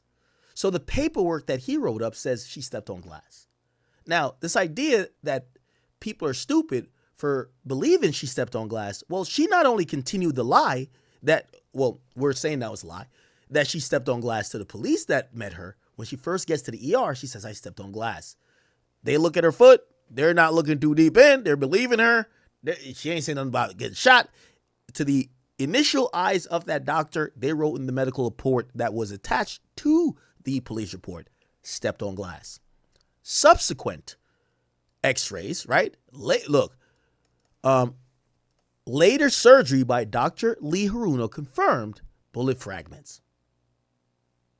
So there's two doctors. One said consistent with stepping on glass. The other did x-rays and said there's bullet fragments. It's not people being stupid. I get it why you're skeptical if you hear two different things from two different doctors.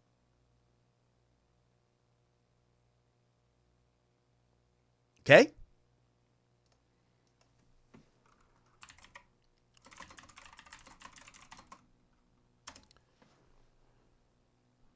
When she pulls up and the police come. Do you think we're gonna go to jail? What's that? Do you think we're gonna go to jail? You're familiar with. Do you think we're gonna go to jail? What's that? Do you think we're gonna go to jail? I don't know. We're trying to figure it all out. As long as you guys cooperate with us and you guys tell us what happened, we'll go accordingly, okay? But if you guys are not telling us, if you guys are, then I don't think... I really cannot go to jail. Okay.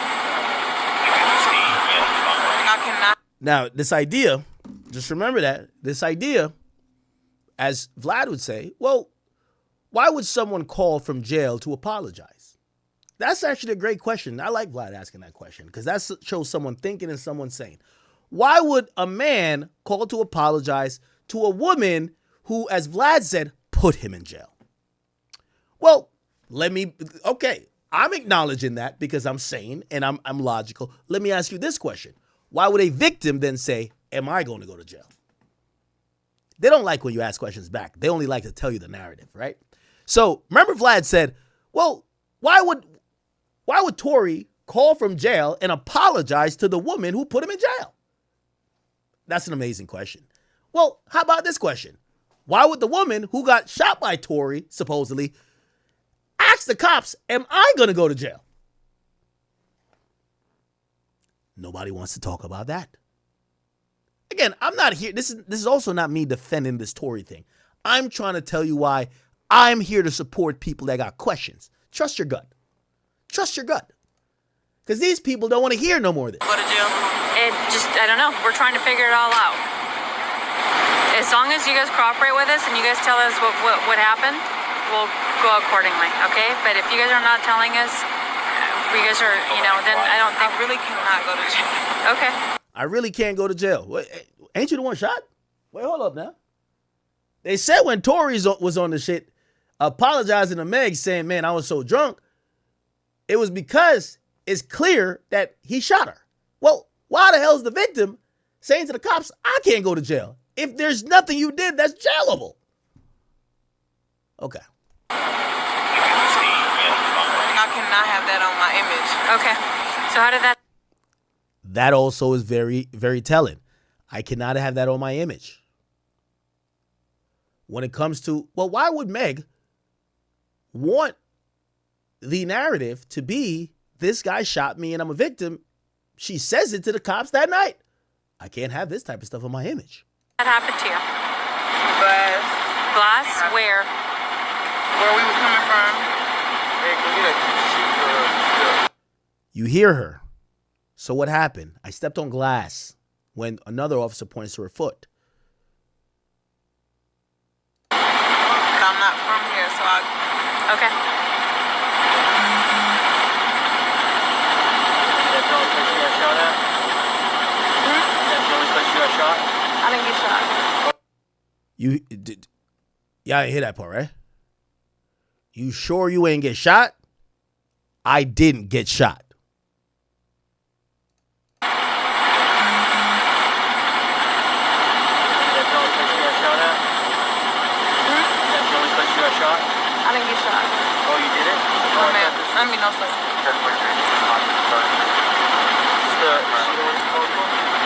I didn't get shot. Okay. All right.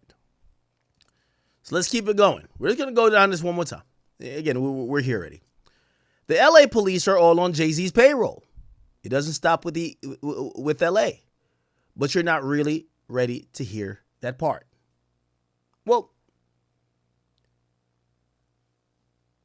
the reason why Rock Nation probably loves this tweet by Vlad, because he's being so overt and so speculative that, yes, if you believe everything to the T of what he's saying, they could label you as an idiot. Here's the problem.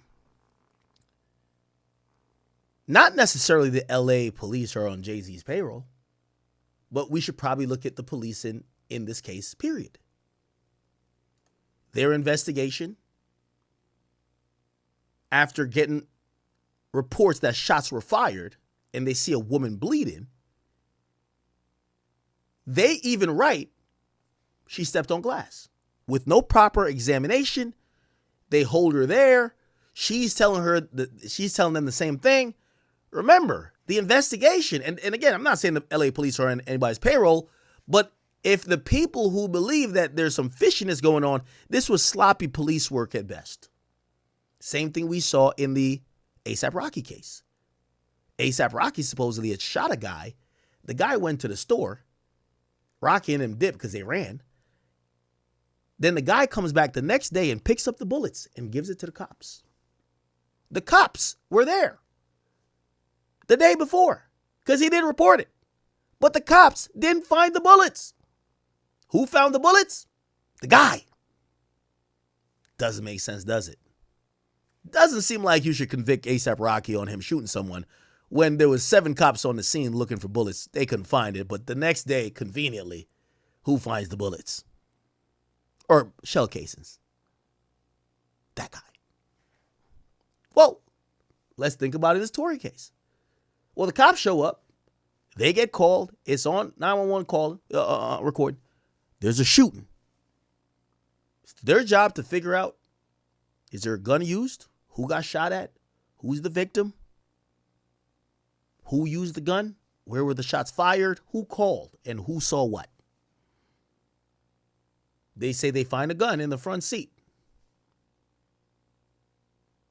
Based on their history and training, we see this a lot in federal agents, write-up and complaints. Based on information and training, I could say that gun probably was a little bit warm. There's no actual statement by the cops that definitively say there was gunshots fired by that gun that we recovered in that front seat. Sloppy already. So yeah, there's a gun. They did come to a thing that said there was gunshots fired. They don't know if that's that gun. There's nothing memorialized in that report. Okay. Well, let's talk to the people. Well, Meg says, I was never shot. Tory, he's playing stupid. And Kelsey's acting like she's a fish out of water. The driver is like, you don't know what's going on.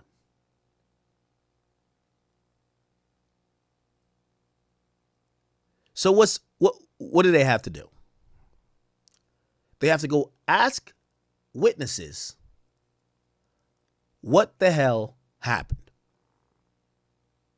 They get a few witnesses. One supposedly is the critical witness. That's their house is across the street and within the closest proximity that they heard the shots before they looked out the window to kind of see a physical representation of what was going on. No, actually, let me correct that. They heard an argument. That's how close they are. It's like, imagine hearing an argument outside. You go to the window, you see something, you see a struggle, then you see shots. The person who's an eyewitness is Sean Kelly.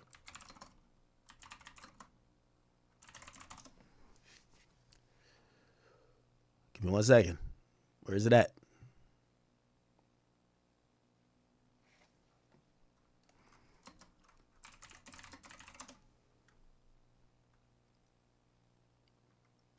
What's that website that Tory put out?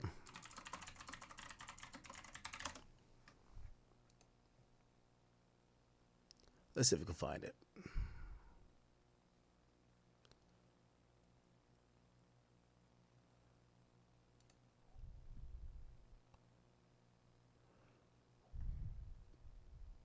Now remember, this is supposedly the eyewitness that's seen the most things that night. Again, I don't want to make this about Tory, honestly, but it is important. So that night, this is what they, remember, no one in the car is giving it up. No one is saying what really happened. Meg says she ain't get shot. Tory is saying whatever. Nobody's saying nothing.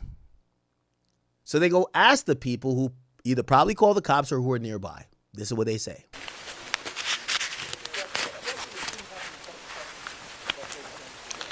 But no, it didn't happen. No? They shot out of the car? The windows were open, that's why it sounded like either way. Yeah, I didn't know they were on my side. The girl opened the door. It was two girls fighting, and then they. Two girls fighting. Open the door. The girl opened the door. It was two girls fighting, and then they shot. And she got out of the car and crawled over. Okay. Let's look at the transcript. I have to make this. Damn, I didn't know I cropped everything out like that. What did you see next, sir? They were fighting. They had started fighting. The two girls, yes. When you say the two girls fighting, could you describe? Okay, this is in court.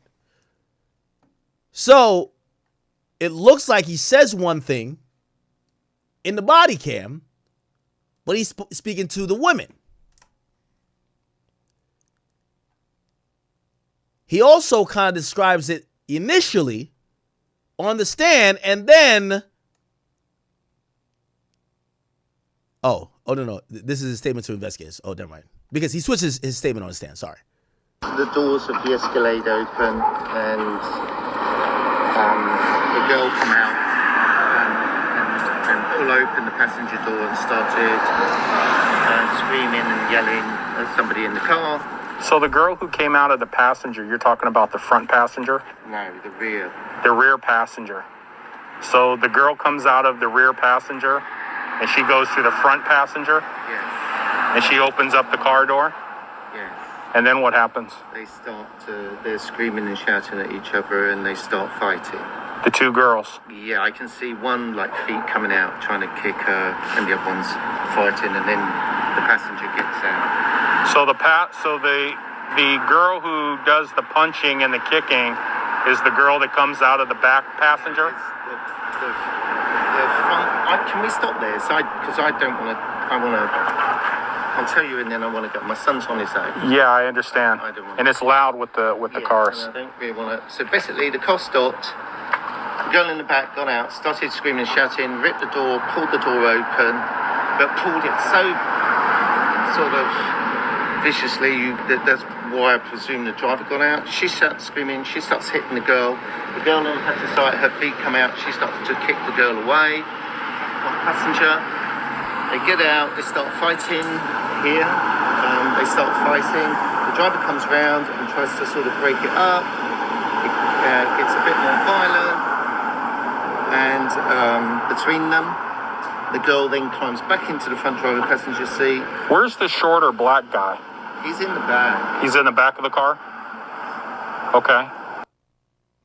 Ironically, they say Tory's in the back, but they later charge Tory with gun possession because they say the gun was under the front passenger seat and Tory was sitting there. Possessions is 9/10 of the law. He's the closest person to the gun.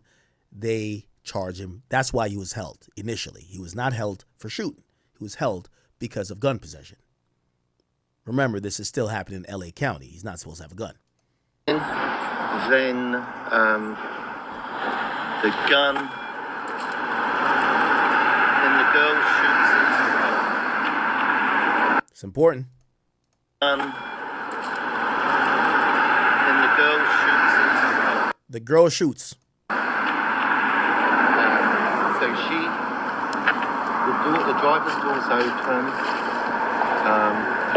You're seeing the girl shoot? Can I help you? I think, is it this house? Yes, I'm so sorry. Okay. So you see the girl doing the shooting? I see what appears to be the girl standing here and shooting into the car. That's what it looked like to me. But it was dark, and So one of the most important witnesses, or should be, because it's the only eyewitness that's not in the car, even though I personally think the main important witness should have been the driver. He's the only sober one. However, he goes ghost. But the witness states that day the girls did the shooting.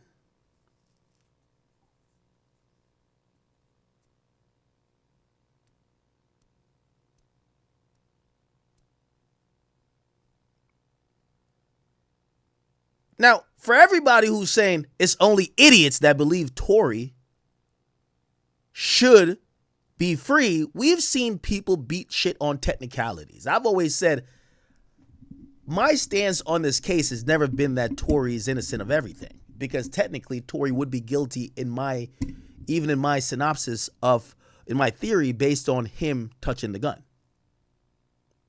Right? Because how the law works, yes, you were wrestling away the gun, but if you ever had possession of the gun, that's still gun possession. Right? He's not supposed to touch the gun. So I've always said when it came to the case, if the main part about the case is not about him having a gun, it's whether he fired the bullet, I've said there's been a lot of reasonable doubt. Now here's the thing. The people who, are bloviating over the fact that he got found guilty, they don't want to talk about reasonable doubt anymore. If we talk about one of the most popular ideas of reasonable doubt, it would be that if the glove don't fit, you must acquit. Y'all claim that this motherfucker did the killing and he wore this particular type glove that you found bloodstained or whatever the case is. Let's see if this guy could fit the glove, which would probably mean he could have worn it. It can't fit. Well, y'all know what y'all should do? It's more than likely he didn't wear this glove. If the story goes that he wore the glove, you must acquit him. Well, if the story goes that Tory shot the woman, but the main key witness on the scene at the time says, not seen the girl shoot, is that not reasonable doubt?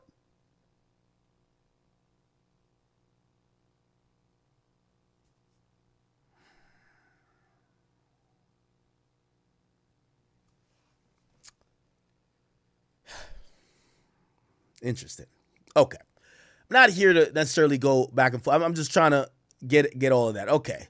So the point what I got into that to say is that the LA police did sloppy work. Okay. If they were interested in pursuing charges of aggravated assault on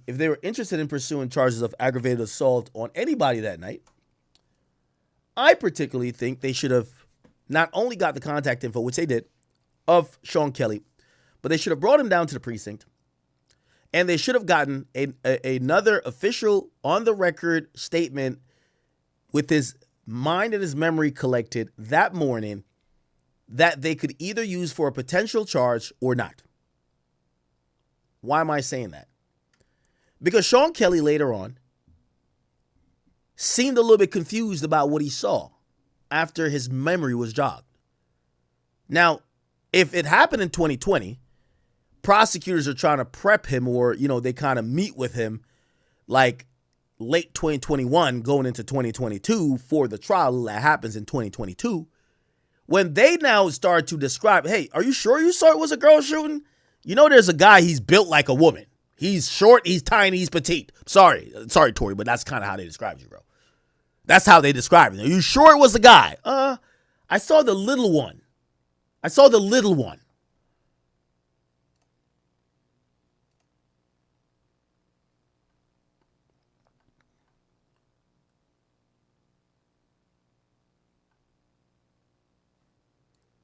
They're going to make a lot of references.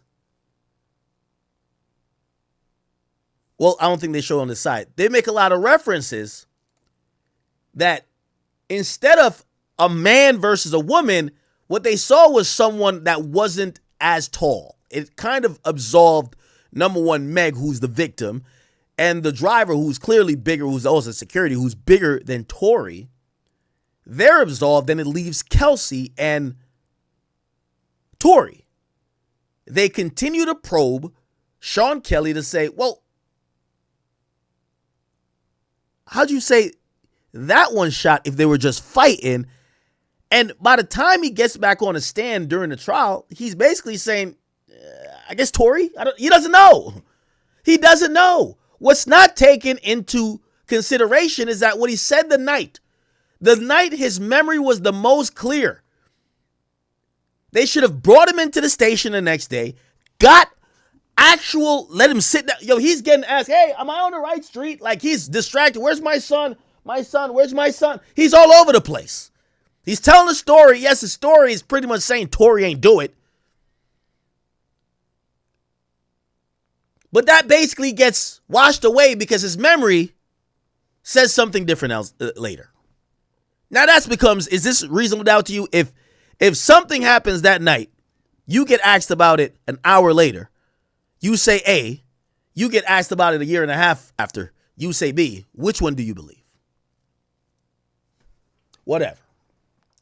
Let's get through Vlad's tweet. So that's why I said shoddy police work, and I don't think they're on Jay-Z's payroll, but it's the reason why A$AP Rocky never went to jail. And I think it's probably part of the reason. Well, I'm not saying it's part of the reason. Actually, it's the shocking reason why people think, why did Tory go to jail? Because the police work that night and during this whole thing did not actually reflect police work you would think that would send him to jail. Nevertheless, he was sent to jail. Or actually charges were brought up, right? Because, people would say, well, the police didn't do this. This is what we have. The prosecutor did a lot of legwork here, include interrogating Kelsey later on. So the prosecutor brought in Kelsey. The prosecutor met supposedly with Sean Kelly. The prosecutors were the detectives at this point. Why was the prosecutor, like in any case, the prosecutor don't do detective work. Detectives bring a case to the prosecutor. Why was the prosecutor so gun-bound or, gun-ho about pushing this through? Were they influenced by maybe an entity who supposedly came to them with their supposed victim saying, hey, listen, you need to press charges. We have her ready to say that she was shot. Press these fucking charges. So now you have the prosecution arm who's now acting like a detective because all the people who said A when the LAPD talked to them, they're now down to say, oh, maybe I don't remember anymore. Or actually, let me think. Interesting.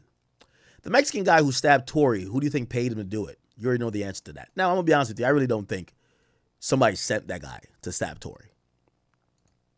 I do believe that the people in question would have no problem if Tory was dead. Respectfully. I'm not going to say one means the other happened. I'm just saying, yeah, I don't believe that they sent people, but I don't think they care if he died anyway. I think they had if he dies approach. The 3 Supreme Court judges who denied Tory's appeal are all paid off by the Rock Mafia. Now, what's a little bit disingenuous by Vlad saying, oh, okay, like, no one, I don't think they're paid off. What I do believe is that Tory's case was completely fucked. I believe months before he's to go to trial, his legal team drops out, who then put out a documentary that's called Reasonable Doubt. Every episode names after Jay-Z songs. Okay? What people don't realize about appeals is that appeal is not to say whether you're guilty or you're innocent. That was a trial. The appeal is only the appellate courts, right? That, not necessarily Second Circuit, is actually called, what's it called? What's it called in appellate courts? Los Angeles. Let's see. The appellate courts is Superior Court. Yeah. So Superior Court is where it's District Court of Appeal. My bad. Okay. Cool. Okay. So it's these 3. Okay. Their job is not to say whether Tory's guilty or innocent. Their job is only to say if the rules of engagement, and they do make rules of engagement when you go to trial. These are the pretrial hearings. These are, the instructions. Then there's just procedurally some court rules and trial rules that, protect people's rights. Appeals really don't tell if you're guilty or innocent. Appeals say if there's anything that clearly, like, the thing that they call, what's the name of that appeal? Fuck. I'm like missing it. Tory filed 2 appeals. What's it called? Let me see. Oh, the habeas corpus. Habeas corpus says I'm being held or restricted from one of my, rights unfairly. Which means if they claim that you shot somebody, right, and say this was like in the 1990s, there was no surveillance tape. Somebody turns in a surveillance tape, it's not deep fake and nothing like that. You can file a habeas corpus appeal and say that based on this new information, your conviction of shooting someone is unfair. An appellate court will look at it if you really have a videotape. And this was, I remember Tory's team or somebody was floating around, or maybe WAC 100 said there was a videotape of it happening. If there was a videotape, the habeas corpus would succeed, right? So essentially, if they say you did something and you didn't do it, you could always file this. And if what you have, the new information, is so damning, you will be freed. That's the premise of it. It's a Hail Mary because usually these things come out during a trial. Secondly, if your, constitutional rights have been violated and your freedom has been taken without, your freedoms being instated, which is a right to a fair and speedy trial, a right to whatever, habeas corpus could help there. Tory was denied that, right? When I mean denied, like his, he appealed and it got denied. So that was one of the ways he could have got out. The second way was he appealed for a new trial. Now, a lot of people get off on the new trial thing, even though, as Vlad said, it's really 2%. But the reason why they get off is that sometimes if an appeal says you need to go try this guy over again and charge him over again, it basically, these prosecution offices, DAs, like, they don't want to keep wasting money. They're like, if we're going to have a hung jury or something like that, or we're going to have to go do this again and go through another process. Victims have moved on. Some of the people have died who are witnesses. We're not going to do it again. But in important cases, they will do it again. Like, for example, YNW Melly. That wasn't, a successful appeal necessarily. It was a hung jury. And they're saying, we're doing it again. So who knows if they would have did Tory's trial again, but he would have probably got out on bail, this and third. But that was the second appeal. And that appeal is not if he's innocent or not. The appeal is if the case was a fair case and his legal rights during the case and how the case should have went violated, the Constitution or his constitutional rights. Essentially, appeals don't tell you if somebody did it or not. I mean, it technically can, but usually don't. And the idea that, because he failed his appeal, that means he definitely did it. No.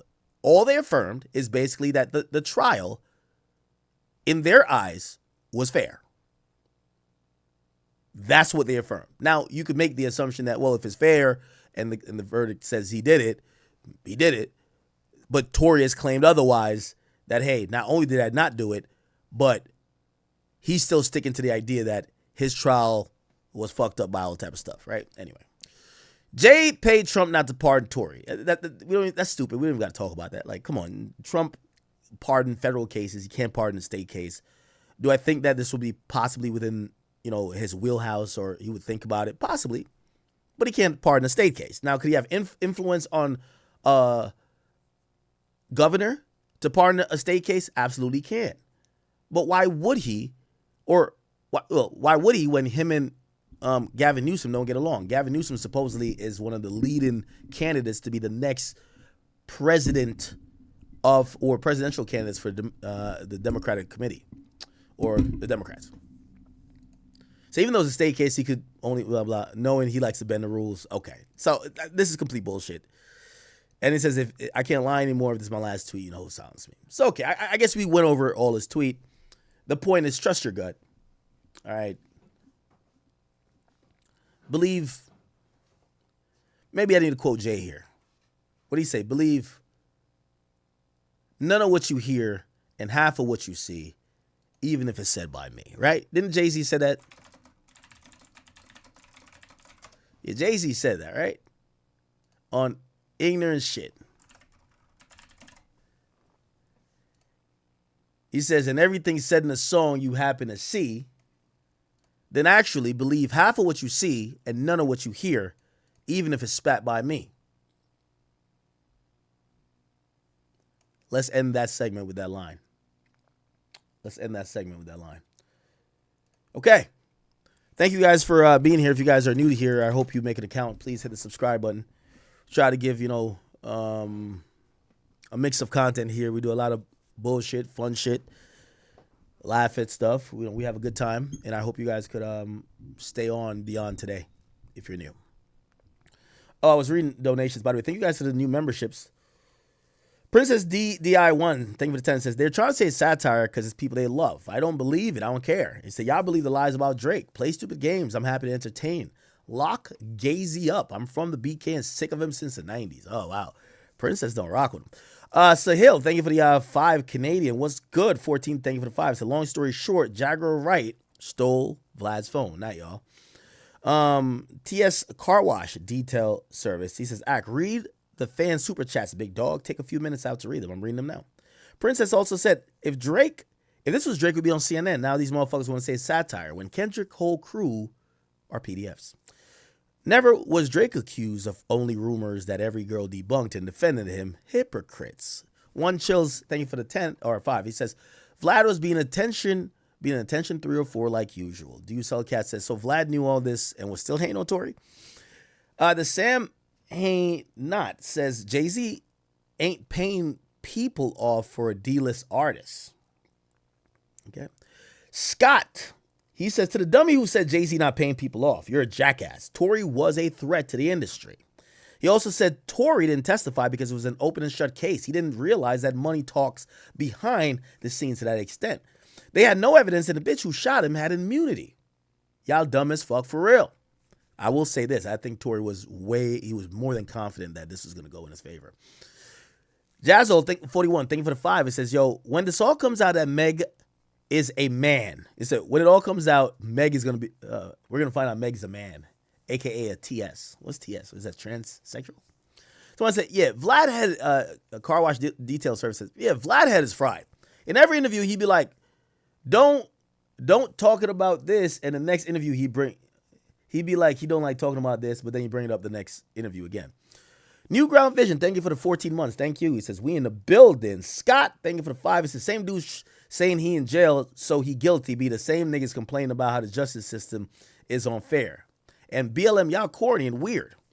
Christopher, thank you for the 5. It says, you mad consistent, G. Thank you. Ray's Entertainment 9848, thank you for the $1. And Bernice King Real, thank you for the 5. It says, Desiree owned daughter sooner. And why would Vlad think he's smarter than Tory's dad and free the people? I do think it's an indictment that Desiree's own daughter is kind of echoing what everyone's saying about her. If your own daughter is saying it, like, Jesus Christ. Hudson Saint, thank you for the 5. It says, stuff like this has been going on since before the 60s. Have y'all never read the history books? Princess came back in and says, grown man worshiping Jay-Z. It's not above him to do this. What? Rain the Bow, thank you for the 13 months. It's a big act is eating them up. Pause. Thank you, though, Rainbow. Love it here. Thank you to our chat queen. Rodney Tolbert, thank you for the 2. It says the CEO of Rock Nation was a drug dealer. That is true. Desiree Perez was caught with drug dealing and supposedly she flipped on the cartel. One of the few people who flipped on a cartel, lived to tell the story, and is now pretty much a multimillionaire. Rodney Tolbert, thank you for the 2. It says he did an album with R. Kelly too. They're talking about Jay-Z. Rainbow says, Big Act, you're not wrong. We're on the right side of history. Chat queen for life. Chat, run up them likes. Thank you, ma'am. Mo Bowman, 260, thank you for the 5, says, why are all these creepy folks from New York? Jay-Z, Diddy, Weinstein, Epstein. Welcome to New York, Vlad. Check drop. Now he's joking. Bye, Felicia. Barosity Kid 320 iffy or 325 says donate a few $100,000s or multimillionaires to a politician or a judge family member's nonprofit charity organization, and you could do anything in America. Vlad is being disingenuous about the game.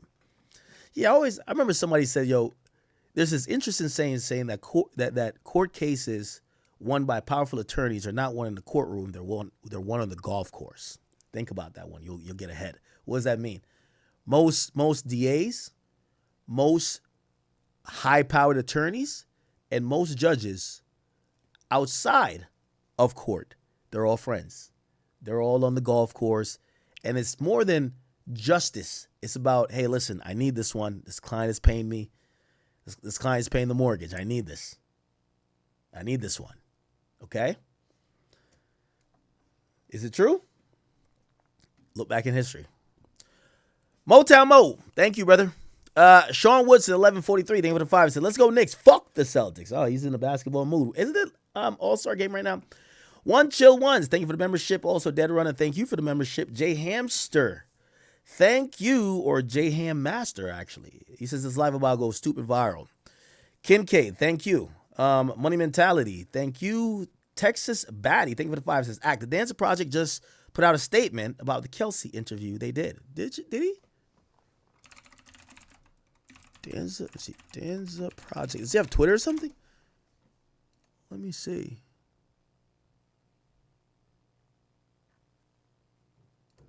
In a spirit of public confessions, I'll place this one on the record. Okay. In April 2024, I conducted the only interview with Kelsey Harris. Shortly after, I was apprehended for questioning. I was advised on what could be said publicly. I was urged to alter the presentation. The rollout was no longer mine alone. For weeks, I operated under guidance. Silence was encouraged. Adjustments were expected. No one owns my voice, but pressure is real, and pressure leaves fingerprints. I hope more people come forward to bring light to the truth.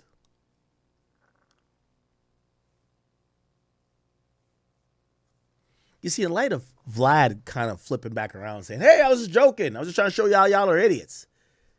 Is Danza doing the same thing? Now, if you don't know what he's talking about is well documented. The only interview, and by the way, I've approached Kelsey several times. Trying to isolate. Get an interview or follow-up about this. I've said, hey, listen, they're saying you did it. They're slandering your name. You're going to speak up for yourself. She's really been, Now she has immunity. Wait me. I'm completely okay with that. That's been pretty obvious. Yeah, I've learned that people gonna hate you regardless. Like you can be doing. I think that's very important. I didn't want to take an interview or sit down with anybody until I was past that part, and smart. Yeah, and I had earlier this year I was like, you know what? I think this is the year that I want to open up more, let people into my life a little bit, and maybe hope this will help them understand me more. Maybe I'm related, maybe my story will help somebody else, So, and I think it's also a part of like the healing process. Mm-hmm. Maybe this will help. And it absolutely will. You can't, when we listen to music, how many musicians do you hear that you're like, this music is absolutely terrible, right? but they still get 2.5 million listens a month because they are able to reach through to somebody. Right. There's always somebody that's going through the same thing you're going through. Absolutely. That's nature. Mm-hmm. You know what I mean? So there's so many people that, they'll sit there. There's so many people that'll sit there and troll you, but there's so many people that don't even have courage to type to you to tell you, hey, how did you do it? Right. How did you still find a way to navigate through all of it? And that's something that we'll get to. For now, I was thinking about how it. Let's see if we could get her she really said a lot of nothing. And it's interesting Danza is coming around to say this because I think one of the main things, we know he paid for the interview, right? Danza is someone, not a cheap guy and, he got some bread. He offers his guests, compensation. And we would imagine that she did this for the money. But if I'm going to give you some money and I'm going to be this exclusive interview you're doing, like, hey, you're going to answer the operative question. Did you shoot? Did Tory do it? Like, tell us something. Yeah. The wild, like, I would have thought she would have been like the center. Nah, she was she was a party girl. Yeah. You know what I'm saying? So I think it wasn't until 2018 where I really realized, like, he would have been like, how the F did you do that? All that said, a lot of people in the media, they throw around the term best friend loose. I mean, not just in the media, everywhere. And for women, it's like, I didn't even know about the hair part. Really? Until after everything. until after that night, and you start seeing people spin that picture in the media. Obviously, there's so much that went on with that I would imagine that's very painful to talk about. Yeah. Betrayal. Mm-hmm. And is that where the friendship ended? Is that night how the friendship ended between you and Meg? You know, what's crazy is it's still so unclear to me how we got here. Right. You know what I'm saying? Especially when you consider somebody your best friend, you call them your sister, you're with them every day. You know what I'm saying? By the way, I want to consistently and frequently make this this announcement, because the reason why I'm calling an Epstein list type move of what Vlad did, that's why Rock Nation is not mad about it, is that I truly believe that they want to pigeonhole us to one thing. I do not want to keep talking about, hey, listen, we already had our questions. We've said it.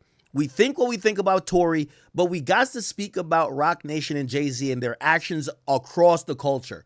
What they've been accused of doing to Nicki Minaj, what they've accused of doing to Bobby Shmurda, what they've been accused of doing to all these other people, including some of our favorites. We need to speak about it all, because this idea that, oh no, they're above doing certain stuff, that's complete bullshit. And I think that, you see, this is why I said Vlad's tweet is harmful, because we're sitting here and we're relitigating this Tory thing. We're like going back into it, like this Tory thing is beaten to death. Like, of course, we love Tory. We believe that, there's a lot of reasonable doubt there. But the real thing to be discussed is that why the fuck is Jay-Z's name mentioned among Harvey Weinstein and Epstein? Why the hell is he hanging with Weinstein? Why the hell, when it comes to Rock Nation, certain things, we're seeing some Illuminati type of stuff happen? What's the deal? Who got the secrets? Who got those files? That's the files we need.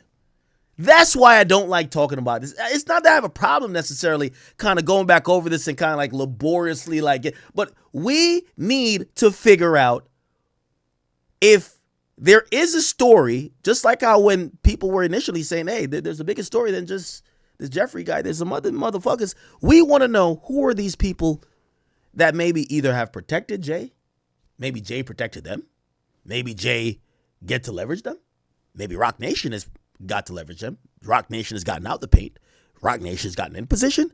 We want to see those files. That's what we want. So a popular tactic is, let's distract you. Oh, look at the economy, look at this. That's what they do to Jeffrey Epstein. Look at, oh, no more files. You know what they're doing with this? What about this Tory thing? This Tory thing, cool. That's one of 5,000 other things. And that's why I think our time is being wasted. But it's okay. As long as the people who are being awoken don't just kind of go back and say, oh, okay, all right, nah. All right, we already got the answers. Just keep being inquisitive. Keep asking questions. And don't only ask them with me, because I'm asking them with you. Ask him of your favorite entertainer. Hey, why the fuck we talking about Jay-Z's anniversary of Reasonable Doubt? Fuck the anniversary, nigga. Let's talk about this. Let's talk about the anniversary of him hanging with Weinstein. You know, he dropped reasonable doubt in 1996, and you do know this is 2006, which obviously would make it 30 years old. Congratulations to him. We'll give him some finger snaps, but let's talk about how long he been cool with Weinstein. That's what we want to know. That's what we want to know. I'm sorry to tell y'all. Okay? Yeah, they're gonna distract us with all type of stuff. All type of stuff. Oh, they got this coming up. This is the thing we should be focused on. Remember before Diddy got indicted? What did Diddy do? Hey, I think you guys should focus on me. I'm going to give all the artists back their masters. Huh? Philanthropic? I think we've seen enough by now. You had Melinda and Bill Gates say they're going to donate half their fortune to philanthropic efforts. Come to find out, it's because their name is in the fucking Epstein files. Come on, man. Stop playing. We hear Diddy says he giving back all his artists the masters after niggas threatened to throw a fridge on him over a damn off a 4th floor building. That's what the Locks did. They argued on camera. He would not give it back to them. All of a sudden, I'm down to give it back. He gets indicted. Watch out for the distraction. The Jay-Z distraction is coming soon. It's going to be the Trojan horse. It's going to be, hey, I know you've been thinking that me and Beyonce and the Carters and the Rock Nation are bad people, but look what we're doing for the culture. We're doing something good. The distraction is coming. Right now, we focused. But this is what I'm saying. Let's not focus fully on this Tory thing. Tory, we wish you love. We wish you health. We hope you come home soon. Hey, listen, you have already done the time. You've lost time off of your life. Whether you did do it or not do it, a lot of us believe that you were unfairly convicted. Whatever is the case, hold the faith, my brother. I know you have been. Come home soon. But the conversation ain't done there. The conversation ain't done till we get all the files. Don't stop asking questions till you get all the files. Oh, they want to stop. Well, so how old was Foxy? No, let's not talk about that. We're about to do the Rockefeller reunion. We don't want to hear about a Rockefeller reunion right now. Nope. No reunion. No brunch, no reunion. None of that. None of that. Nope. No distractions. No distractions. None. No renaissance, no nothing. Stay focused. None of that. Remember I told none of that. So how old was Aaliyah? No, Aaliyah, we about to have the Aaliyah. We don't want no tribute concert. Stay focused. Stay focused. We just gonna keep asking them questions. We don't care till we blue in the face. Because we're not getting the answers. And I'm gonna be honest with you, the lack of answers makes me think there's something. If put it like this, you know, with the Epstein files, when niggas was asking, they say, yo, here's all 6 million files. We ain't got nothing to hide. Here, take it all. Even if there was some shit, would probably be like, man, they gave it up too quick. Them niggas hit that shit for like 6-7 years, man. Now we know there's definitely something. What? Oh, nobody want to talk about it? Oh, there's definitely something. Nobody want to talk about Jay-Z? There's definitely something. If everyone's like, I bet, let's have the conversation right now. What's up? Once and for all, let's have it. Nobody want to do it. There's definitely something. There's definitely something. There's definitely something, man. They've done a million things for the last couple years to change the subject. I'm telling y'all now, when y'all ready, look, let me see. When was reasonable? I know y'all gonna have that day. June, it was June 25th, 1996. When it comes to June, I want to suggest, okay? This is my suggestion. Y'all don't got to follow me. All of the paid shills, all of the people that's down with concealing, hiding, suppressing the conversation being had, they're going to use this as a day to celebrate, saying, here's the greatest rapper of all time. They're going to act like it's the anniversary of Jordan getting 6 rings or some dumb shit. We ain't having it. We need to basically say, this is going to be the anniversary of us figuring out what the fuck this nigga had going on. Facts.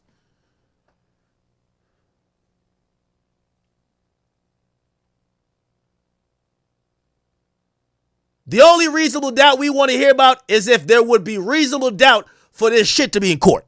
That's it. We ain't want to hear about no album. None of that. The distractions is too much. And at this point, when you're having even people who, I get it, he's not that well informed, or I know some of y'all think, oh no, Rock Nation must have sent him. I don't even think that. When you having people like Vlad play in our face, they're basically saying we're all stupid.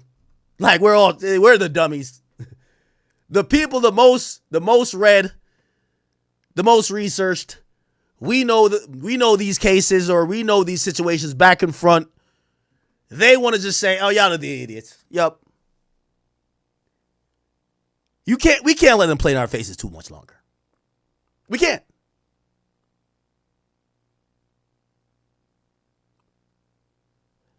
So June 25th, 1996, it'll be memorialized the 30-year anniversary, June 25th, 2026.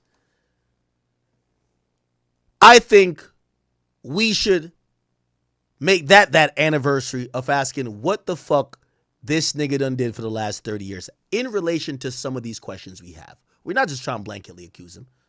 We're not saying he cheated on his math test.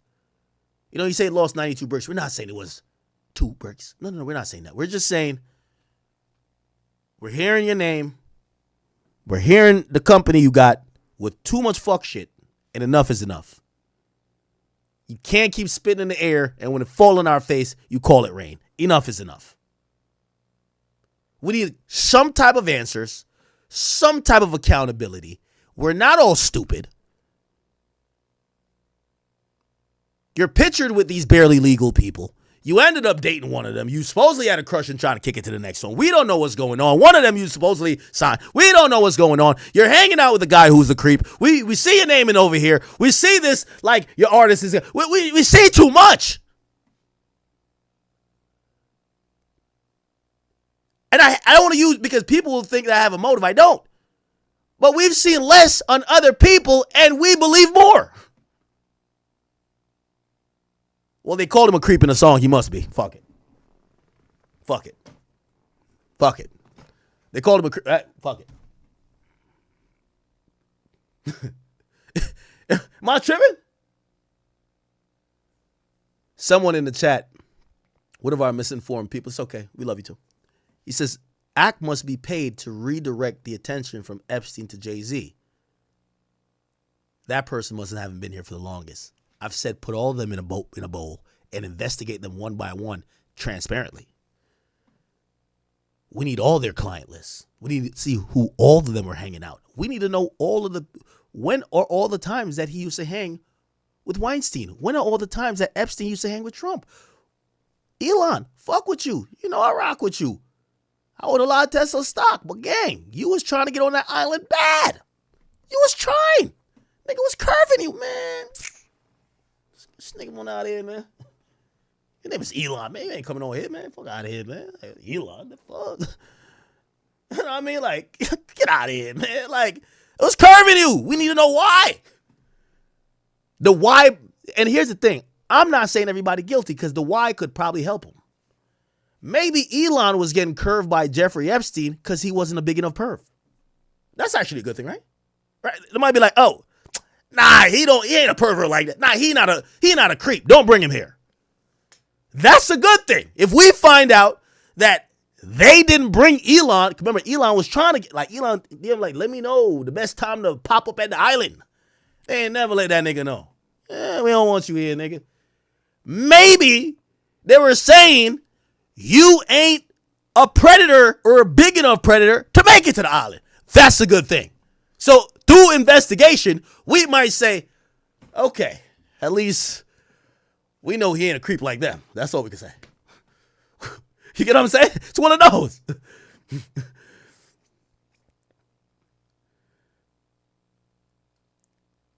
If you in a gang and they inviting the killers to a meeting to go on a drill to slide for one of y'all dead mans, and you say, could I come to the meeting because I want to go? And they said, nah, they're curving you.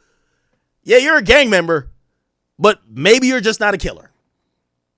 We learned something. You're just not a killer. They know you're going to freeze up in a car. You're throwing up after the drill. They don't want that. They don't want it. What can we take away from that? Hey, yeah, he's a gang member. Yeah, that was his niggas in them, but he just wasn't a killer. We need to know something. Can we know something? We asking questions and they looking at us like, why are these niggas asking questions? Yo, chat, have you realized they've now turned it into the people asking questions are not only the idiots, but the weird ones? Here's the next iteration of it. Why they so obsessed with that type of shit? Bingo. Got him. When you start saying, again, this is not even an accusation. Just say, hey, was this odd? Again, the answer might be like, all right. And you know the funny thing is, I know some people who love Jay-Z and whatever. We've never got an answer. It's not like we've gotten answers and we're just so stubborn that we're like, let's ask it again. No. Ain't nobody saying shit. Because I do understand that. Like, people have said things about me and I felt like I'm pretty transparent, so I've answered it. Here's my response. They ignore my response and say it again. Okay, all right, you're being annoying. All right, let me say it again. So I say it one more time on a bigger platform. And then the people don't like me, they're like, let's ignore that shit. Let's say it again. Those people are idiots. Okay? So really, pardon me if some of these things we have full-on answers for and we have full-on explanations and full-on exonerations when it comes to Jay. Like, okay, hey, if I haven't seen it, if I'm overlooking something, I apologize. You know, I'm trying to operate within. I want to have some integrity here that says you're not just dogpiling on somebody for whatever reason. Like, you actually do believe what you're saying. But most of this shit they don't want to talk about, period. That's the funny thing. Anyway, let me listen to Kelsey a little bit more. And after this, what was I going to play? Oh, I had something to play. I would like to say no, the whole situation of her doing whatever behind my back, that is not why we fell out. It's so unclear to me why we fell out. I'm a type of person that likes to communicate things. Some people don't like to communicate. It's a task for some people. Right. But you would think when you have this, when you're close to this person and this person is supposed to be, you know, like your best friend, your family, your sister, that you would be able to talk about these things and, you know, agree to disagree. You don't even have to, you know, people grow and everybody has a season. So if that was just the end of our season, I felt like we should. She's saying a lot, but not saying nothing. Come on, cook up. And it's like, I'm sure everything kind of just. It was fast. Yeah. Believe it or not, that was my last time ever seeing her. Really? Wow. And it's crazy. How do you go through something like this with somebody, with your best friend, your sister, and you just push them out so easily? I don't know. I'm a different type of person. Well, this is why I got to talk to Danza about his tweet. Well, I can tell you how you stop talking to someone if she believes you try to shoot her. Yeah, that's kind of how you stop talking to your best friend, right? You got in an argument, you beat your best friend up, and she grabbed a gun. Now, she's not definitively say what happened. Or, another way how you stop talking to your best friend, whether or not you did shoot her, you basically clearly didn't see that much of a problem because you're talking to the nigga who shot her, if that's what she claims. So that's the confusing thing with Kelsey. She's not saying, or I guess it's implied. I think maybe she might say, oh, I didn't shoot. I don't think she even really said anything. But if you're asking yourself, why would your best friend not want to talk to you afterwards? One of the things could be you shot her. Okay, let's say you're saying you didn't shoot her. Well, you fraternizing with the guy who, if it wasn't you, I would imagine it would be him who shot her. If you can't see both of them, you're either stupid or you think we're stupid. Or you're thinking she never got shot. She's just over here lying. I don't know which one it is. I guess. You really are. Because in front of the world, she went out and it's clear now, right, that she went out and lied in front of the world, said I was never with him and stuff like that. And you weren't the type of person that went out screaming to the media that said, yes, you were. You just stayed chill. You stayed yourself throughout all that. Yeah, and it wasn't an easy thing to do because there were so many times I wanted to go off, clear my name, defend my name, up against these lies. But they say, like, people who run to tell their story first, they do it because they're scared of like the truth, you know, you telling your truth. Yeah. So they got to paint this picture of you. Let that be the narrative. And make people believe you're this bad person before you can do it to them. You know what I'm saying? My intention is never to like paint somebody as a bad person. But my story, unfortunately, has to reveal these people's character. You know what I'm saying? And I don't think they want that. You know, you don't want me to tell my side of the story because it's going to reveal like things about you that is just like not right. You know what I'm saying? Yeah. So yeah. So doesn't it bother you when, you know, I did see the clip where she's like, "Oh, you better speak up or you better say anything." You know, like. Is that the one recently? Yeah. It's like, you There's don't so want many me to times. speak up, but I feel that with the time that she did spend with you, and she knows of you, she knows that you are the type of individual that you don't. Exactly, that so I don't she like. uses that to her advantage. To her advantage. She's a big girl. She's probably always looking down on people. I totally agree with that. Not the big girl part. Not the big girl part. The part about, you know, she knows my true character. So she knows like, even though yes, if it comes down to it, whatever, I'm gonna handle my business. Yeah. I don't go out and seek drama. I'm not a confrontational person, but if it has to be that, then that's what it is.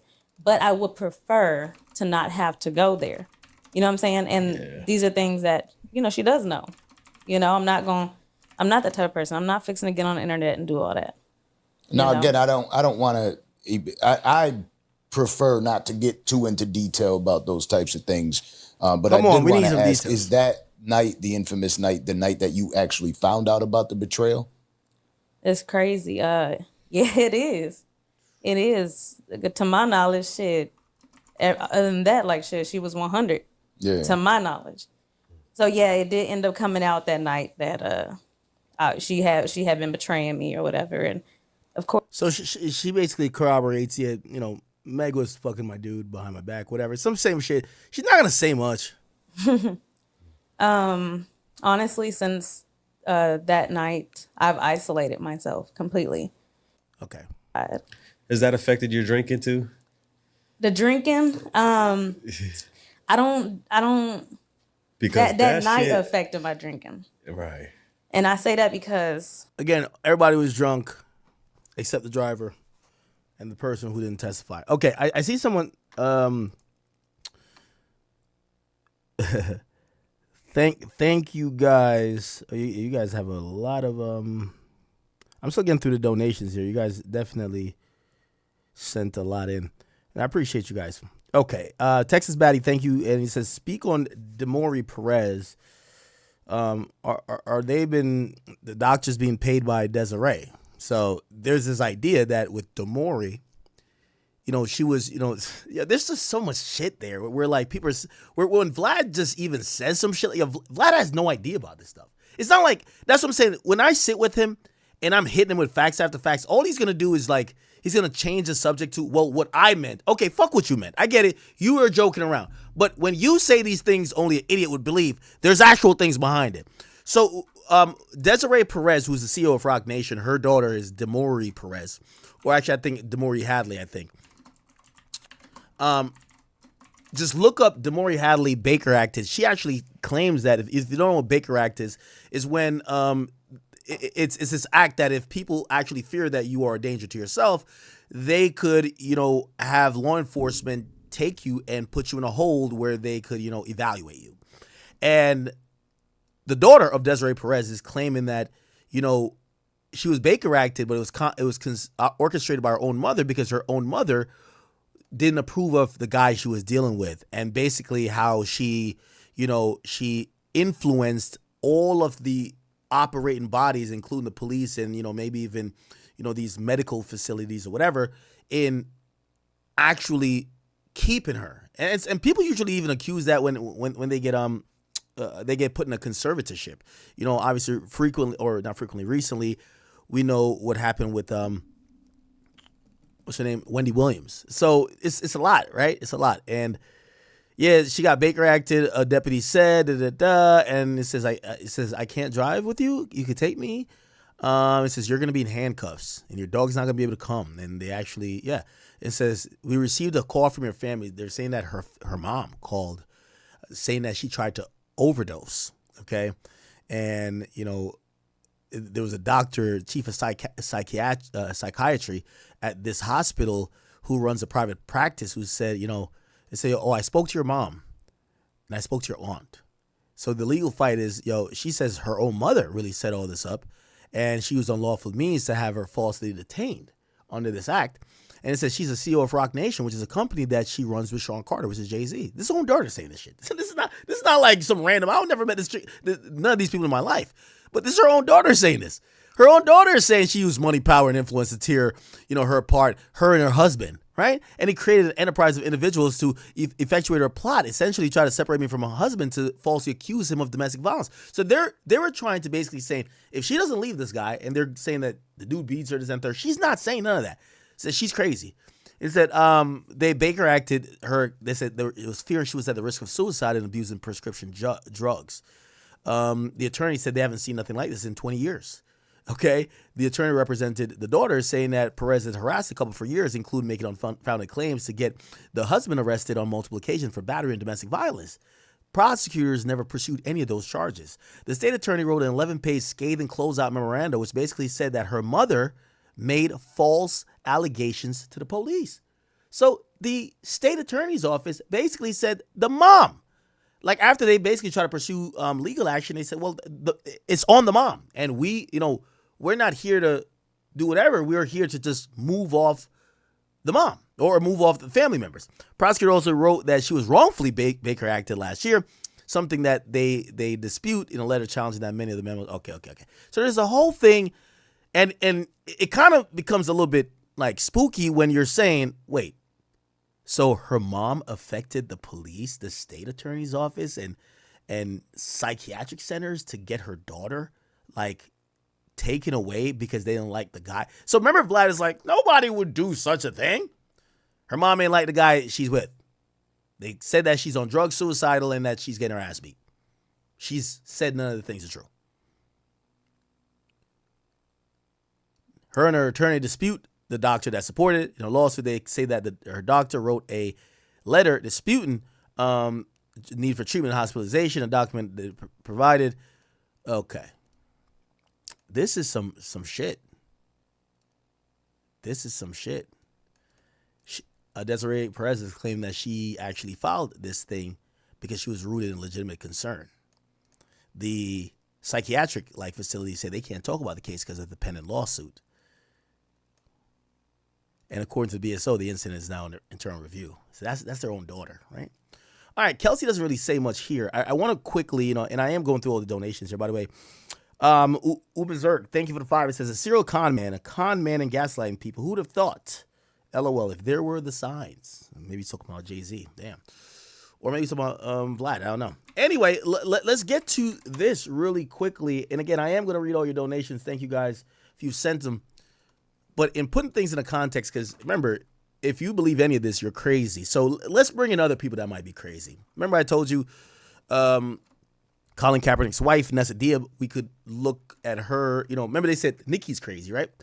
Nessa Diab, Nicki Minaj. Let's look at this.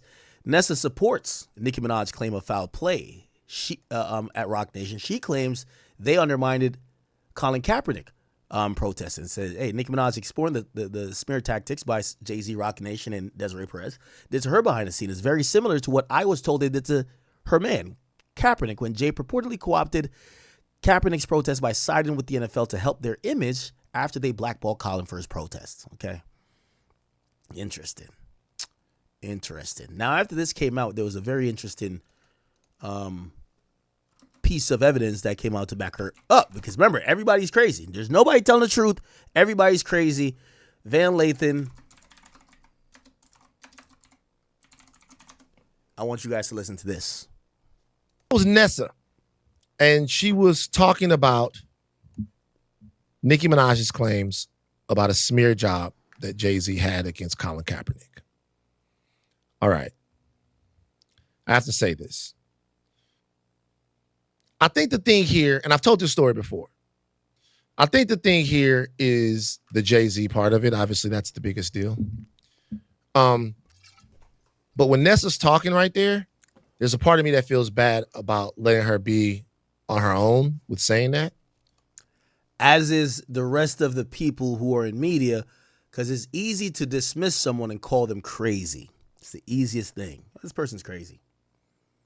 Right? Because most of these people are speaking from their shared experience. They're speaking from, hey, I've went through this. Hey, I've seen this. And it's easy to say, you're seeing shit. You're in your mind. It didn't happen. And this is the reality. This is what happens, at least in what happened, at least in this one instance, because I was there.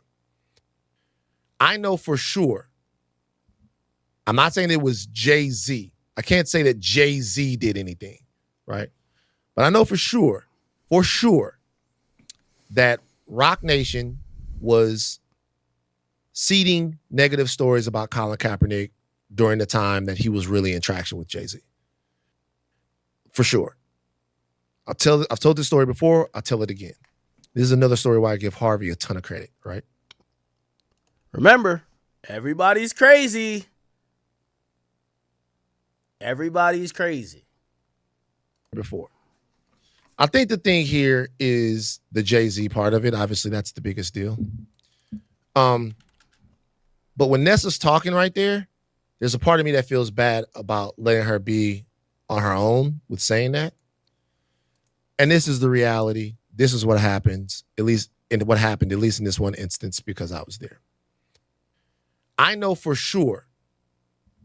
I'm not saying it was Jay-Z. I can't say that Jay-Z did anything, right? But I know for sure, that Rock Nation was seeding negative stories about Colin Kaepernick during the time that he was really in traction with Jay-Z. No, Dan, no. Jay would never do something like that. Why would he do that? You're cap. Let's hear. For sure. I've told this story before, I'll tell it again. This is another story where I give Harvey a ton of credit, right? So I'm at my desk one time. This is after the Rock Nation NFL deal has been announced. And give Harvey more credit than just Harvey Levin is the boss and the on-air personality at TMZ. That's with how he played this. I'll give him credit for the fact that he goes, hey, I just got this information on the phone. I know who was on the other end of the phone. I know who Harvey's Rock Nation contact is, right? I just got this information. Nah, it had to be like a random tip. Nah.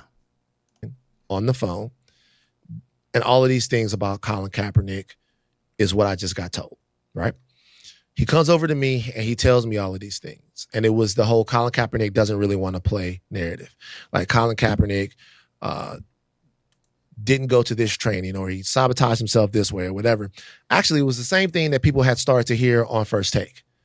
And it was a narrative that was getting around because either it was coming from what I thought at first is that either it was coming from players that had played with him or people that knew things. I don't know, but I had heard it before, right?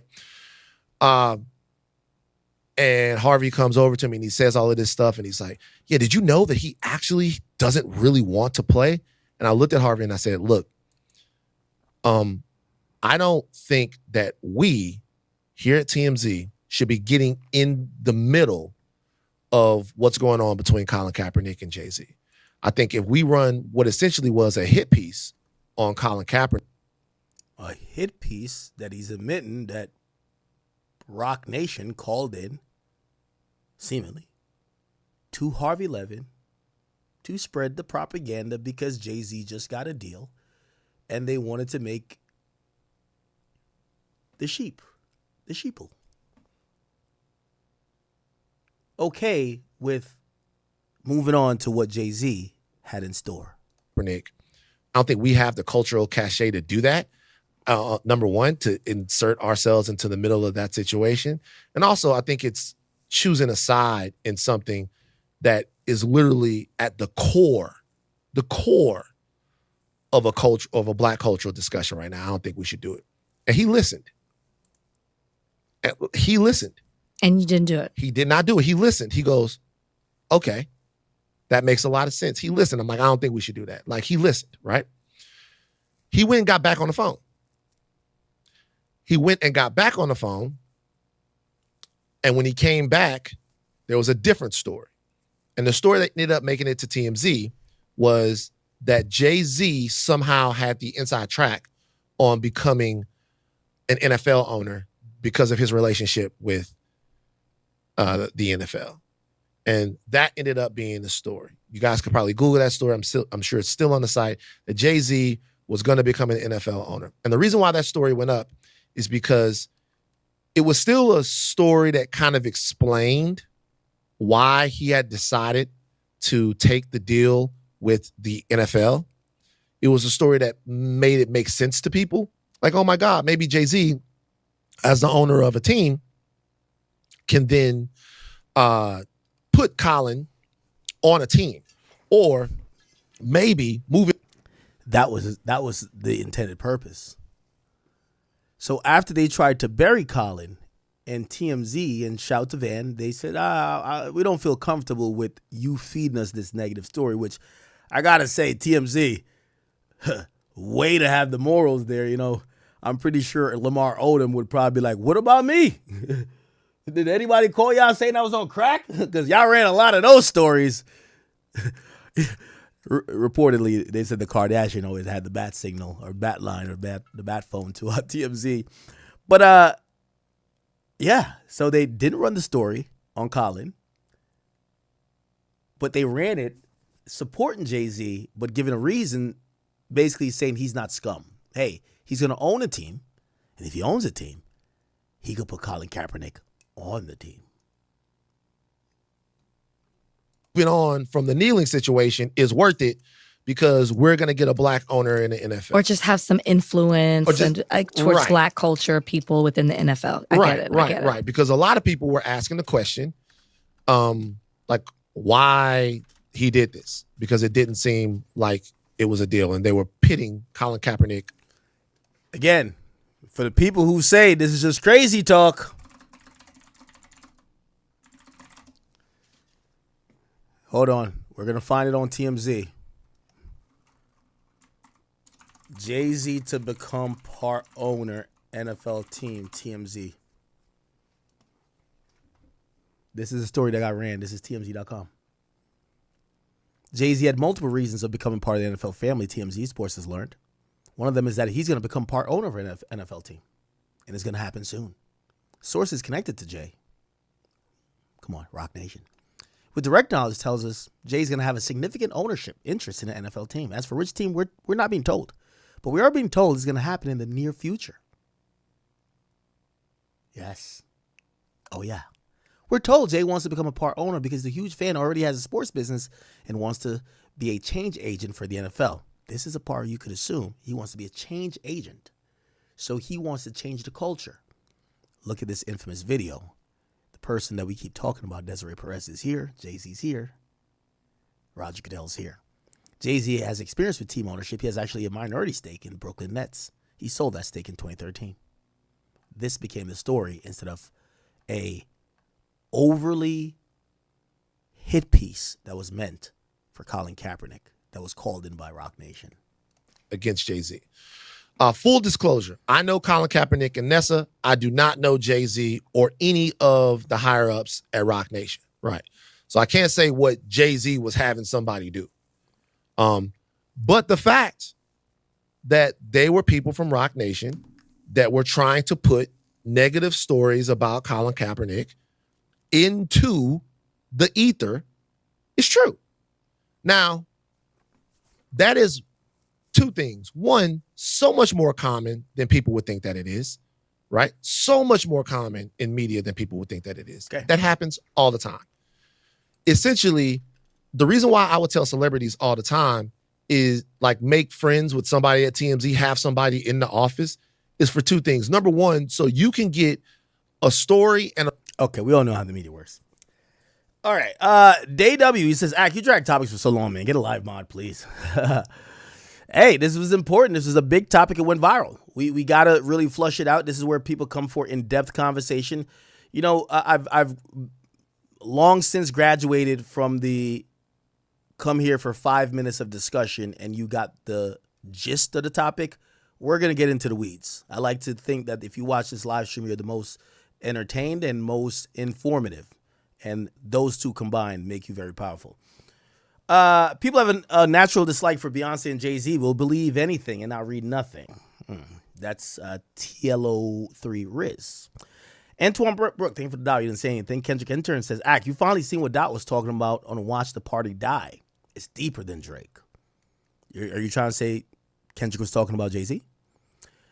Antoine Brooks, thank you for the 2. It says, Ack, Jay-Z's not on the list. Shaking my head. It's misleading. What list are you talking about? I don't think you guys are realizing that the list, there's a metaphorical list, and it's the people who were his associates who probably helped the bidding or were accused of doing some of the same shit with him. There's not a list like the nigga didn't write a list. You know what I'm saying? Somebody else says Kendrick is trash. Anything but a norm. Thank you for the 10. I appreciate you didn't have a message with that. Duality 742 says, who protested in the streets at a Super Bowl between the Jay-Z partnership? It's bullshit. Now, what you're not realizing is this. So remember, it's 2014. That's when the letter was sent out, right? This letter is sent out. It says, look, 2014, why we're not in Sao Paulo, keep in mind, this is 2-3, okay? What happens is the World Cup is in Sao Paulo, right? What happens in 2014 Super Bowl is at MetLife Stadium. The Seahawks defeated the favorite Broncos, and this goes down in MetLife, okay? So when you look at it, this is the MetLife Stadium. It's the football game that goes down in MetLife Stadium. If you don't know, the New York Giants play at MetLife. Again, it went down pretty much without a hitch. They're saying because when the Super Bowl comes to a city, and if you guys don't know how Super Bowl works, there are packages that are presented. That it's kind of like the World Cup in a way where, you know, these cities kind of bid for it in a way, but they are selected. And it's all about what the biggest game is going to bring to the entire, you know, surrounding areas. So they know there's going to be a shit ton of events. The NFL is going to be sponsoring these events. It could be the celebrity, the Pro Bowl, the this, the that, the flag football game, whatever the case is. And essentially, you know, they're pointing out, that's what the guy was pointing out. When the biggest game comes to Sao Paulo, their social issues that they're having, their social strife, turns into embarrassment. They're protesting and fighting in the streets. Well, no one is protesting and fighting in the streets when it comes to New York. Why? Because Jay-Z. We have Jay-Z. He is the guy. Jay-Z will make sure niggas ain't nigga-ing. That's the point. Okay? Duality, thank you for the 5 again. It says the FBI investigated for decades, took 180,000 footage, but didn't save one child. They didn't take the pictures themselves. They confiscated them, yeah. Somebody says, Bernice says, go to 36 hours later. We did do that. Appreciate you. Africa Bambata. Whoa, that's your name? 69. It says, Hassan Campbell was my girlfriend. Wow, pause. I'm not too sure if that's actual guy or what. Don Draper, 9673, thank you for the 10. Says, what was the point of Vlad's tweet? Well, according to him, he was trying to rage bait and also engagement farm.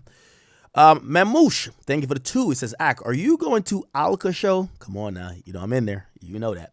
Katrina, thank you. Thank you for the membership. And by the way, he's talking about Alkaline, a guy who would play a lot. All good, all good. Somebody said, Ack, keep dropping 40. Thank you for the 10, by the way, on this fucking Jay-Z thing. This is the only tether we're jacking. Oh, man, it's an FBA. They're rocking with me. Okay. Africa Bambata is going crazy on here. What's up with this guy? Peter Stone says, it's so clear you only care about this dude to your ties with Tory and Drake. You sound like a crazy barb. Yet you're quiet on Trump documents every day. Trump isn't a hip-hop person. I primarily cover hip-hop, sir. And I've also said because of Trump's inclusion in the Epstein files that he should be investigated. I've said it about everybody. Again, you might think it's about Tory and Drake, but that's why I said those are the people who are going to try to make it personal. No. I think there's enough questions that we're not getting answered. And if you point me someone else that has as many questions, I don't care who, and even if it was Drake, I would ask the same questions. I know you don't think I would, but I actually would. The point is, it's not, no one wants to talk about it. Like, Drake got called a pedophile, everybody talked about it. We actually listened, and it felt like there was people saying, if you're a woman who got done dirty by Drake, file a lawsuit. We didn't see one. Not one. Let's be very clear. So when it comes to Jay-Z, and we keep hearing allegations, rumors, we're seeing things that doesn't look right, doesn't pass the eye test, I think it's natural that we ask questions. And if you think that I'm only doing this because it's Jay because of these other people, name me another person that I should look into, and I'll do the same. If there's someone, again, I ain't gonna lie to you, partially I felt like I did say it though. I always said like, hey, I've heard some stuff. Did I ever say Diddy's name before? Like, I always said that, there's somebody in the industry, I heard that they tell me stories behind the scenes, no one's down to talk about it in front of the scenes. And if I didn't say that, I guess I apologize, but I was always hearing shit about Diddy. And I always alluded to it, but I never said it because I guess you could call me scared at that point. But no one was down to talk about it. Now, granted, do I stand by that he was not convicted of sex trafficking? Yeah, I do. Yeah, he was a nigga who liked to do weird sexual shit, and he beat and manipulate women. Yeah. Anyway. Okay, Borough City Kid 320 says, Ak, if Ak was serious, he'd go down the rabbit hole of the Jay-Z and Brooklyn Nets situation. See who exposed Jay-Z for selling out Brooklyn for less than 1% and why. It involved Russian oligarchs, CIA, and the Mossad. Jay was a R straight? A R, what's that? I mean, I'll look into it. Again, I also don't want to make it seem like I'm on this witch hunt for Jay-Z. That's not the case. As I said, serve me up somebody a little bit more that has this amount of profound, invisible hand effect, and I'll look into that too.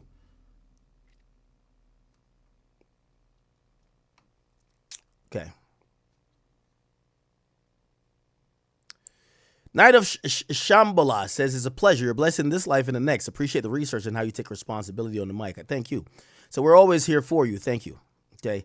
There was a $50 donation somewhere. Did I get to it? I got to make sure I acknowledge everybody who did donate. I appreciate all you guys. Thank you. Thank you. Okay. And user, I did see you. Okay, cool. I'm going to also get to the donations on the Academy, but we're not going to slow up the show. And I guess, we have spent about 6 hours on this. And I apologize. I know I missed yesterday, but this definitely needed all the intense dedication towards what the hell is going on. Okay? Appreciate you. Geop says, Ak, could you hire Timestamp 999? He's amazing. Is he the person who does timestamps on the Academy? For the people who do watch on the Academy, the VODs that are up, I think someone does an amazing job at timestamps. Okay, hey, I'm going to reach out to him. Let's see if me and him could have a conversation, right?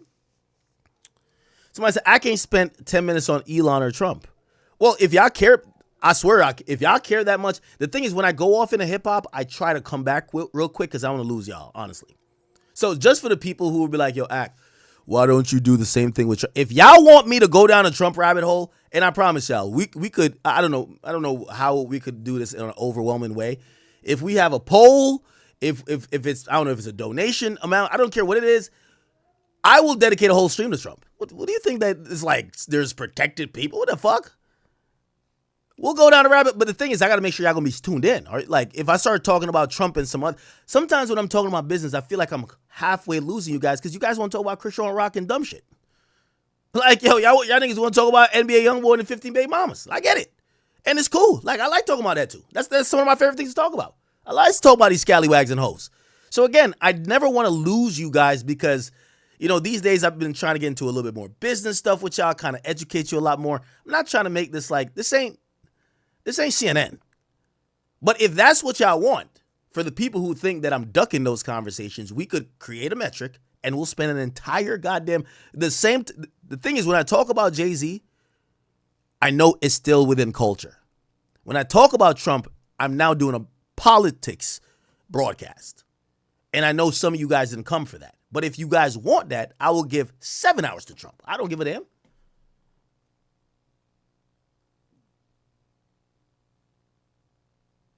So again, for me, when I look up, like today was a big day for us, clearly, because people cared about this topic. So I'm going to talk about it. But if y'all are saying, if you say tomorrow's stream going to be about Trump and you finna go through all of this shit and figure it out, and we could go find all the agreements that have came out afterwards with him and whatever escort, we don't give a damn. We'll get into all of his files and whatever,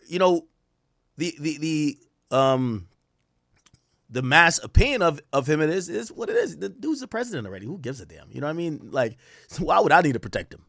Fuck. Look at Pam Bondi. So if you guys want politics, I will. If you guys want me to talk about Elon, I'll talk about him too. So it's just how much I don't want to drown y'all in it. But I'm down if the audience so calls it, right? Or, I don't know if you just want me to do a segment where maybe I, do a regular stream and then go on Kick for like 3 hours and break it down. That's kind of how I came up with the war in Chirac, right? There was like this part of this audience was like, no, we want just this. And I'm like, you realize if I talk about Trump, I'm not a political commentator. They're going to leave. Like, y'all are going to leave.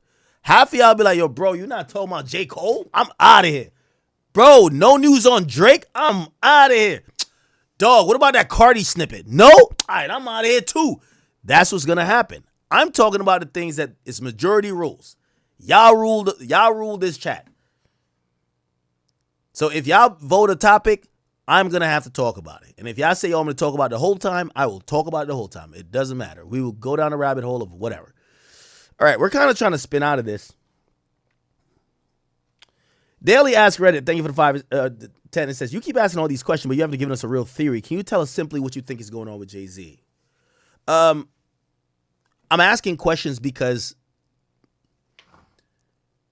I think it would be irresponsible of me to make really any wild accusation. I can't sum up what I reasonably feel and believe is happening. I feel like Jay-Z in the late 2000s and early 2010 transitioned from being a rapper to a mogul to, and this is the difference. I think Diddy was a mogul. I think Jay-Z has transcended that, and I don't know what to call it, but his actions affect not only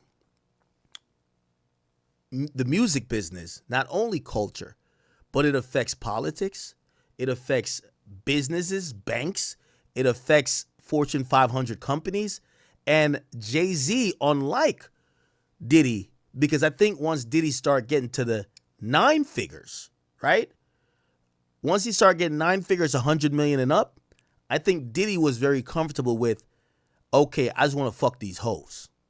I think Jay, he's in a much more important and a much more powerful position where I think potentially not only could he affect elections, not only could he affect, where billions of dollars are being invested, whether, it's a casino in Times Square or whether they're building an arena in. I think when we think about what power looks like, Jay is the ultimate. Okay? Diddy was a nigga with a lot of money trying to get his freak off. He was trying to get his dick sucked. Or maybe he was trying to suck a dick. We don't know what he was doing. But the Diddy files basically came out. Well, it's probably not all of them, but we got a good look into what his life was. Diddy wasn't really like... going into that, we thought that maybe politicians he had. That was the thought. Yo, he probably had politicians at the freak-offs. Bro, it's probably him and Ja Rule and like 5 hoes and like 2 prostitutes. Like, we don't know what's going on. But it was clearly not what we thought. Like, we haven't really heard credible evidence about really powerful. I stand to be corrected. We haven't heard powerful things about the people he was rubbing shoulders with. We did see him rub shoulders with them, but we get to realize he was just a freak boy. The thing with Jay-Z that's very different is that Jay-Z is the heart and soul of some of these motherfuckers advancing. Jack Dorsey, his association with Weinstein, Roger Goodell. This idea of too big to fail, the thought of Diddy was that once he cut ties with Diageo, he was persona non grata, which means off with him, like fuck him. So whoever was protecting him from getting indicted, like again, the idea of like this Epstein thing where you're dealing with people that are so powerful, it's the reason why you get these secret deals. It's the reason why you get protected. It's the reason why even after death, they won't release the files about what the fuck you did. That's not the case with Diddy. It was like Diddy was just some freak nigga. Like all the fucking prostitutes are doing interviews. It's clear with Jay. Jay got that type of ilk. And that's why I was kind of like baffled when Vlad was saying that, because I'm like, Jay's the only person within this culture I feel like would be tapping into things that some of these billionaires. Obviously, he's not like one of those, he's not Peter Thiel, but like, shit, he's the black guy who's friends with Jack Dorsey. He's the black guy who's needed for the NFL. That's connected to 30 other billionaires. Like he's the guy. He's the guy. So when you kind of see him there and he's still trying to move up, whether politically, whether it's, Rock Nation and even their association with, what's it called again? All the stuff they're doing for criminal justice, you kind of start to realize they've honed a lot of power. Anyway, let me not spend all the time. Whatever. So I'm trying to find out why Charleston White was choking someone. Yeah, that was an interesting clip. We're going to play it in a second. How we do it says, they were planning to sell, Tory was planning to sell straight to consumer while being the biggest in the world, breaking IG live records during the pandemic. Biggest threat to the labels. So Jay had to end that. It was never about Meg. Okay. All right. Somebody said, notice all the shakedowns on all the famous black billionaires. A little breezy. I would actually say it's the opposite. I think we've seen more white billionaires exposed recently than the black ones. Right? We ain't hear shit on Oprah. Like the only two we've heard, it was supposedly, well, Forbes hasn't listed Jay as a billionaire yet. But yeah, we've heard about Jay, and then we heard that Tyler Perry was trying to fuck some dude on his movie set.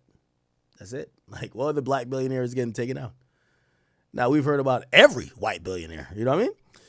So when I said, when you talk about Israel, I want you to remember this conversation. I'll keep that in mind. So I said, Tory will not make parole unless he admits guilt.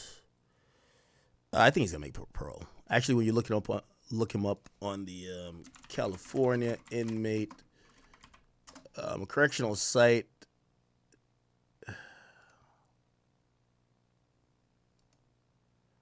you look him up here, you're going to notice, okay, come on, Jesus Christ, this shit's slow as hell. Close, agree, last name Peterson, Daystar. He's right here. He's California Men's Colony. And you look here, he got admitted August 29, 2023. And his parole eligibility date is August 29. And he's supposed to make that parole, if from what I've heard. He got sentenced to 10 years. If he doesn't make parole, then I think he could go back every year in front of the board, or every 2 years. I can't remember. Then he would be looking to maybe spend until 2023. But I think they did give him some time served. I can't remember when, but he's expected 2029. Okay. All right. Ezekiel says, you missed stream again. I need that fade. Oh, yeah, I did miss 3 days. So we're 3 days out. So I'm 12 out of 15. That's not good. It's a scuffed month. I need a month where, like, first of all, we still got to do our official 30. I think we're going to do it yearly now. We got to do our official 30 for 30. But we need to practice 30 for 30 first, right? This was supposed to be the practice one, and I've missed 3 days. This is bad. Parker Coates says, shout out to Jay, was actually selling snow or white in New York back then. Okay. So I said, Rock Nation's been dealing with LAPD. Don't forget the Yo Gotti Young Dolph shooting in LA. At the time Yo Gotti was signed to Rock Nation. No charges for Gotti then. Somebody says, before you get off stream, you got to address what LaRussell said about you and blog pages and what he said about Lil Wayne. I'll talk about this next. Someone says, I'm paying attention. Ack, Vlad's trying to shift minds. Why? Well, we've seen that. Someone says, shout out to you, Ack. You're crushing the new year. 30 for 30. I will be doing it again. Thank you. Someone says, yo, Parker Cole, thank you again. JFK, shout out to you. Chuck Joke, shout out to you.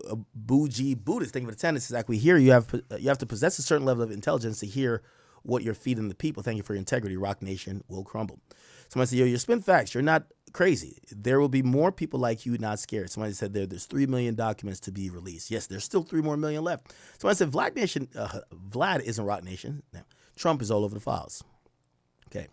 Ruger Red, thank you for the gifted sub. Culture Cut Cliff says, what is the common denominator in all these situations, Ack? I think power.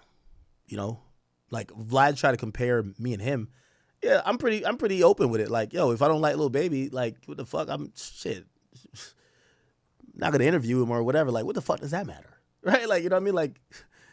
Like the people we're talking about, if they don't like you and you're doing some crazy shit, they could probably potentially put you in jail. That's different. So Vlad's compromise, no cap. Someone said, bro, Ack, these guys are weird. They say anything for shock value. Yeah, Vlad basically said he said it for shock. Hitmaker Media said Vlad checks cleared after this post. Trust me. Somebody said Jay-Z and Rock Nation is Axe Israel, Mossad, and Epstein. Not necessarily. I don't get on every day talking about Jay-Z and Rock Nation. I got on today because it's trending, and I needed to position this conversation as it needs to be. If you think that Jay and Rock Nation are up to some unscrupulous things, or you think that Tory is innocent, you're not crazy. Don't let Vlad, don't let the people who are now pushing it, they're going to run a narrative to say, you're stupid if you believe this. No, you're not. The full conversation is a mix of everything, and we're not going on any particular accusation. What we're really going on is that there's a pattern. As I said with AI, it's a pattern, and we could make a legitimate inference that something ain't right here. That's all we're going on right now, and we have a lot of questions to ask. Okay, King 1282 James, thank you for 5. Said Broward County check-in. What up with you? Somebody said snitching officer Vlad. Somebody says Ack, you got to make sure I get a meet and greet. Find a way, please. Ariel Jenkins has been one of the supporters for a long time from Florida. Hey, you didn't get a meet and greet?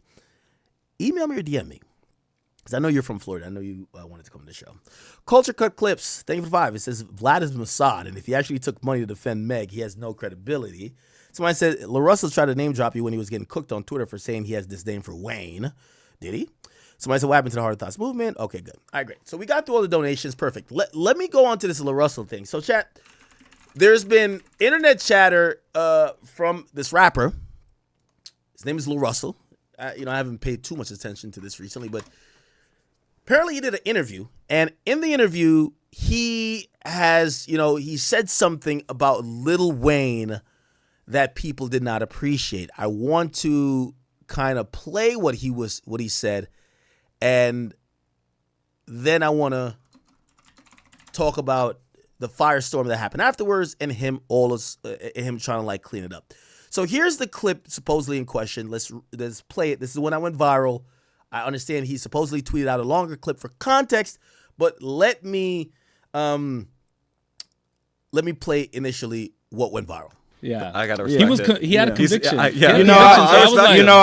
had a moment in my journey where I had grew a disdain for Wayne just because I started listening to everything. Like, I started maturing as a human, and I'm like, damn, this nigga wasn't talking about nothing for a long time. And I think that's what his argument was. As someone who grew up in these communities, right, and grew up with homies who I seen want to be bloods because they following Wayne and want to be gangster and want to shoot all the gun bar and shit. Right. Like, I've seen the negative that he contributed to the community, and I had to look like, man, what are the songs where he really talked about something and gave? And out of 1,000-song catalog, it's minute on this end. It's like Georgia Bush. And that do bother you. Man, Tie My Hands. Yeah. That's what I was going to say. Tie My Hands is the only one I can think of. And that's the thing. It's like, if I hug you once, but I slap the shit out you 1,000 times, your affinity for me is going, you're probably going to remember me for this. And a lot of people don't, as I mature, a lot of my old favorite artists, I'm now like, damn. Yeah. Like, I love you because I learned how to rap to you, but when you look at the contribution, it's like, man. Okay. So that was a clip. There's a caption with this particular clip that says, all of a sudden, after signing to Jay-Z, La Russell claims that Lil Wayne isn't a great of a rapper. In real time, y'all see the trickery. Now, it's very important, and I want to also frame this, that I don't know too much about La Russell, but what I do know is that recently it was announced that he signed to Roc Nation. Now, he's a Vallejo-based independent artist. He officially signed a partnership deal with Roc Nation in early February 2026, following a meeting that included guidance from Jay-Z himself. Now, the point is, after he announced that he signed to Roc Nation, people were really upset. Okay? A lot of people were really upset. I want to show you this.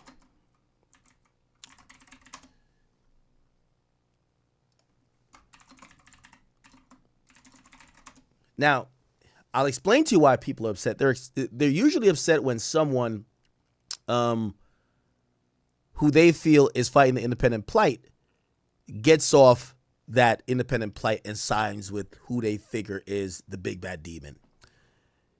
A lot of people who loved X, when X touted he was independent, when it was announced that he was signed to Capitol for $7 million, people didn't like it.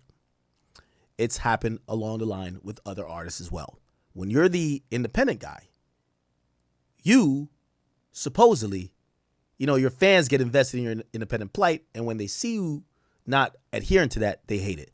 It says J. Cole called Roc Nation a slavery label, and La Russell just signed a contract to them. Is he prepared for more of the business side? Interesting. He later had to explain. Then they had no money. I was Roc Nation, man. They just did some funny shit. They sent me an offer, and the first one was the terms. I guess this was before the deal?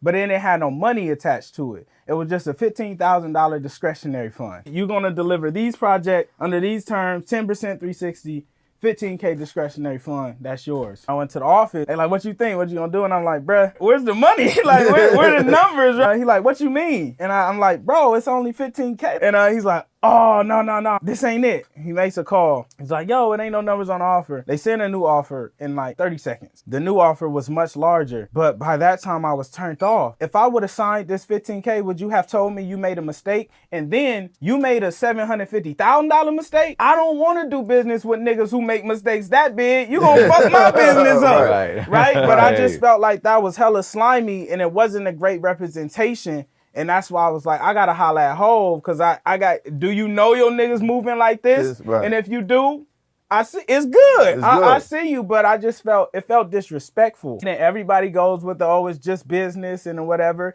And if it was truly a mistake, I don't want to do business with a nigga who makes $750,000 worth of a mistake. If I own the company and a nigga make it, I'd be upset. Yeah. You lost a generational talent, and if it wasn't a mistake, you lost generational talent trying to play, trying to see if a nigga was gonna bite the bait off just the name first. I don't think that you should take it personal because you don't know how many other artists signed that same but document. That's why we have to, because if you offered this to 20 other niggas and I don't care what level of artistry you at, if that's how you doing business, it's a little bit predatory. So it's beyond the fact of like, oh yeah, well, 10 other niggas took it. That's 10 other niggas into slavery. That's not nothing we cool with. Right. To me, that was just like a little shift of gauge and character. So it looked like this was an old interview. I want to see when the date on that was. That's Math Hoffa. Let's see. Math Hoffa. Let's see. Okay, so this was 3 years ago. He talked about staying independent, turning down a Roc Nation deal, right? 3 years ago. Wow, okay. However, he signed to Roc Nation like last week. I know. This is going to sound ridiculous, right? I know. You to sign in with Roc Nation this time around? I'm officially signed to Roc Nation. Hey! Wow. Now, I think you guys could kind of get why his fans are upset. If you go about saying they were playing with me 3 years ago, and yo, matter of fact, you lost a generational talent for playing with me. 3 years later, if you're like, no, I'm officially signed to Rock Nation. Hey, wow. Now what changes? What does that mean? It means I now have support beyond just my homies and somebody who truly believe in what I'm doing, who's already done what I've done to show me the path. You know, I've gotten to a point of so much success independently where I'm from that I lost my guides. You know, I surpassed a lot of people who did what I've done. So we've been doing this with no blueprint, no map, no route. Like I'm the first. Okay. So if you look, okay. Oh, wow. They cussing out the Breakfast Club here. Well, I guess the Breakfast Club is, you don't get full interviews no more in the Breakfast Club? Ooh, only clips. Oh, wow. Hey. All right. Okay. So essentially, he signs to Rock Nation. And I wish I could show you, like, the backlash was so crazy. Like, I remember seeing this on Say Cheese. Let's see if, they post so fucking much, though. Oh, my God. Let me see. We got to go down to, like, February 4th or something like that. Let's see. February 4th. But you got to look at one of their posts. It kind of showed how people were honestly feeling about this thing. Let me see. We're at February 6th. We're getting close. Tell me if you see Lil Russell. Does anyone see it yet? If you see it, let me know. If you see it, let me know.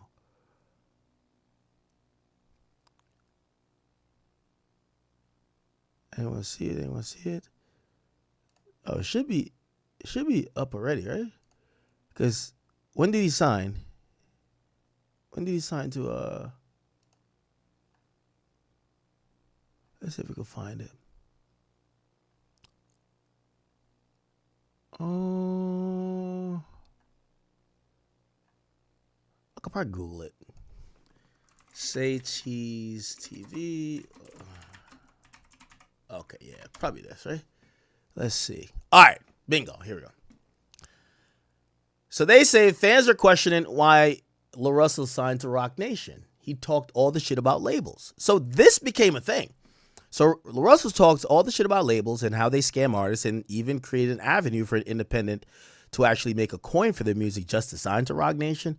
One thing these niggas do is going to sell their soul to the highest bidder. Okay? People had mixed opinions, but that was a thing, right? So a lot of people said, wow, as soon as he got lunch with Jay-Z, he's sold himself, right? Now, I don't necessarily think that, but apparently they're going off his own words.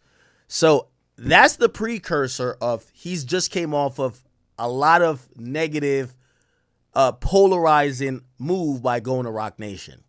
Then he gets on a podcast and it goes viral for what he said about Wayne. And then I want to go back to get the full context because I think he tweeted out saying this is a full context. Let's see. What did he say? And I don't want to take no one out of context. So where did he say it? He says, full context, case closed, wrap it up. The media will have you making an enemy out of your hero. Weezy, I love you. Good day, losers. So let's get the full Then context. I found Lil Wayne. You know, one of the homies put me on Wayne, and it was like bars. I used to have a notebook, just bars. What was your introduction to Wayne? So there's two introductions to Wayne. Yeah. There's an introduction to Wayne that's through culture and your parents that you have no merit in. Right. And then there's an introduction when you get to like dive. And mine's, I think it was like the Drought 2. And that was like my reintroduction to like, man, dedication mixtapes, the Droughts. Like I just got immersed. No ceilings. Man, this was pre no ceilings. Yeah. I mean, the Carter 1 and Carter 2 were amazing. Yep. Oh, yeah. Yeah. I'm glad we're like positively talking about Lil Wayne because our last guest shat on Lil Wayne so hard. I love Wayne so much, but I understand how someone could be like, man, this isn't the Wayne that like I remember. You Right. know? No. I had a moment in my journey. Did he do like a bunch of jump cuts while he says he's providing context? This is crazy. The idea of providing context is unedited. So if this was a 5-minute convo, put 5 minutes, not jump cut to make your point, right? Where I had grew a disdain for Wayne just because I started listening to everything. Like, I started maturing as a human, and I'm like, damn, I love you because I learned how to rap to you. But when you look at the contribution, it's like, man. But he was also a kid. Yeah, Wayne was a kid. Yeah. He was like 15. Oh, so the jump cut actually took out the part where he said this nigga not rapping about nothing. 14, 15 when he came Man, out. a kid. Like, because think about it, he was dropped out of school at 13 years Yes. old. Like, Right. You're just like, And he was adopted by gangsters, indoctrinated to a whole Adopted system. by the projects. Yeah. It was like he gave everything he could. So the jump cut takes out the majority of what people are trying to get at him for, which is you criticize Wayne. Okay, so now he's made a public announcement. Let's hear what you guys say. I'm finna blow the whistle on the industry real quick. In the industry, is two forms of marketing that's used heavily. It's seeding and it's clipping. Whenever you see academics, say cheese, rap, bars, etc., all posting the same thing around the same time with the same narrative, that's a seeding campaign. Okay, first and foremost, and I will address everything here, but could we address the cameraman is out of breath more than the guy he's filming? The cameraman is out of breath. We're hearing him breathe too heavily, and I'm actually worried that we might need to call an ambulance by the time they get down this hill. Okay? Let's go back and I'll address everything. Blow the whistle on the industry real quick. In the industry, is two forms of marketing that's used heavily. It's seeding and it's clipping.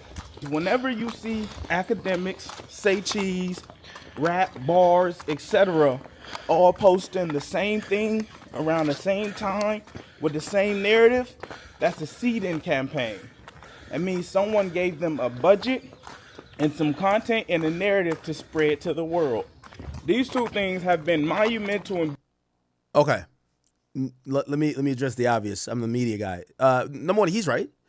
He's right as the two main form of like promotion these days is seeding and clipping. That's actually true. The only thing I would say is that, with all due respect, and it's going to sound really big-headed, because I am top dog and top Don Dada, we don't do, everybody's copying what being said over there. We say what's going to happen, and everybody else got to copy it. That's just what it is.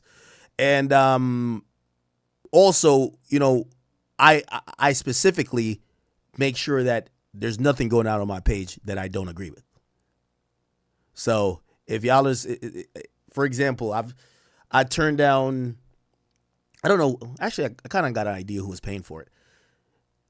During Cardi's last tour, there was people paying to shit on Cardi, and I specifically told them no to probably about like 15 grand. I said, bro, Cardi's my friend. I'm not posting bad about Cardi. Like, it's not happening. You get what I'm saying? It's just not happening. So again, every media platform has that opportunity, right? I just know that we could dictate. Like, I'm happy to be in the position we are. So I'm not saying what he's saying is wrong. I'm just saying that we dictate what narrative we want to go with. Okay? That's the editorial control we go with. So you can't tell us to say X, Y, and Z. Now you could tell us, hey, alert people that a song is out. That's who cares. But if, for example, and people do hate campaigns. You know what I mean? People do hate campaigns on whoever. I know one was being done on Cardi. One was being done on, I actually talked to a rapper about it. There was one being done on, I got offered one on A$AP Rocky, and I told them no to, because I said, bruv, like, number one, I'm trying to do an interview with him. What the fuck do I look like just putting a hate piece? Well, it's kind of factual. It's about his numbers. No, I'm not doing that. But yeah, these things happen. I'm not gonna lie. What the fuck? Like, I'm the most truthful nigga in this shit. Like, you know what I mean?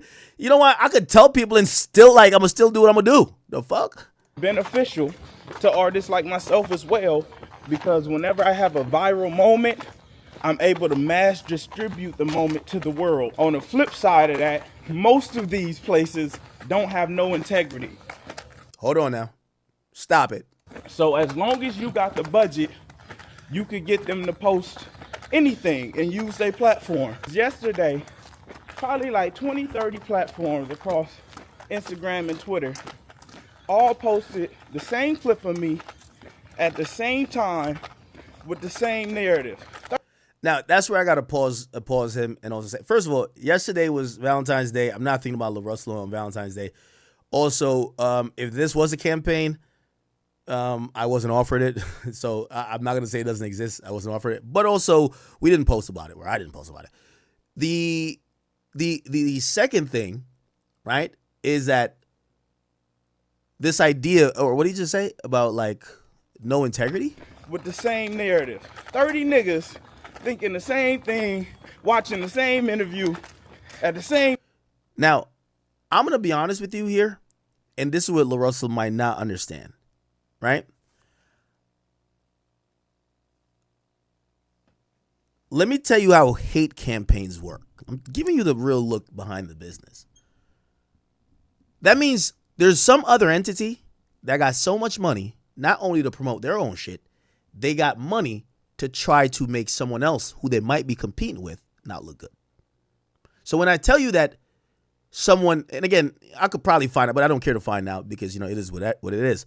Someone wanted, and I told Cardi this too. Cardi knows this. I told Cardi, I said, Cardi, they wanted me to post this.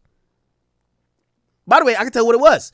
They were trying to have me post at Cardi's Complex Con where he promoted, when him and The Weeknd popped up and they did Timeless and previewed, I think maybe Rather Lie. They wanted me to post, they sent me something and it was like the back of the crowd where like zero people or no people are, or they were by the door where people are walking out and they were like, look, Cardi's playing on stage and people are walking out. Put that out. And I'm like, it's not going to happen. Okay, not posting that. And number one. And number two, I've seen 1,000 other videos of Cardi killing it. I'm not posting it. I sent it over to Cardi because also I like to see where this is coming from. Cardi's not a media guy like that, but I kind of, I talked to enough people. I figured out kind of where it was, but whatever. So these things do happen. I'm not going to lie. What I'm saying to LaRussell is, brother, with all due respect, I don't even think that there was a campaign behind that. It's you mentioning Lil Wayne and criticizing Lil Wayne. Put it like this, with all due respect to him, I think I'm a bigger name than him, respectfully, when it comes to media, right? When I give my honest opinion, and I've always said like Lil Wayne's catalog and Lil Wayne's whatever has aged kind of like milk in the sense of, I think he's the Allen Iverson of most of these like great hip hop artists. And it's because in his prime, AI was like the best. But later on, when all niggas talk about his rings, he doesn't seem as great. But he is great. And that's what I look at Wayne as. When now niggas talk about your classic albums or whatever, a lot of the Wayne shit is if you were there, you knew. Or, you know, there's so many unofficial mixtapes, so many Lucy songs. And verses are great. But like, if you weren't there, you probably wouldn't know. Right? As opposed to like, let's say 50, like he got quintessential albums. Right? I go super viral for that too. People love Wayne. Like that usually, I've said that like a couple times and it always goes way more viral than I ever thought it would be. Why? People love Wayne. That's the thing. They love Wayne. So I don't think this was a campaign, sir. I'm going to be honest with you, right? Not saying every campaign would come to me or would offer. I'm not saying that, sir. What I'm saying is that I think someone posted you online talking shit about Wayne. And every blog, if I wasn't just cool in having my, you know, but just, you know, having a me day. You know, everybody have the Galentine's Day. This was Aka Valentine's Day. I stayed to myself. You get what I'm saying? And, yeah, if I didn't have that and I probably saw this clip going around, I would have posted it. Maybe. But the only thing I'll be like, do people really know LaRussell like that? But if they did, like, for example, if Fabulous said that, I'm posting it. 100%. If Fab said that, I'm posting it. Like, if Finesse 2 Times said it, I'm posting it. Of course. Like, nigga, you're talking about Wayne. Nigga, if you said something about, like, yo, yeah, I ain't gonna lie, niggas be on Drake dick, but he suck. Everyone's posting that too.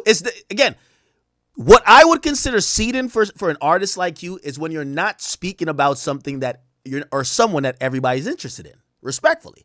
If you're saying, man, what people don't know is that, like, yo, my first hit record, I recorded behind a trash can at Checkers. Okay, nobody really gives a fuck about that, but, it's a cool story. If your label seeds it, yeah, it'll be a viral story. Cool. Whatever. Yeah, so that's a seeding story. You talking about Wayne and what people think is hating on Wayne? Nigga, nobody got to pay for that. Niggas want that to go viral just to clown you. Niggas love Wayne, bro. Nigga, every time I talk about Wayne, they get at me. And I think I'm more popular than you. Respectfully. People just get at me like, yo, this fuck nigga act. That's why we don't like him in hip hop. Yo, they love Wayne, bro. It is what it is. Ain't nobody pay for that. Time. None of them have ever posted anything from me. Because you're not speaking about Wayne. Speak about Youngboy and it'll be plastered over the internet too. Speak about Drake. It'll be plastered over the internet too. Especially if you're criticizing them. You know who's going to make it viral first? The audience that loves those people. Then other people say, oh, okay, this is kind of going viral. Let's post it too. Not going to lie. Blogging is kind of a little bit of monkey see, monkey do. I can't cap. They ain't posted when I paid rent in my hood. They ain't posted when I bought out restaurants. They ain't posted when I helped these kids. That's what your label is supposed to pay for, bro. Like who the hell is like, yo, let's go to Russell's feed to see if he gave some kids $100 in his hood. No. You get what I'm saying? Again, I'm just speaking about what people are interested in. I'm not trying to even diss you, sir. They ain't post nothing I've ever done. But randomly, they all watching this interview and decided we should post this. And the title says, Lil Russell says this about Lil Wayne after signing to Jay-Z. What the fuck that got to do with anything? That's somebody with a budget in content in the narrative saying, hey, go run this. Niggas want to try to tarnish what a nigga built, but you can't. The problem is God chose me, nigga. Man can't stop what God put in motion. They doing everything they can because I did everything they can't, nigga. I broke the system. I made it from my fucking backyard. It ain't ironic that all of a sudden niggas talking about Lil Russell everywhere at the same time with the same narrative. It'll never work, nigga. I'm from the fucking Bay. Nigga, I break the internet. The internet don't break me. In the words of the great Dwayne Carter, real niggas fuck with me and I don't give a fuck who don't. And niggas can spin it however, but my message was... Yo, his health app must be going crazy. He's getting them steps in. Shout out to him. Wasn't even out of malice. I love Wayne. I wouldn't be the rapper I am today without. He inspired me to do so much. He inspired me to have bars. But he also inspired me to smoke weed, sip lean, fuck bitches, shoot guns. Now, I'll kind of end this and give him this. Again, you're listening to Ak, who's the most transparent person in media. Sir, I'll give you this. I won't necessarily say cheese, but I do think this narrative right here. So this narrative right here, this one, this right here.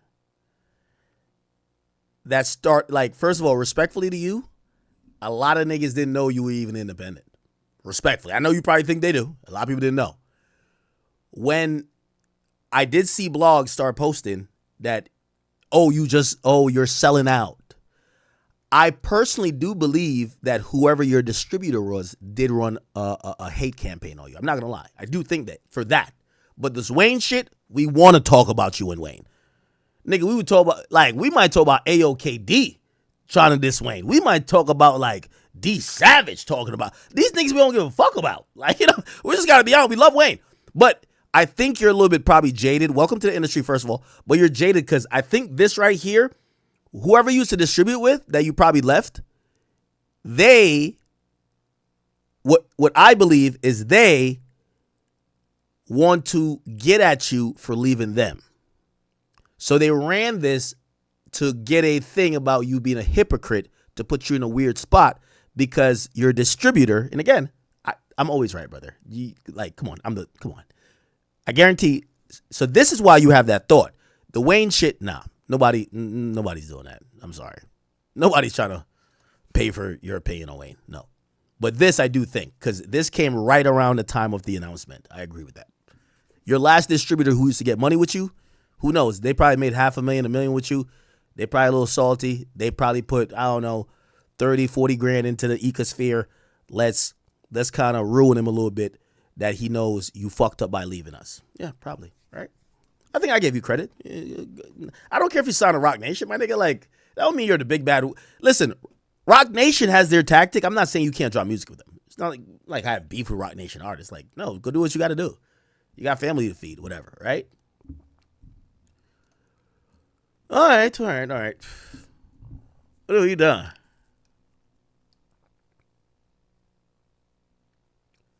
They said they found Katie with another fucking burner account.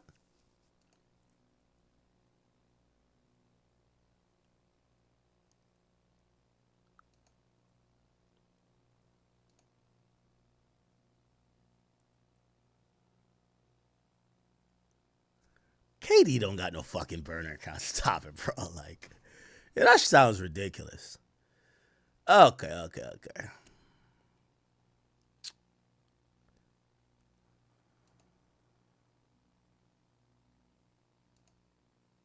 Okay. Well, and you never know. Well, where's this guy from? Because I don't think, do we post about him? I got to say, I don't think I posted about him. Like, no disrespect to him. It's just I'm like maybe I would have posted about him. Did I post about him? No, I don't think so. I think I did get sent like by one of my other pages like, yo, look, this is going viral. You could post it on the main page. But I'm like, Russell talking about Wayne? Now, it's kind of juicy because he's hating on Wayne. It'll get you mad engagement because people are going to defend Wayne under the post. Like, I'm explaining blogging to y'all. Like, Russell, we would post you not for you. For your hate on Wayne that we could get 5,000 comments calling you an idiot and we get engagement. It's not even about money. Like, that's really what it is. You post that. You want to watch? Look, I'm going to show you. Russell, I'm sorry, brother. I just want to show you because I like to show the ins and outs of shit. I don't like the bunch of talking. I'm going to post that right now on my page. Okay? I'm sorry. I'm not trying to kick it back in. But I want to show you, and we're going to come back after an hour and look at the engagement. You talked about Wayne, right? Like, we're bloggers. We post shit that people want to talk about. So why people like Tekashi exists. Like, Tekashi don't got to pay people. He just does shit that people want to talk about. LaRussell Wayne. I'm sorry, brother. I'm not trying to kick it back in. I just want to show you something real time. I'm going to post it to my main page. I haven't even posted most of the shit today. So I got to download it. All right, where is it at? Shout on Lil Wayne so hard. Man, I take Wayne slander personal. Like, I love Wayne so much. But I understand how someone could be like, man, this isn't the Wayne that like I remember. Right. You know? No, but he was saying. All right, hold on. I'm gonna post the exact clip. Is this? Yeah. You know, Okay. I got it. I had a moment in my journey where I had grew a disdain for Wayne just because I started listening. Okay. I'm gonna post it. I know there's a lot of y'all who be on my page who are in this chat, so I don't even want y'all to. I want to just get the general population, and I want to show him something. Again, obviously, I'm not paid to post it, but it's not even about you, LaRussell. It's because you're talking about little fucking Wayne, and I know if I post it, they're gonna go bonkers on you. I'm gonna give you an industry lesson 101. This is why artists don't like talking about other artists, because you're gonna go viral for the wrong thing. Now you're a hater. You see? Hold on, where's the post? I'm not trying to kick his back in, chat. I'm just trying to prove a point. Where's the post? I just downloaded it. What the fuck? Give me 1 second. Oh, that's what it is. Da-da-da. My bad. It takes me mad long to post, huh? Okay, here we go. Yeah, I got to respect it. I got to pull a thumbnail because there's a black cover. Again, LaRussell, I'm doing this, not to hate, speaks on Lil Wayne. And look, I'm going to put a engagement caption. I'm not even like gassing it saying you disdain for Wayne. I'm not even going to put the quote that you said that he wasn't talking about shit. I'm going to just say, Is he spitting facts or fiction? That's it. Is he spitting facts or fiction? Classic academic post. It's posted up. Let's see. It's going to pop up in like 1 second. You'll see it on my main page. Okay, if the internet works down here. I got to go get another Red Bull too. Oh, it's up. All right, here we go. Bingo. Perfect. So it's up. God damn. How y'all get there in 4 seconds? Yo, y'all are monsters. Look at this. What? 4 seconds ago. God damn. All right, bet.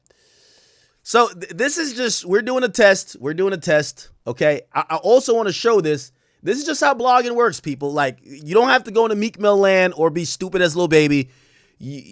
I just ask academics. There's no secret. I will just tell you exactly how it works. Let me tell you generally how it works with me. For example, when I look at posts, I post it up. When people say, yo, we don't want to watch Cardi B. Listen, generally on my page, a post to me is a failure if it don't hit 1,000 comments. So Cardi B twerking, 4,000 comments. That's my type of post. Point blank period. Point blank period. Straight up. This post here, 94? I don't know what the fuck this was. I don't like that. I don't like that shit. It got to be 1,000 comments for me to like it. So when I see, when I post finesse 2 times, it's 2,000 comments instantly. So you know what that means? Finesse 2 times don't got to pay for promo. I'm about to go get his next post. Another 2,000 comments. You feel what I'm saying? When I post about YB, Rod Wave, how many comments? Just look at it. 3,000. Come on now. The people tell you what to post. I post about Cardi, 2,000. You get what I'm saying? If it's below 1,000, I don't like it. What's this right here? NBA Youngboy and Chief Keef. Anything with Youngboy gonna go up. 2,000. Posted Kai, 1,000. What's this? Charleston, only 500. All right, he's not in the picture. That's it. Yo, we got Youngboy speaking gibberish. He's just cussing out nobody. 1,000 comments. If it's not 1,000, it doesn't. I don't like it. I only like 1,000 comments or more. Post a little pump, 1,800. Yup. That's my type of shit right there. Oh yeah. Post a Cardi B, 3,000 comments. That's what I like. I'm keeping it a bean. Another post, 2,500. So right now, I'm on Cardi B's ass. Pause. And I'm not Stephon Diggs. I got to get the clips of Cardi. That's how I run my blog and shit. Surprise. You feel me? And if I don't like you, I find a negative story about you. Fuck you, nigga. I don't give a damn. Listen, I heard some little baby shit about to drop. You gonna see it on my page like it's going out of style. Nigga, I could tell you it's still gonna happen. What the fuck? Nigga, come on, nigga. You know what I'm saying? Like, yo, we gonna get, I'm gonna make sure my caption on that gonna be diabolical. Y'all gonna be like, this is the one you're talking about, right? Act like 5,000 comments. Yep. I can't lie. Listen, I tell y'all the truth. Look, this little retarded nigga right here. All right, let me not say it because I don't want to get into it. Bro-rilla, 1,000 comments. That's why I keep posting her ass. I don't give a fuck about what she got going on. Man, she need to go to the family reunion and figure that bullshit out. No disrespect. I want to beef with you. I got no problem with you, Bro-rilla. You got your 2,500. I love you. Okay, no disrespect. Feel me? Look, T.I. and 50. 50 say he a rat. He said 50 a rat. I want to cover that all day. This is how I know I got what I got to talk about on the stream. Tony Ayo. He explained the fight. 2,000 comments. Oh yeah. Bro-rilla saying she sucked a cock before. 3,000 comments. My type of content. Oh yeah. So obviously, I go with the popular shit, and then mixed in between it are things I want to post. So I'm not gonna lie, like I'll post something that I actually want to post, and it might get 300 comments. It's cool, but that's my taste. But when I'm serving the people, the comments speak. If you don't comment, you ain't like it. Liking is cool, but you get in that comment section, nigga. I got the most ruthless comment section of all time. Roast a nigga. Roast what you're seeing. The comment section rules the world. When I'm on stream, it's the reason I got 2 comment sections over there. I'll read comments. Yeah, like the video and shit like that, but hit the comments. Shit, I wish they could add the super chat to the fucking Instagram thing, that if y'all want your top comment pinned instantly, nigga, you got the funniest joke, nigga, pay like $2, nigga. Get your shit up there, bro. I love comments. I read my comments and laugh. Yeah, I don't give a fuck about no Yaya Mayweather, no disrespect. 2,000 comments. Yeah, I'm rocking with it. The fuck? Nigga, you think I care what Yaya Mayweather is talking about, bro? Like, come on, bro. Anyway. Well, oh, shit. 7,000 comments. What was this? Yeah, nigga, I don't give a fuck about no sexy red talking about just eat it. Nigga, that shit went crazy. I posted again. I'll post it again. I got to get the follow-up on that story. All right, man. Yeah, it's simple, bro. Like, this ain't no Illuminati shit, man. And if I did get paid for some shit, nigga, I ain't hiding shit, nigga. I just tell y'all niggas, man. Fuck that.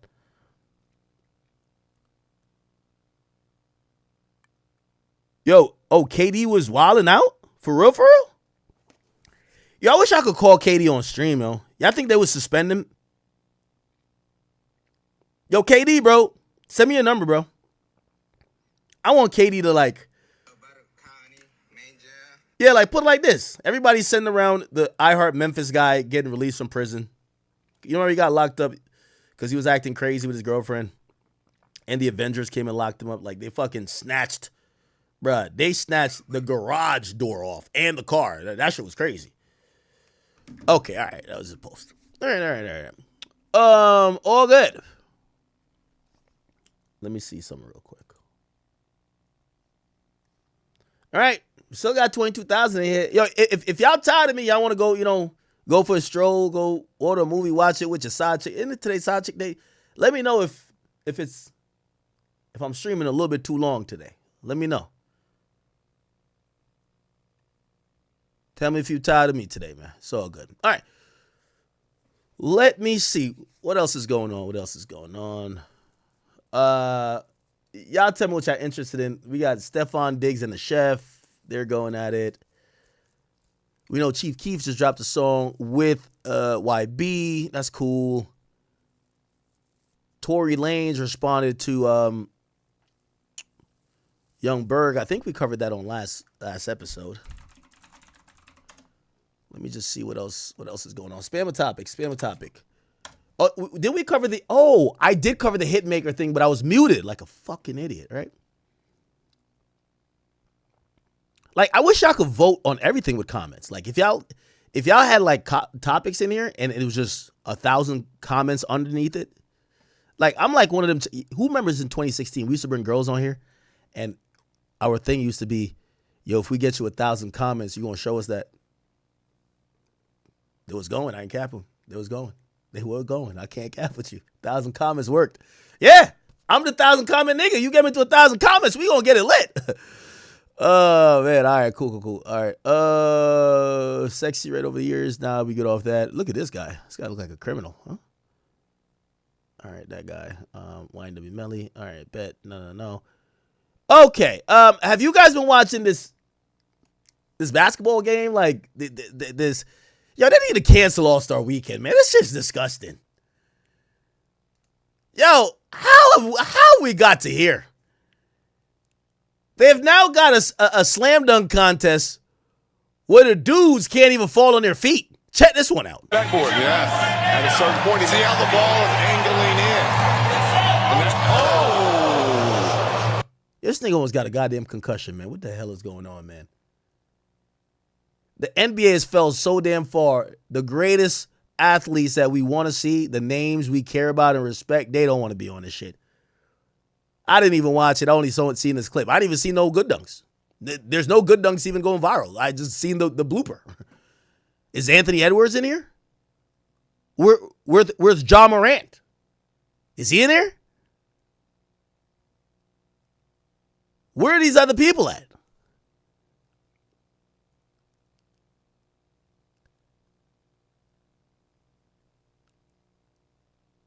Interesting. All right. Okay. Hey, by the way, I want you guys to spam like some important topics. We want to get to them in the order of importance here. I know I have a few people are concerned about Ray J. So Ray J apparently has performed recently, and we don't know if it's a prop or something like that, but there was blood supposedly coming from his eyes. Now, this is amidst a lot of like concerning behavior by Ray J. He was banned on Twitch after supposedly his ex-wife showed up with her boyfriend to pick up the kids on Thanksgiving, and he pulled a gun. The gun was on stream, and supposedly he had threatened, according to her, to shoot her. And he was banned then.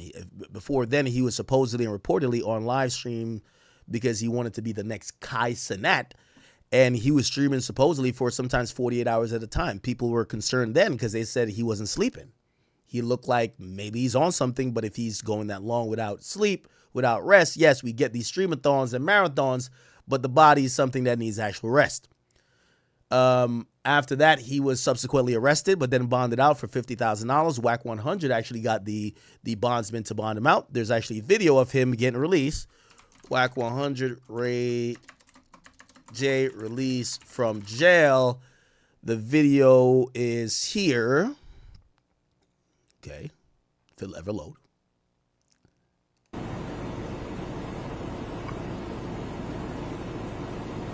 As Ray J there.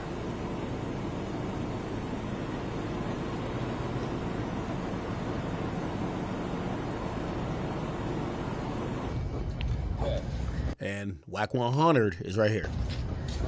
What we got to fill out?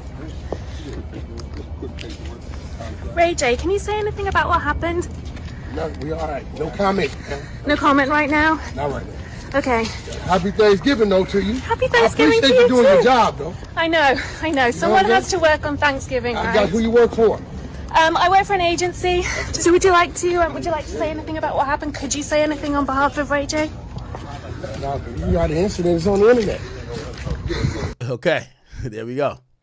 So now we see Ray J, who's performing, and they claim he has a heart monitor on, and he has blood coming out of his eyes. Dawg, thank you for the gift of membership.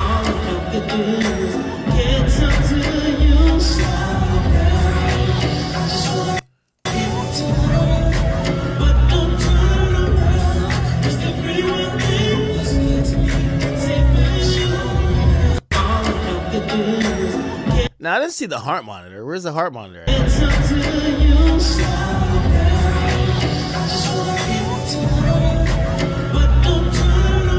Does anybody see a heart monitor? Does anybody see a heart monitor, or am I looking at the wrong place? I'm looking at his chest. Okay. I don't know. Anyway, the point is, and I think, obviously prayers to Ray J. I think Ray J has been, he's been one of our greatest entertainers, if you ask me. From, I think a lot of his reality show nonsense he's really kind of helped push forth, from his own reality show For the Love of Ray J to Love and Hip Hop. And, I really feel like he owns some percentage, or he should collaborate with Zeus. He's just an entertaining guy. But Ray J, I do feel like he is someone as well that life spirals without the attention. He's kind of like the Soulja Boy person. Soulja, please don't see this and get mad at me. You've been quiet recently. Love to you, brother. But there's a few entertainers that they're legends in their own right for either what they're known for or whatever. But it feels like ever so often when they're not getting attention, they just wild the fuck out. Ray J seems to be one of them. And it feels like partly, I remember when he was doing this, yo, Kai, I want to take a shower with you. Kai, put me on the stream. It was kind of like he was trying to force himself into an industry or into like this niche that he was, trying to get some spotlight from. And again, no matter what, we love Ray J, but we start having to think about the maybe problems that come with either that mindset or that comes with the behavior associated with trying to do these things. So when we're seeing someone sporadic and we're seeing now maybe some physical problems, if that's what's happening, we don't know. This could be staged. And we're in an age of AI. This could be staged. Who knows? We have to send our well wishes and blessing, but this is kind of concerning. I don't like to comment on people's marriages or whatever, but I think ever since his ex-wife has left him and seemingly possibly moved on, it seems like he's doing a lot of things to cope. I see him with a couple different women. He doesn't seem like he necessarily loves or cares about them. He's just like trying to pass the time. Who knows if he's heavily medicated, whatever the case is. And maybe this is just side effects of a breakup, except I think Ray J's in his 40s now. He has kids, and I think one of the last things when he got banned on Twitch, the concerning thing was, I hope he wasn't like pulling out weapons around the children, right? Again, we care about Ray J. We want to see the best for him. But some of these things seem a little spooky. Now, I remember him coming out saying some kind of crazy shit when Diddy was under fire, but I thought that was just kind of like diversion tactics, right? But it's becoming a little bit more worrisome, and I want to pray for the homie Ray J. Okay, all right.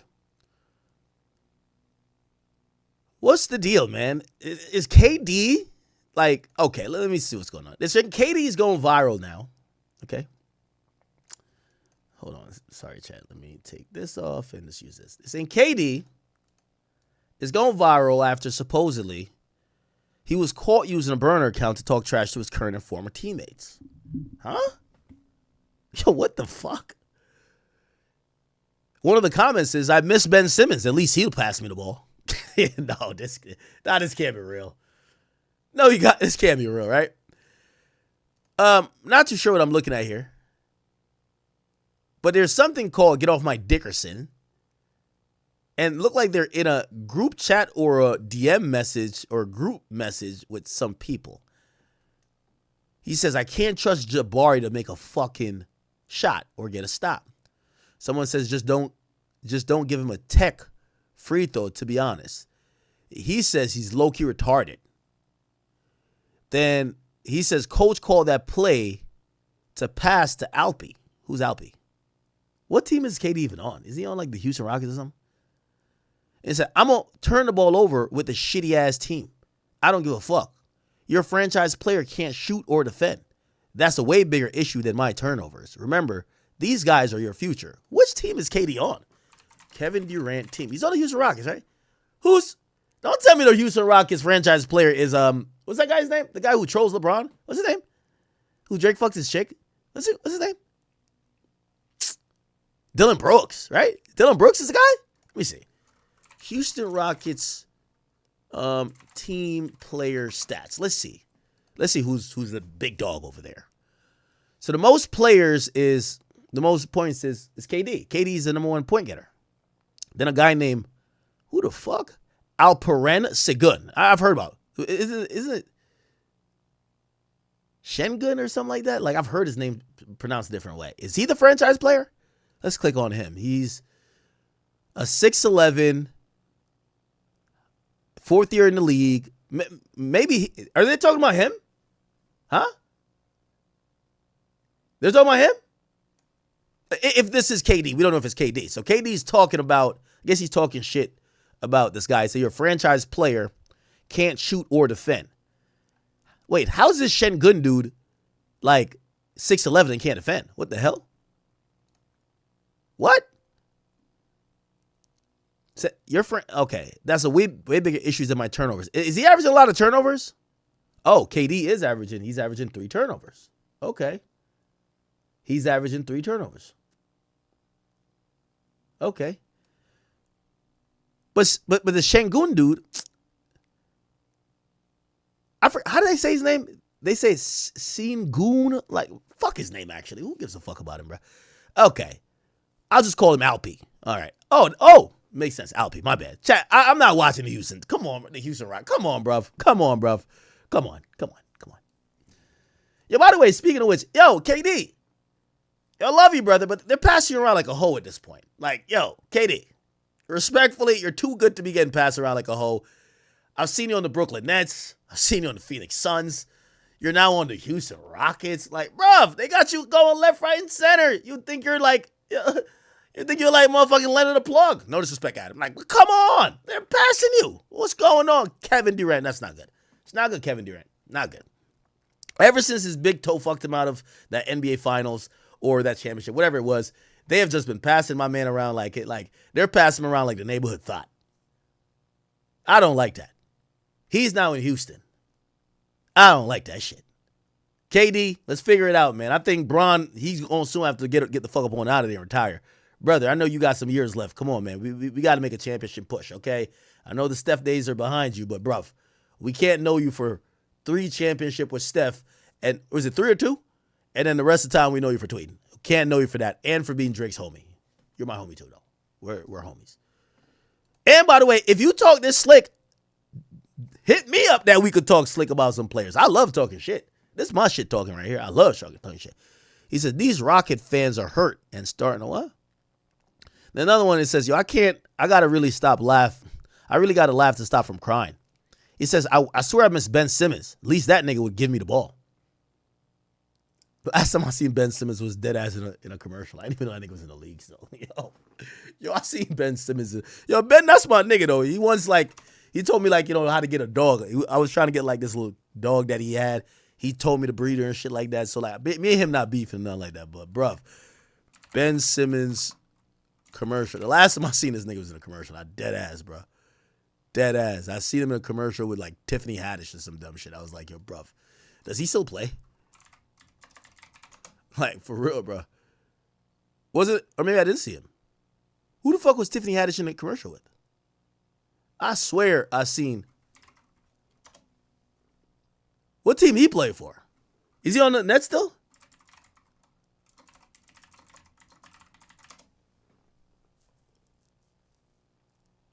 What the fuck? All right, man. Okay, anyway. And somebody, I guess he still says, pull the number for all those guards, and I bet it's similar all around. The pick disproved it, though. Okay, cool. Let's see some more shit. So Kevin Durant, no, he got caught. Okay. Yo, Katie, DM me if this is you, bro. You my mans. Yo, Katie, yo, you need a nigga like me. Nigga, I'll cuss these niggas out for you, nigga, and stand on it. Man, fuck these bum-ass niggas. These niggas want to pass Shen Gun. This nigga, yo, get this bum-ass nigga out of here, man. He can't defend. He can't shoot. What? Yo, what? Nah, come on, Katie. I rock with you. Katie, I rock with you. Don't apologize. Oh, they say he's tweeting during warm-ups? Bro, he's on the Houston Rockets. Them niggas ain't winning shit. Oh, is this that All-Star game? Bro, if the nigga played like 20 years in the league, bro, like, my man can't. Yo, you're saying my man can't fucking start tweeting, bro? If this what he gets his thing off with, bro, let him rock, bro. Yo, KD got to tell niggas to eat a dick.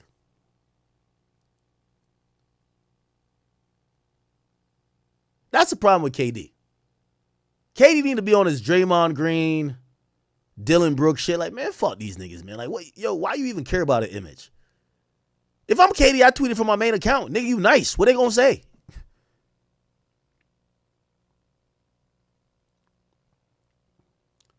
It's like when I went back to Youngboy and I was like, yo, Youngboy, you know, like Kai and them niggas really think that like that's your account and you message this girl. That's what Kai's team think. Some Finsta account. You know what Youngboy told me? Youngboy says, you know me. He says if I'm gonna say a motherfucking thing about a bitch, I want that blue check come across your screen because I'm down to stand on it. That's what he told me.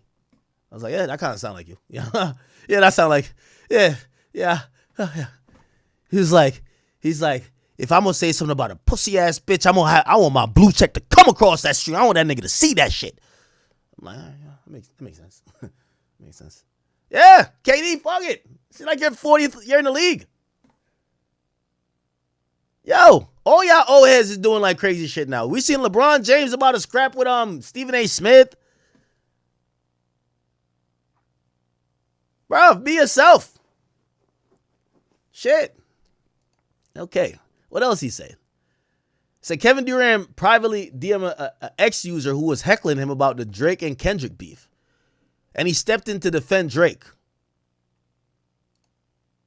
And said this has to be AI. What the fuck? What is this? Who are these people? Oh, this is Katie. Oh, yeah. Oh, so this is Katie right here? What game? Come to the bar with me and a couple girls. You see my game. You scared to hang out with me, Biz? Who's this? Who the fuck are these people? Huh? What am I missing here? Okay. All right, bruv. Like, it's a video, so you're supposed to go back.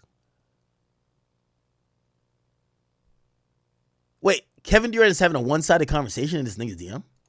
Hold on.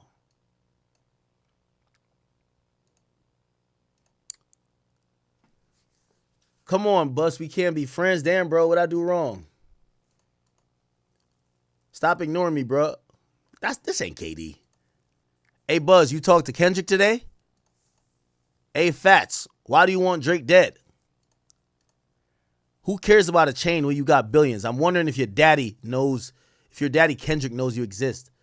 Wait, why is Kevin Durant talking to himself? Hey, goof. All right, that sounds like Drake. Okay. I've talked to Kevin Durant a few times. I don't know if I've talked to him that much. I've talked to Drake a bunch. Drake calls niggas goofs like it's going out of style. Yo, Drake will be like, Elliot Wilson, that guy's a goof. Like, if you ever hear Drake, Drake's hilarious. Yo, that guy's a goof. Ebro, he's a goof. Like, that's like his favorite word, goof. Every time I hear it, I'm like, you mean goofy? Yeah, that's like some, but you know what? He been hanging out with Drake a lot. Yeah, maybe they just call people goof. Yeah, that guy's a goof. That guy's a goof, Crody. That guy's a goof. Goof, Crody. Yeah. Mm-hmm. Wait, is he sorting the messages to be only KD? Because I'm not seeing his messages. So it looks weird. Or did he delete them? This is kind of odd. And it says that's how you pronounce it, Kevin. It said, my bad, Buzz. And it said Buzz. And somebody says, just sending you a screenshot to let you know how stupid this shit is. And he says, seems pretty normal to me. Let me see.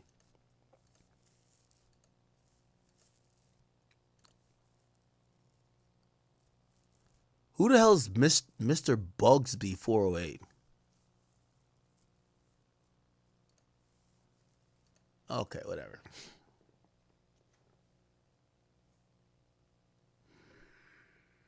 Wait. I'll give you my opinion on this whole KD saga right now. Let's see. Let me look at the standings. My bad. Yeah, the Houston Rockets in 4th place. Yo, I get you, KD. These guys are a bunch of goofs. Get it. I get it. Yo, KD's too good to be playing with you bummers, man. Shangun, step it up, man. Shing Shang Chow, step it up, bro. Step it up, bro. Learn to shoot, defend. You're like 6'10". Come on, bro. Get your game in check. Goddamn bum. Dylan Brooks. Stop trying to get at LeBron. You need to slap Shangun. Get him to play better that he ain't getting talked shit about by the real star, KD. And the people talking about, KD shouldn't be, he's talking to fans like this. Oh, surprise. Y'all love the snakes. Welcome to a real friend. Yes, Drake is his man's. He ain't gonna talk bad about him, whether in public, he ain't dancing or not like us, he not at the pop out, and he won't be talking in y'all fan little group chat and saying nothing bad about Drake. That's a surprise because all of Drake's former friends turned out to be snakes. I get it. I say KD. Y'all so used to niggas being two-faced. One way in public, behind closed door, hating like a motherfucker. That he's in public and he's saying, I ain't saying nothing. Yo, get off Kendrick dick, you bum-ass nigga. Yeah. Oh, yeah. Hey, if it's KD, good job, KD. I don't know why KD don't tell niggas, you're the greatest, my nigga. Like, you're one of the greatest. It's really you, Steph. It's you, Stephen, and LeBron. This has been y'all era for so long. We don't give a fuck about the other niggas. Kawhi, you barely play. You're like, come on, get out of here. Yeah. It's only 3 people we care about. It's LeBron, KD, Steph. The rest of y'all, eat a dick. Let's keep it a bean. For the last 10, 15 years, come on, bro. I think he should be able to say it. Say whatever you want.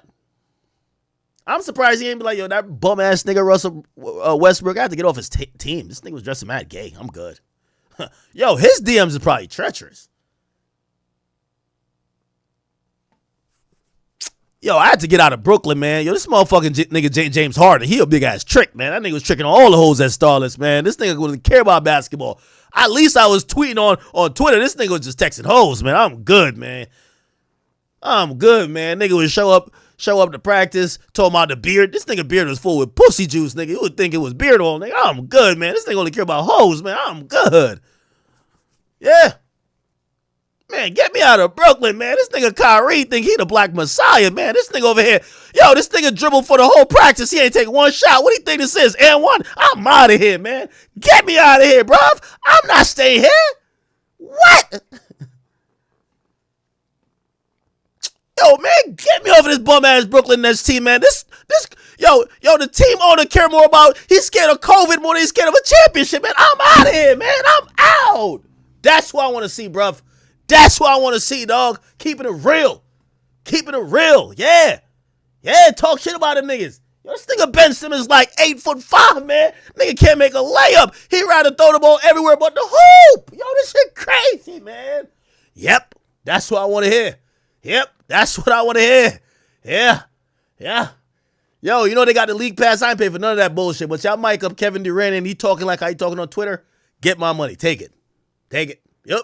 Take my money. That's what I want to hear. I want to hear the shit talking that's coming from Kevin Durant. I don't want him to tweet on no burner page. I want to say it in person.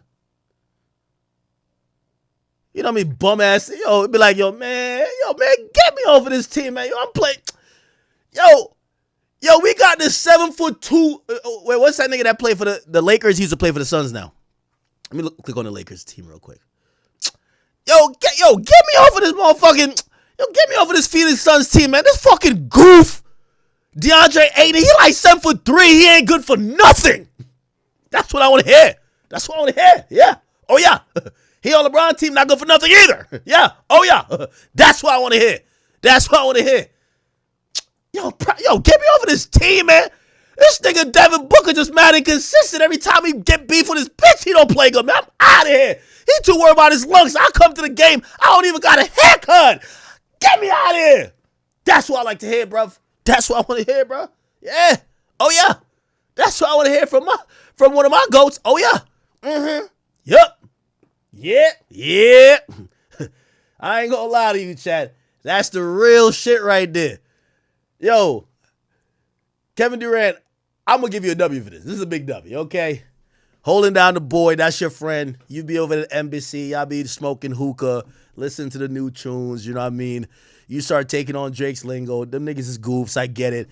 Talk shit about your teammates. What this guy, Segun, is like 8'5". He can't fucking defend and make a shot. Nigga, go back to Europe or something. Nigga, what the fuck? Nigga, you can't even say your name. Nigga, get out of here, nigga. Like, what the fuck? Yo,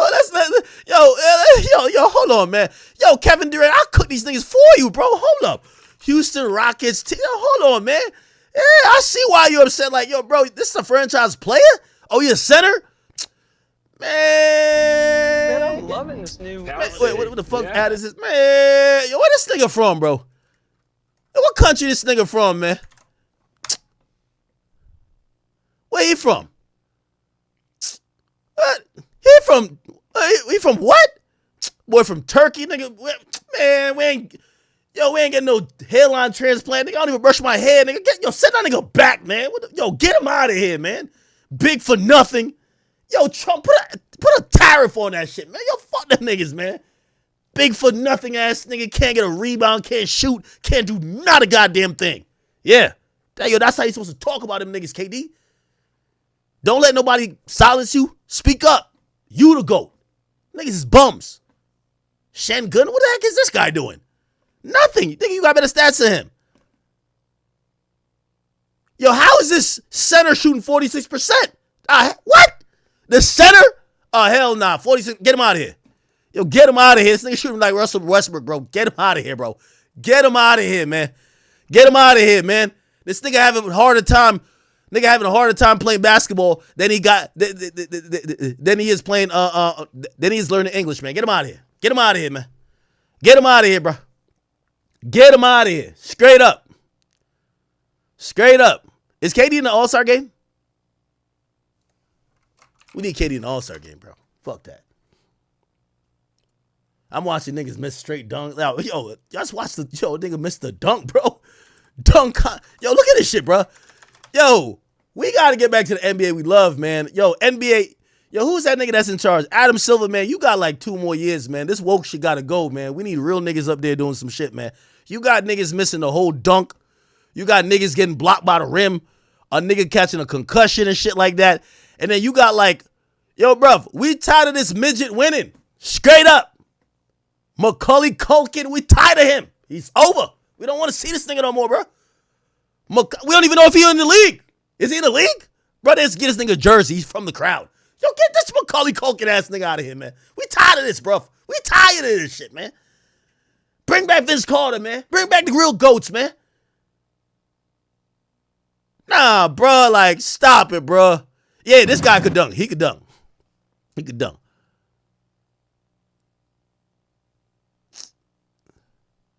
Is this the one? Nigga caught a goddamn concussion. Nigga about to be like, nigga woke up and he's now the new version of motherfucking Antonio Brown, man. CTE all over the place, man. Shit, man. They don't even let you hand check in basketball no more. How this nigga gonna explain why the hell half his brain is missing? Oh, y'all try to dunk in a dunk contest? Yeah, I just fucked my shit up. It's over. Yeah, this shit's a wrap, bro. Yo. What's his name? Silva? We got to get you out of here too, man. Straight up. Yo, your ass is ruining basketball, man. Y'all tune into basketball. It's like they got the Losers Cup now. It's like, it's not even about winning the championship. They want to give you another chance at the championship. What?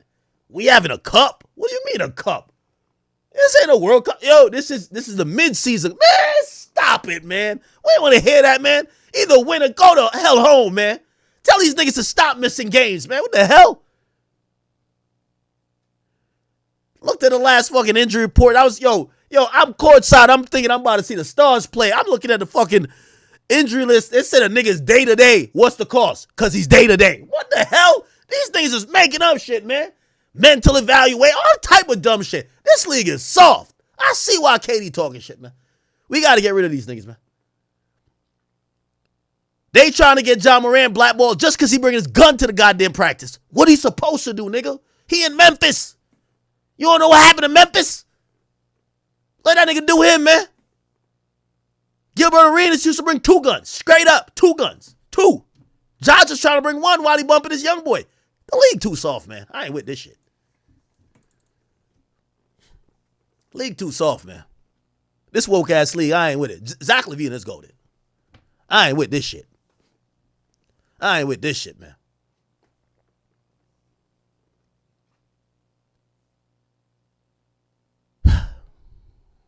I digress.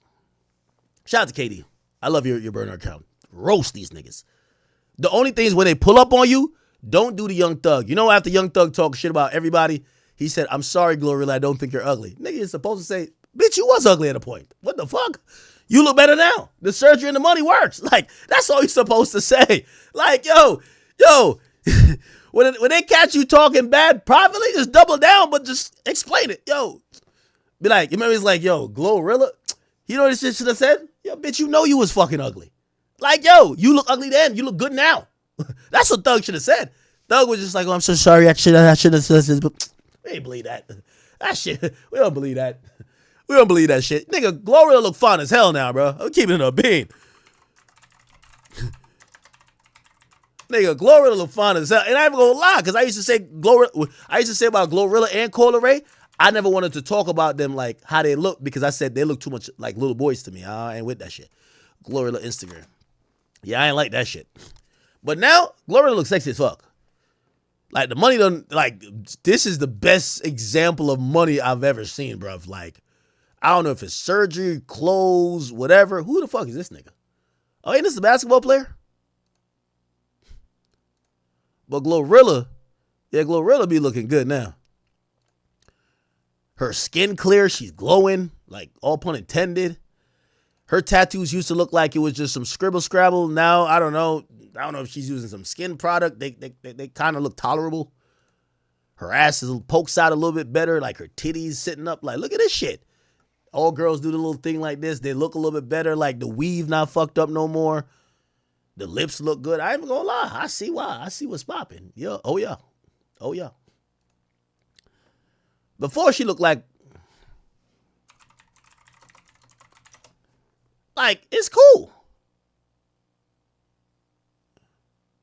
Where's the pic? Y'all know what pic I'm talking about.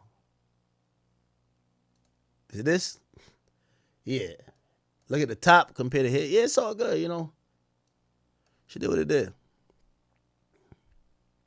She look good now, though. That's all that matters. She look good now. I actually do believe in the theory of you ain't ugly, bro. You just fucking broke. Or maybe you're rich and you ain't spending the money on looks. Because I think, nigga, we even got AI that can make an ugly motherfucker look good now. Like, if you got the money, you got way more resources than needed to make yourself look attractive to somebody, right? Especially if you're a female. All right. Yo, Moneybag Yo, man. Yo, the more we tell Moneybag Yo his girl is cheating, he buy her a new gift. Like, this shit is crazy. We tell Moneybag Yo, you know she fucking Offset, right? All right, here's a new house for her. What? Yo, bro, you know your girl is fucking Lil Baby too, right? Oh, perfect. Here's a new Rolls Royce. I ain't gonna lie, Moneybag Yo is like a different type of nigga, man. Congratulations to him. The more we tell this nigga that she's fucking other niggas, and she don't even get online denying it. It's the crazy part about it. Like, she don't even get online denying it. Like, it's one thing if somebody be like, yo, you know we fucking this nigga's girl. And she get online like, y'all stop lying on my pussy. Y'all don't know what I do. She'll get online and be like, and did. Like, she'll just say some crazy shit, confirm it. And Moneybag Yo be like, oh, my baby, I love you so much. Here's a new Rolls Royce Cullinan. Cost $700,000. I love you. Okay, bet. Is the contract for these two? This got to be real love at this point. I used to think this was a sole contract based on a business agreement. Her being with Moneybag Yo makes his music more visible and makes his stuff go up. And for her, she gets gifts. Yeah, that's all women want. Just a bunch of gifts. So yeah, she gets Chanel bags, Louis bags, Rolls Royce Cullinans, houses, boutiques, and he gets to be talked about in the shade room. And women liking his music. Yes, that's what it is. Women like his music now. You go, girl, like read these comments. Yeah, you can't go on say cheese on my page. Just go on. What you gotta go on is shade room. They love this shit, man. Look. Did they post it? Yo, Ruby Rose got a new nigga? Yo, Ruby Rose got a new man every week, bro. Wasn't she just fucking with Drewski? Then she was fucking with she was fucking with Drewski, French Montana. Who's this? Rasheed Rice?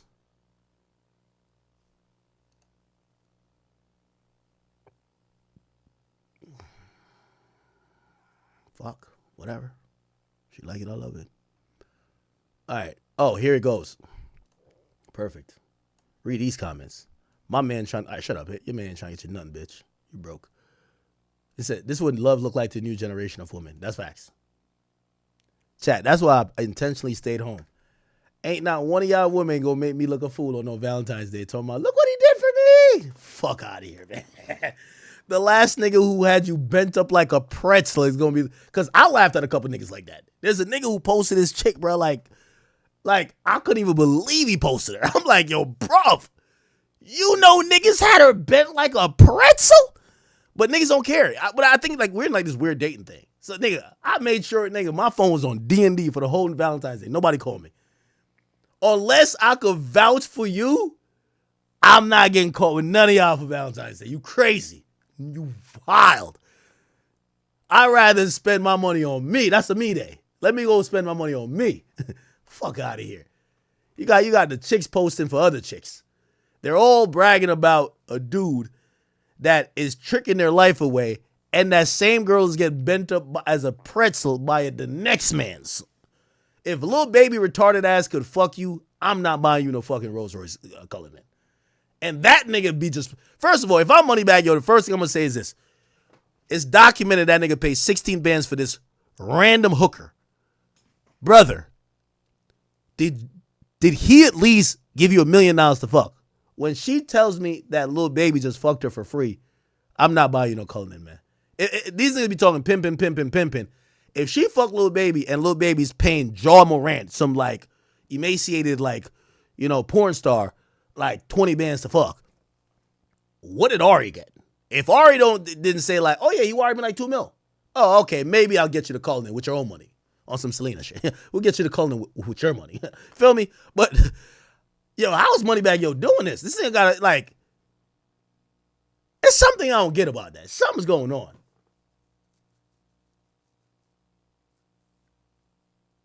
Something's going on. Yo, I feel like Valentine's Day is a day girl clown their trick. Look what he got me. Man, you for the streets. We all shared you the whole year. Every nigga shared you the entire year. He's the only dummy that bought you the gifts. That's how it looks like, chat. When I'm looking at my page, like I'm like, yo, what? What sucker bought that? Yo, what sucker bought? Yo, that's real world. Like, yo, I ain't gonna lie to you. But maybe I'm thinking differently. Also, I'm still not convinced about this car stuff. This is like a $600,000 car. Do you buy the whole car or do you do the first payment? Because you could get like, hey, I don't know if you know, there is actual credit, so like your credit score, and then there's car credit, right? So like for certain cars, I don't know if you guys get to Porsche or you get to, definitely with Ferraris, right?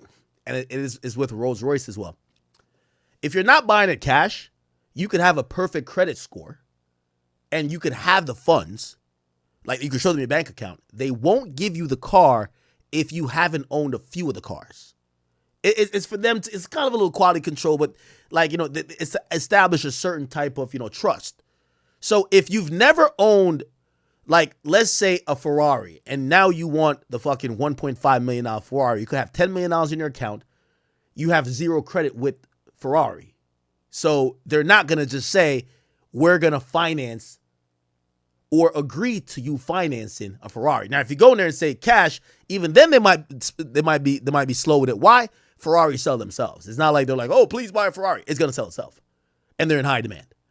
So they might even still turn you down. But for some cars, it's the same thing with bags. Like, if you go into Hermes, you can't get the most expensive Birkin if you've never owned a Birkin. They usually say, hey, get one, okay? And you're definitely not getting two at a time. Get one, and in like 6 months, get like a level up, and then you get added to a list of some of the more exclusive drops. That's how they treat a lot of this stuff. So I'm wondering, how does this guy doing it? Is he buying the whole car? Is he paying the first, like, when you've gotten to the point of, you know, and again, this is from the Rolls Royce dealership, it looks like, right? Not just like some auto group. Like some auto group, you don't give a fuck. But if it's like the Rolls Royce dealership, they do give a fuck, okay? Because they need to have some quality control. It's like buying a Rolex, right? You can get a Rolex anywhere, but if you're going to get an actual Rolex, or let's say, what else? AP, if you're going to get it from an actual store, they actually do some quality control with limited and make sure you level up. Anyway, the point is this. Do you spend the $600,000, or do you know, at that point with credit, you could probably put down a $15,000 deposit. She gets to post it, you know. Or I'm even gonna lie, like, these days I don't believe shit, because to me, it's too many cars getting bought that I never see again. I just looked up. I just had to get the registration renewed on like my cars. I know, like my fucking That's, I can't wait till it stops snowing. I gotta start driving my Lambo. The Lambo's like 4 years old now. Real talk. Like, that's why I keep looking at them. I'm like, how the hell their cars? They get new cars every year, and I've never seen a parking lot with like 50 cars. They got what? But really, you know what was happening? They're probably leasing it, or sometimes it's like 3-month lease. It's really for the gram. I'm even to the point to think that they don't even drive it out the dealership. They take the picture there and they leave. All right, take the bow off now. All right, cool. Turn the lights off. We're out. For real, like, I've never seen them really in these cars. Like again, I'm not hating on these people. I'm just saying, how come these people are copping cars all the time and we don't see where they end up? Where is that one car that you posted mad long ago? You posted it 2 years ago. You don't have it no more? Where is it?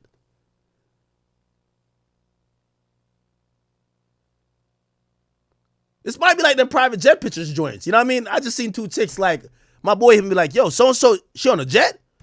I'm like, who on a jet? They sent me the picture. I'm like, yo, how the bitch on a jet with no destination? Yo, she got a whole photo shoot. Nigga, either there's an old picture she posted or she got on the jet and got back off. Because I hit him up. I said, where you at? I'm still in Miami. What the fuck? Ain't you on the jet? Ain't going nowhere, man. It's like the plane just took a lap around the airport and landed right back there. Like, come on, bro. Something's going on, man. This shit got to start making some sense, man. This shit got to start making some sense, bro. Yo, didn't she buy Moneybag Yo like 300 acres of property? Nigga, I've never seen that property since. Yo, what's going on, bro? Bro, what's going on? It's coming across like hate, but like I'm a little curious. How they show us what they cop it, but we never see no more updates. I remember this shit like it was yesterday. Yo, I bought this nigga an entire state. What? Never seen it again, bro.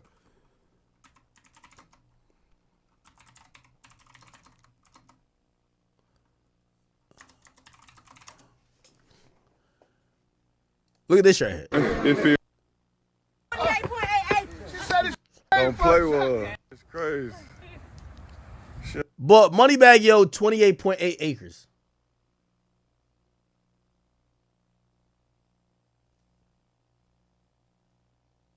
I never seen this shit since. Oh, yo, we got a couple cattle there. Hey, we're building a house there. The thing is, the people who are, like, I see Boosie be building shit on his property. I see Ross be building shit. These niggas, like, pop out with an announcement and we never see the announcement again. Ever. What happened to the last car? There's some niggas like you see the updates. I used to respect Soulja Boy because Soulja Boy had that one old school Lamborghini from like 2006. That shit was still in the corner of his driveway. I was like, all right, okay, that's a nigga who actually, you know, at least we could make the story make sense. I feel like every 3 months, Ari and Moneybag Yo buy each other a gift that we never see again. Like, I'm still be like, yo, what happened to the other 10 cars? Watch. The next one is going to be like, bought him a Ferrari. You're like, it's going to come across like hate, but I'm just saying. And who knows? They're rich as fuck, you know. You know what Ari's going to respond and say? That's because you fuck with broke bitches, academics. You know, yeah, that might be right. Might be right. Or maybe my chick can't just go like, well, I guess all these chicks fucking these people, right? I'm saying, I guess my chick not fucking Lil Baby and Offset. Fuck it. Anyway. All right. What's next?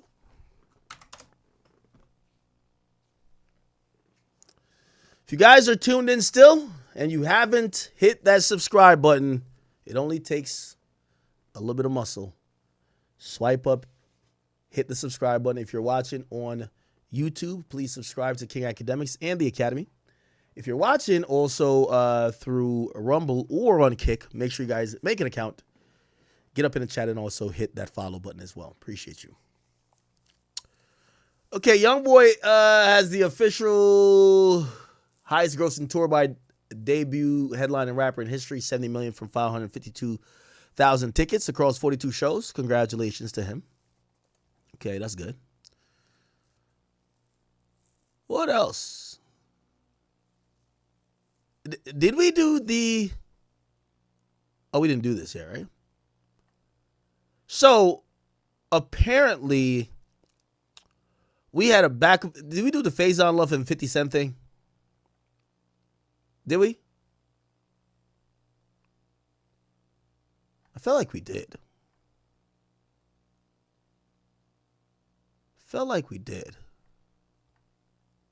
But Faison Love... Did we? So Faison Love got into it with 50 Cent.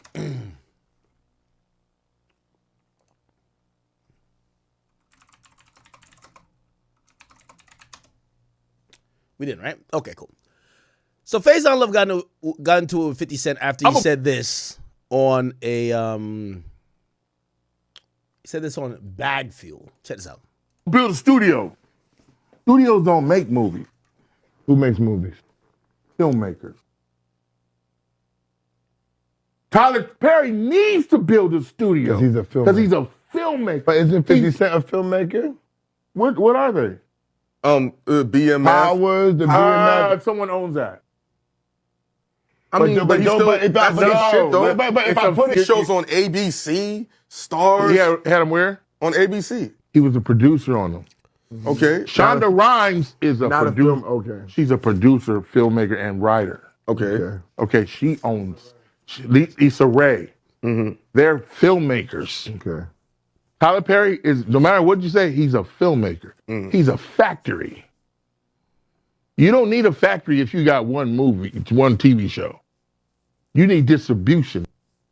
But he got multiple TV shows. No, he don't. Yeah. He's on Stars. Yes. What happened? What Stars is a bad thing? It's under BET. It's cable. It's nothing. Why he says nothing? But they making plenty of money. No, they making Stars. not. He's not a filmmaker.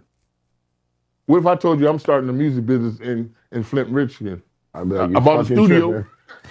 What? I'm like, the money. Everyone, I started a film industry, a music industry in Flint, Michigan.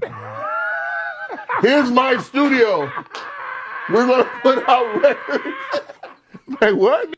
What? You get a dinner at your house. Okay. So again, I'm not a film expert here, but I do think I might have some maybe decent, insight on how these things kind of come together. So the idea of what he's saying is that 50 Cent isn't a filmmaker. He's more like a producer. And, he doesn't have an empire of films. And he's comparing him to Tyler Perry, who, if you guys don't know, supposedly writes, produces, directs, and acts in the majority of his films, okay? And even the ones that he's not in, supposedly he writes and directs them, okay? And I guess that's a distinction between filmmakers. They're saying a filmmaker is not just someone who is a producer who gets credit for, putting a title together or whatever, and delivering it, but it's someone who actually makes the film.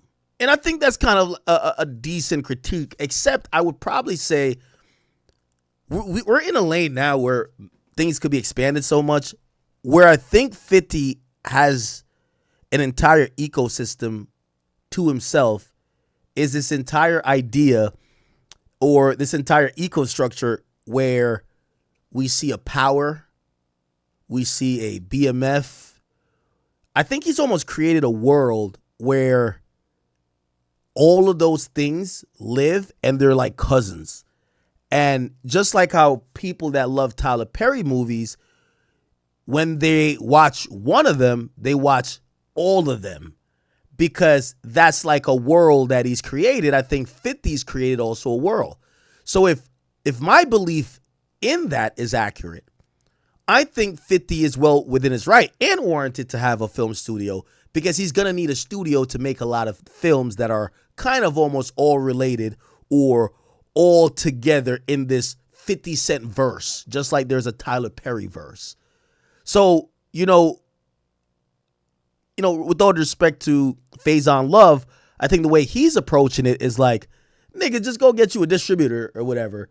You don't need all the studio stuff. But the game is changing. We see Warner Brothers getting sold off. We see essentially most of these bigger companies that used to produce these films, they're kind of like becoming obsolete.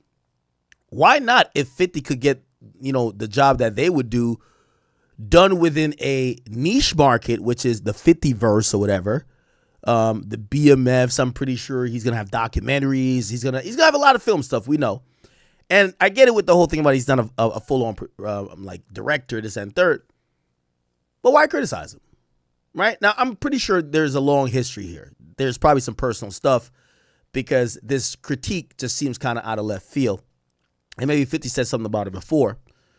But 50 did clap back. And 50 said, hey, listen, man, this fool ain't had a good role in 31 years. You know he fucked up. He in an interview wearing a teepee. Okay?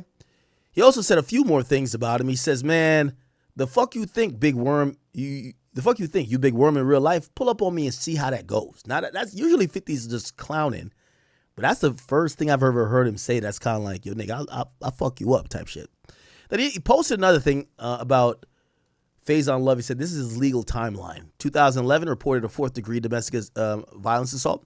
Misdemeanor airport assault in 2017. No contest plea. Fine, suspended jail, civil payout.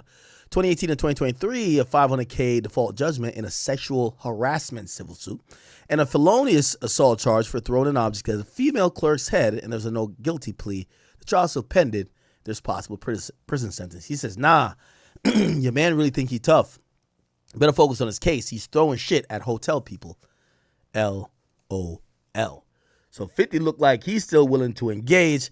I don't know what the history of them is. Again, I do think that he didn't have to criticize 50 as harsh as he did. I'm pretty sure he has some personal shit with 50, but I get his point. But I do think that we're in a new age where what 50 is doing, I think is dope. Let me Google and see what this is. 50 Cent. Where did their beef come from?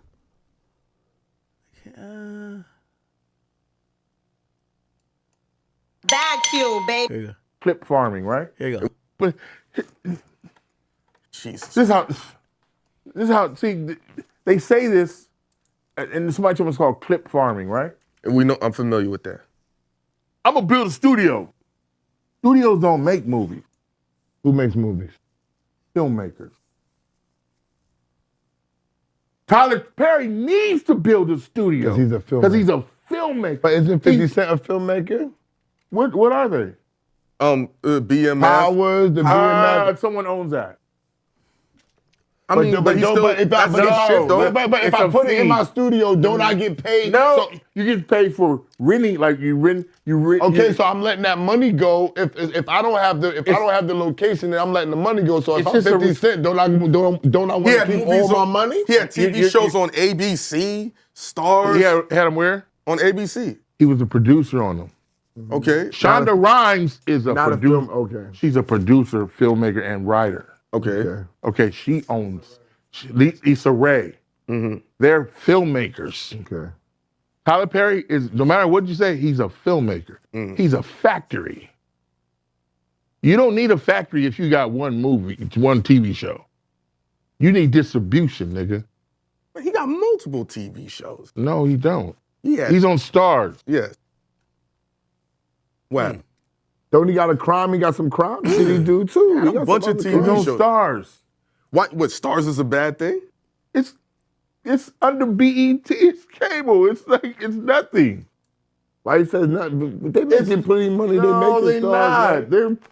They're okay, look. It's HBO. Yeah, what? Explain. Say it again.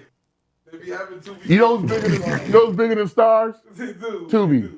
Who be bigger than Stars right now? Tubi smart because they say you guys can make a movie and put it on here and you can show your family. Look, Mom, I did a movie. I'm just like 50 Cent. Yo, stop it. I did a movie. I'm on Tubi. That's good, baby. Here's $1,300. But they getting the viewership stack. It's almost Tubi is YouTube on for movies. Yes, and for broadcast. Tubi, YouTube, Yeah, Tubi. So it's brilliant. They're going to surpass because they still have ads. Ads is what make the money. Coca-Cola started television. Tide started television. Yeah. You see what I'm saying? That's where that's why there's no more money in television. I mean, Cedric's television show is making money because it's on ABC, and he's getting real ads. We talking about $100,000 an episode.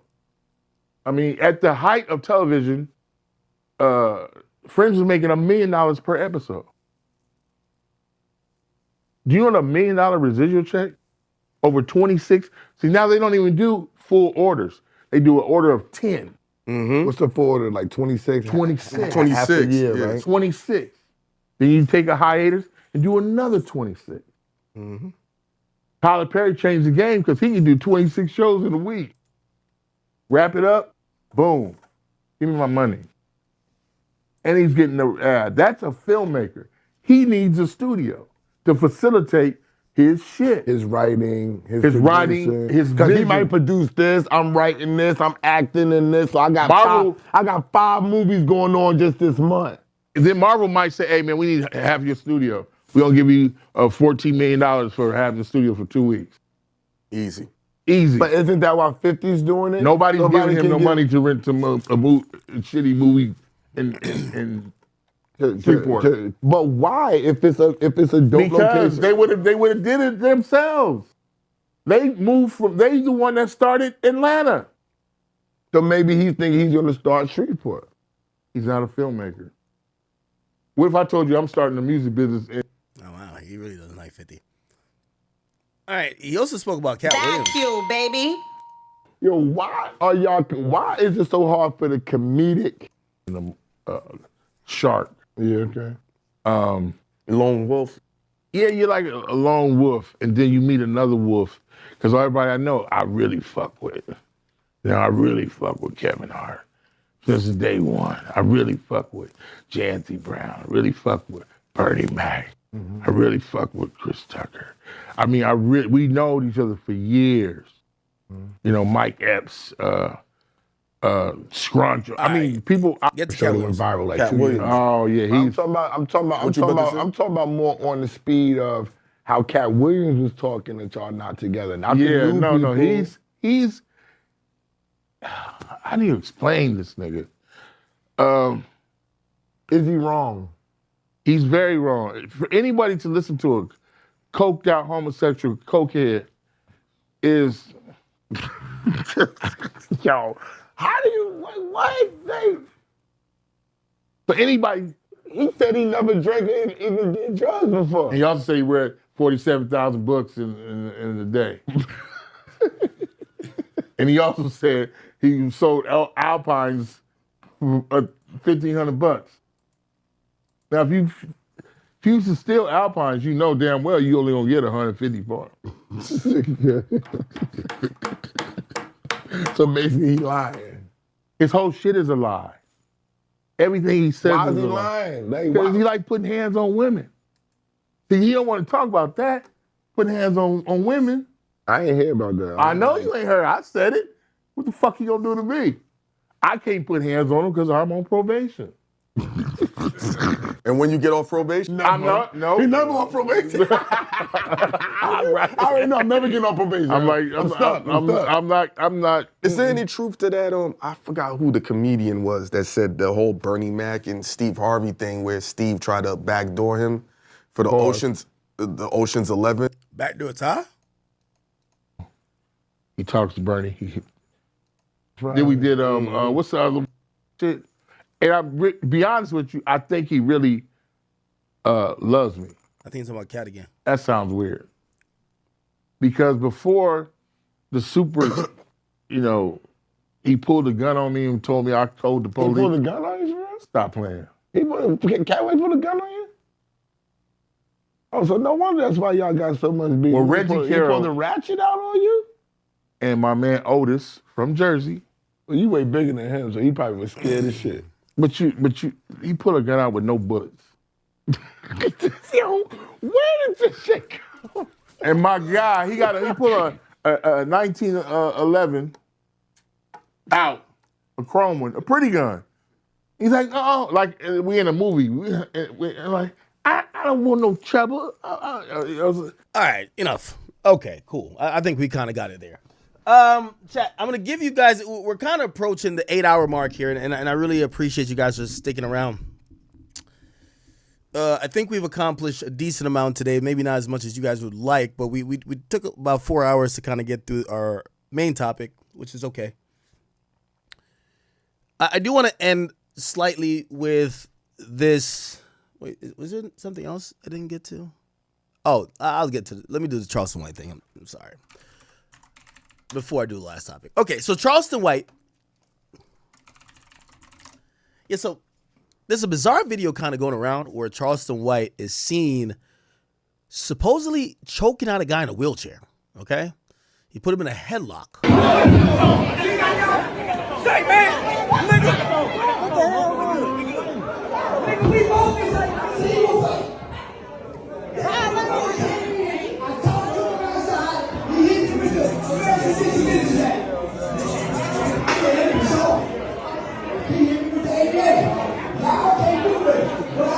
You put him in the headlock.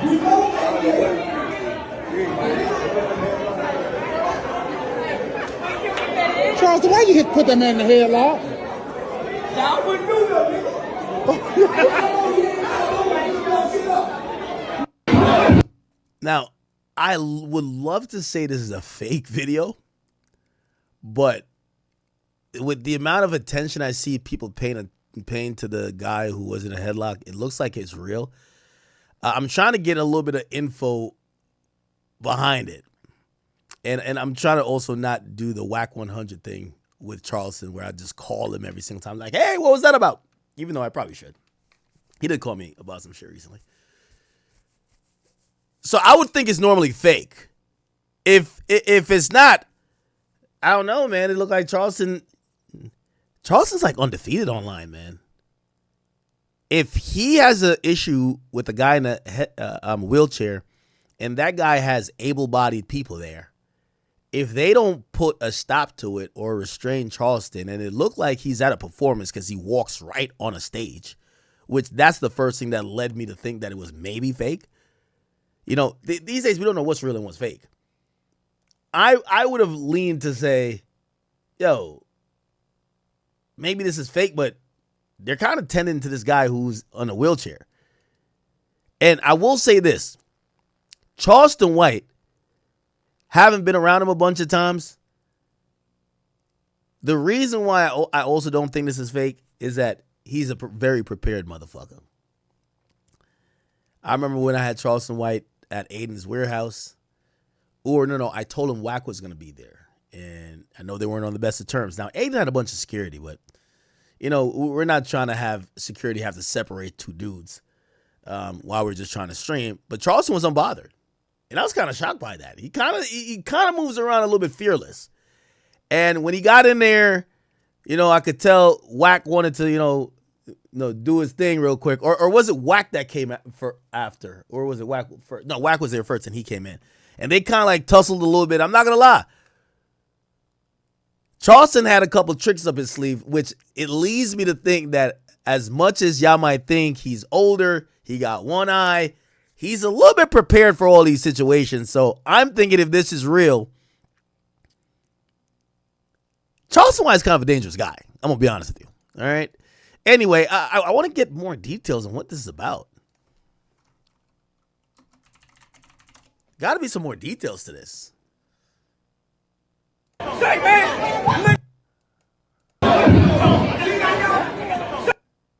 Hey, man.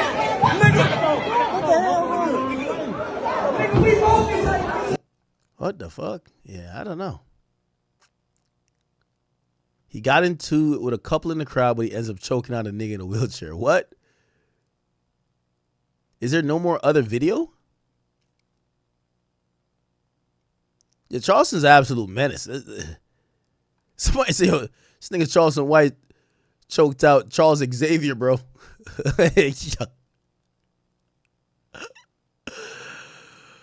Oh, man. I still can't believe he beat up the Island Boy. Yo, Charleston White is like a legend.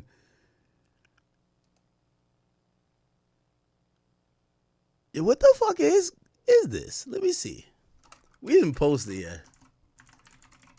Is Say Cheese still beefing with Charleston White? They're like on like a huge strike with Charleston. Yeah, I don't think they even post his clips no more. They're beefing. Oh, wow. They haven't posted this? Yeah, usually they post this first and they get the exclusive. Yo, Sean Cotton, this is where you check into the game, bro. Go find out what's going on. Let me see what they said on No Jumper. What's the deal with it? I don't know.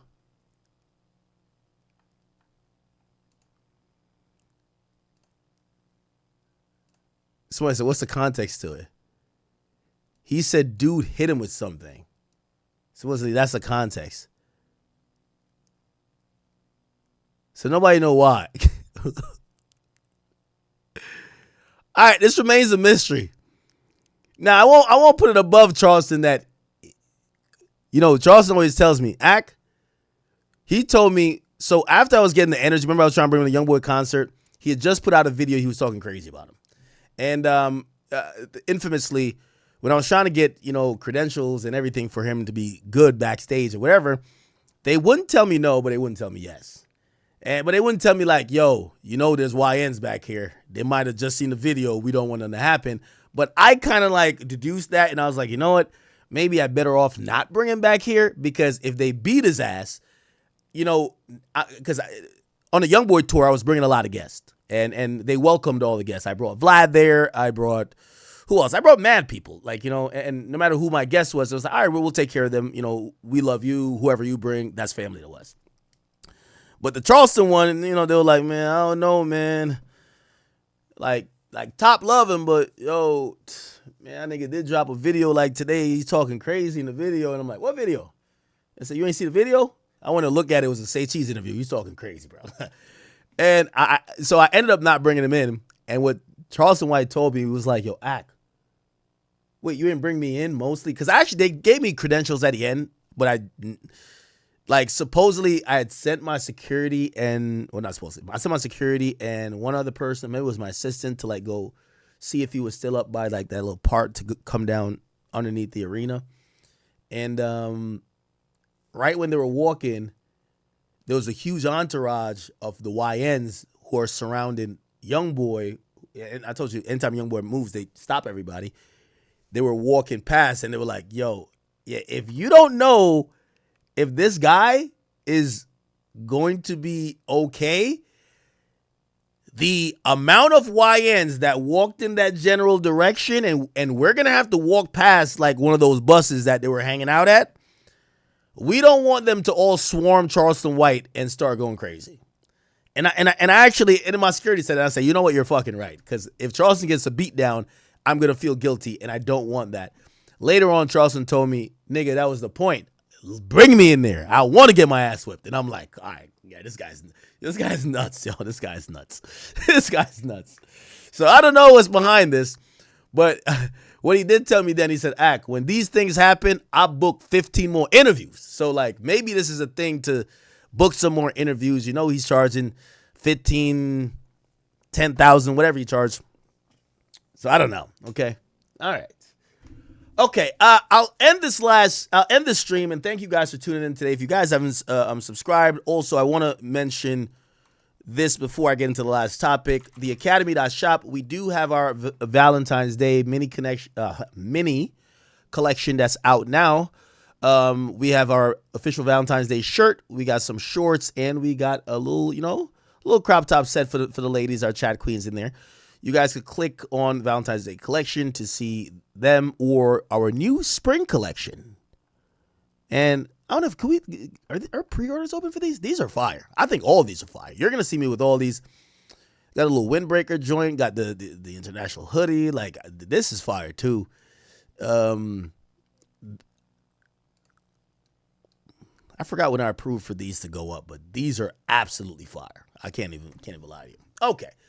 The last thing in terms of announcements, remember, chat, if you guys are in Florida, I would love to see you guys for a night of comedy and other things, music, live music, and other things. We're having a variety show. We've done one for my birthday last year, but we are doing one in March 27th, that is. That is from 7 p.m. to 11 p.m., and if you guys ever wanted to meet me, take a picture with me, take a shot with me, chop it up for a few minutes, hopefully you've gotten the meet and greet tickets. If not, please hit me up, but make sure you do get a ticket. Tickets are going fast. We still have general admission tickets available. Again, there should be a link in the chat somewhere, or you guys could go to Eventbrite and search for an event in Miami. It's just called DJ Academics Live Show. Okay. I'm going to have multiple guests. We haven't announced yet, but just stay tuned for that, okay? That is to come. I hope to see you guys there. Now, for the last topic, it's not a long one. I won't drag it, but I do want to keep you guys updated. And I feel like each episode I try to give you a little bit of business and what's happening beyond the usual monotonous stuff we talked about. And we haven't talked about too much music today, but such is the case. A very interesting headline came out that kind of combined all of the things that we have been kind of talking about recently. So Spotify, their CEO, Daniel Ek, says its developers, so the people who write code for Spotify, they have not written a single line of code in 2026. Now, this is very interesting because it's not, that's a huge company. There's millions and hundreds of millions of subscribers, and you need to code new products. You need to keep up with code, update code for different changes, bugs, whatever. And they said, according to them, since December, they haven't written a line of code. Why? Spotify has acknowledged the adoption of AI technology, which is writing all the code for Spotify. So Spotify, actually, the CEO is not Daniel Ek. What the fuck? Gustav Söderström. When did Daniel Ek step down? The fuck? Oh, he stepped down on January 1st. Okay. He's a chairman. So he's still a founder, but he's now the chairman. Chairman is the most important role anyway. CEO, you can be replaced. Anyway, so the new Spotify CEO said that this week. I got to figure out how to say his name. That the company's most senior developers have not written any code in weeks, and that's a positive development. They're saying it's a good thing. So when I speak to my most senior engineers, the best developers we have actually, they say they haven't written a single line of code since December. They actually only generate code. They supervise it. How do they generate it? Artificial intelligence people. They shared the revelation during Spotify's fourth quarter earnings call on Tuesday, telling investors that advancing AI is a matter of when, not if. So essentially, you have Spotify saying that their developers for the app and also the website of Spotify, you need massive amount of code to upkeep the API, upkeep the app that works on Android or iPhone that deals with this massive database that people are streaming music through. They're saying they're no longer writing code. AI is doing all the bidding. Okay, they're saying the transition is not easy, but that all of Spotify is all in on it. Now, it says there's going to be a lot of change in these tech companies if you want to stay competitive, and we're absolutely bent on leading that change. It'll be painful for companies because engineering practices, product practices, and design practices will change. The tricky thing is that we're in the middle of a change, so you got to be very agile. The things you build now may be useless in a month. AI is reshaping the global workforce, and while a few industries have escaped its impact in recent years, not everyone agrees on what the repercussion ultimately would be. Classic debate is between those who believe AI will supplant humans in the workplace, leading to rampant unemployment, and those that believe those concerns are overblown and that tech is merely an opportunity to do more in less time. Okay? Now, let me, not to really fully drag this out, I've told you about the business of like how AI is going to affect the world. Really, people are taking big bets, or these companies are taking big bets on AI and its profitability. There is a lot of popular theories that the only way AI will be profitable is if it replaces humans. So if it doesn't completely take over, it's not going to necessarily go and come. It's always going to be used to some extent. But everyone's betting that it's going to remove damn near almost like 60 to 70% of all human jobs. And why companies want to invest in it now is that if it's going to almost replace the workforce in its normal and natural form now, you want to be one of those companies that's running AI, right? Now, of course, the idea is not that people are just going to be at home not working. There's new jobs that AI will create. Maybe, that is going to be the upkeep of AI or other things, right? Anyway, beyond that, and back to the music and back to Spotify, as Spotify now publicly has admitted that they're adopting, using AI completely to write its code, we have to take note of where the direction the company's going, not only on the developmental side, but also for musicians and for music. First and foremost, Spotify, about last quarter, they rolled out a new feature. It's called Remix. And if you guys haven't checked it out, you basically they're giving you a chance not to just play music, but be able to play music as a DJ. So, I kind of like try to DJ I do it with YouTube. For my intro, Spotify is using an AI tool to now have users be able to kind of DJ their playlist. They also have AIs that, based on the song you play, are coming up with really interactive playlists. So Spotify is already using AIs, just to let you know. Here's the thing that becomes the conversation that is bound to happen and is going to happen soon. there's been users and growing amount of,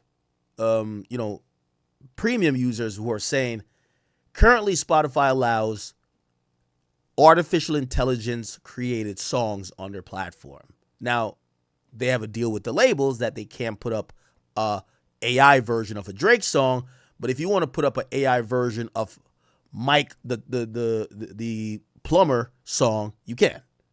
And some people would rather the music they're listening to not be AI. So they've been asking and actually demanding that Spotify put a remove AI songs from my viewing or playlist.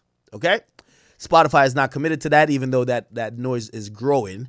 And I'll tell you where I think it's going, and that's where we're kind of going to wrap this up here, is that Spotify, as I've told you, in how they're squeezing the revenue, they can't fuck over the labels. So what they're doing is they're fucking over songwriters. And they're saying that, hey, people are now paying for our tech that's bigger than just consuming your music. They're paying for audiobooks, they're paying for podcasts, they're paying for video and other experiences. So we could pay you less according to the law. They're screwing over the songwriters. The next thing what they're going to do is do a blanket version of having the users be able to create their own music. Okay? Now, there's many different AI companies out there that already do this, where you could just create a song based on your mood, this and third. You could say, make it sound like this. It'll do it for you. But Spotify clearly is not into protecting art. They're into making money. And whatever they can to go around having to pay these enormous licensing fees, right? And also these publishing royalties to songwriters or even to the labels, they're definitely going to do. So I'm telling you, the next frontier for Spotify and other companies of the sort, they're literally about to try to, if not replace the label, the other alternative is, well, we're just going to have all of these things be populated by AI, where the actual catalogs of these artists aren't that relevant anymore. Because if we have all the people, right? It's like when Netflix started making their own movies, right? The idea was never for them to make their own content. The idea was to get you other content streaming. But now the goal is for Netflix to make its own content. And we get to realize some of the Netflix shows we like are the ones they created themselves. Because, if, let's say, I don't know, let's say Training Day gets on Netflix. Well, some people seen it, some people didn't. If Money Heist, that, supposedly was, I think they licensed that too. But if they create their own things, everybody's seen it for the first time. That's why I believe they invested severely in Squid Games. So with these companies, they don't necessarily care about the art. Netflix don't give a fuck about actually the filmmakers and movie makers and, the fucking actors guilds and, these SAP people or whatever, these writers. They don't care about that. They care about subscribers and tech. AI is going to help them get around some of these robust companies in terms of catalog. So it's going to help Spotify get around possibly Warner. And I'm pretty sure there's going to have a lot more conversation with that. Warner, Universal, and Sony. But it's also going to get around a lot of these writers and artists who think that, hey, listen, we have leverage because we're the creators. They're pushing towards models that's going to show that music could be created by artificial intelligence just as good. And at that point, they get to devalue an artist even more. I'm going to leave you guys with that tidbit for, in terms of, Business Insider, or if you wonder where this industry is going. It's not looking good for the creator. I actually predict that in the future, sweatshops in terms of writing camps and things like that will be completely replaced by AI, and how AI will be working with music and musicians. And, won't say what artists, but there's a lot of artists now that's using AI to help their music already. So this is here, people. I think the consumer, we're going to be fine. I think the artists themselves, they're going to either have to adopt, because the streaming services are adopting. The streaming services are adopting. The labels are always slow because they have the catalog. The songwriters, they need to get in the game. All right. All right, chat. Thank you guys for watching today. I will see you guys tomorrow, and I appreciate every single person who stayed in here, whether you stayed for the entire 8 hours. I look at my clock right now. It says 8 hours and 1 minute, including our intro, obviously. So probably about 7 hours and 30 minutes for the rest of you guys on YouTube. And I want to say I appreciate you guys. Hopefully this was a W stream. Get some work done, get some sleep, do what you got to do. And I'll see you guys tomorrow, man. Thank you. Ain't nothing big in the chat. Peace.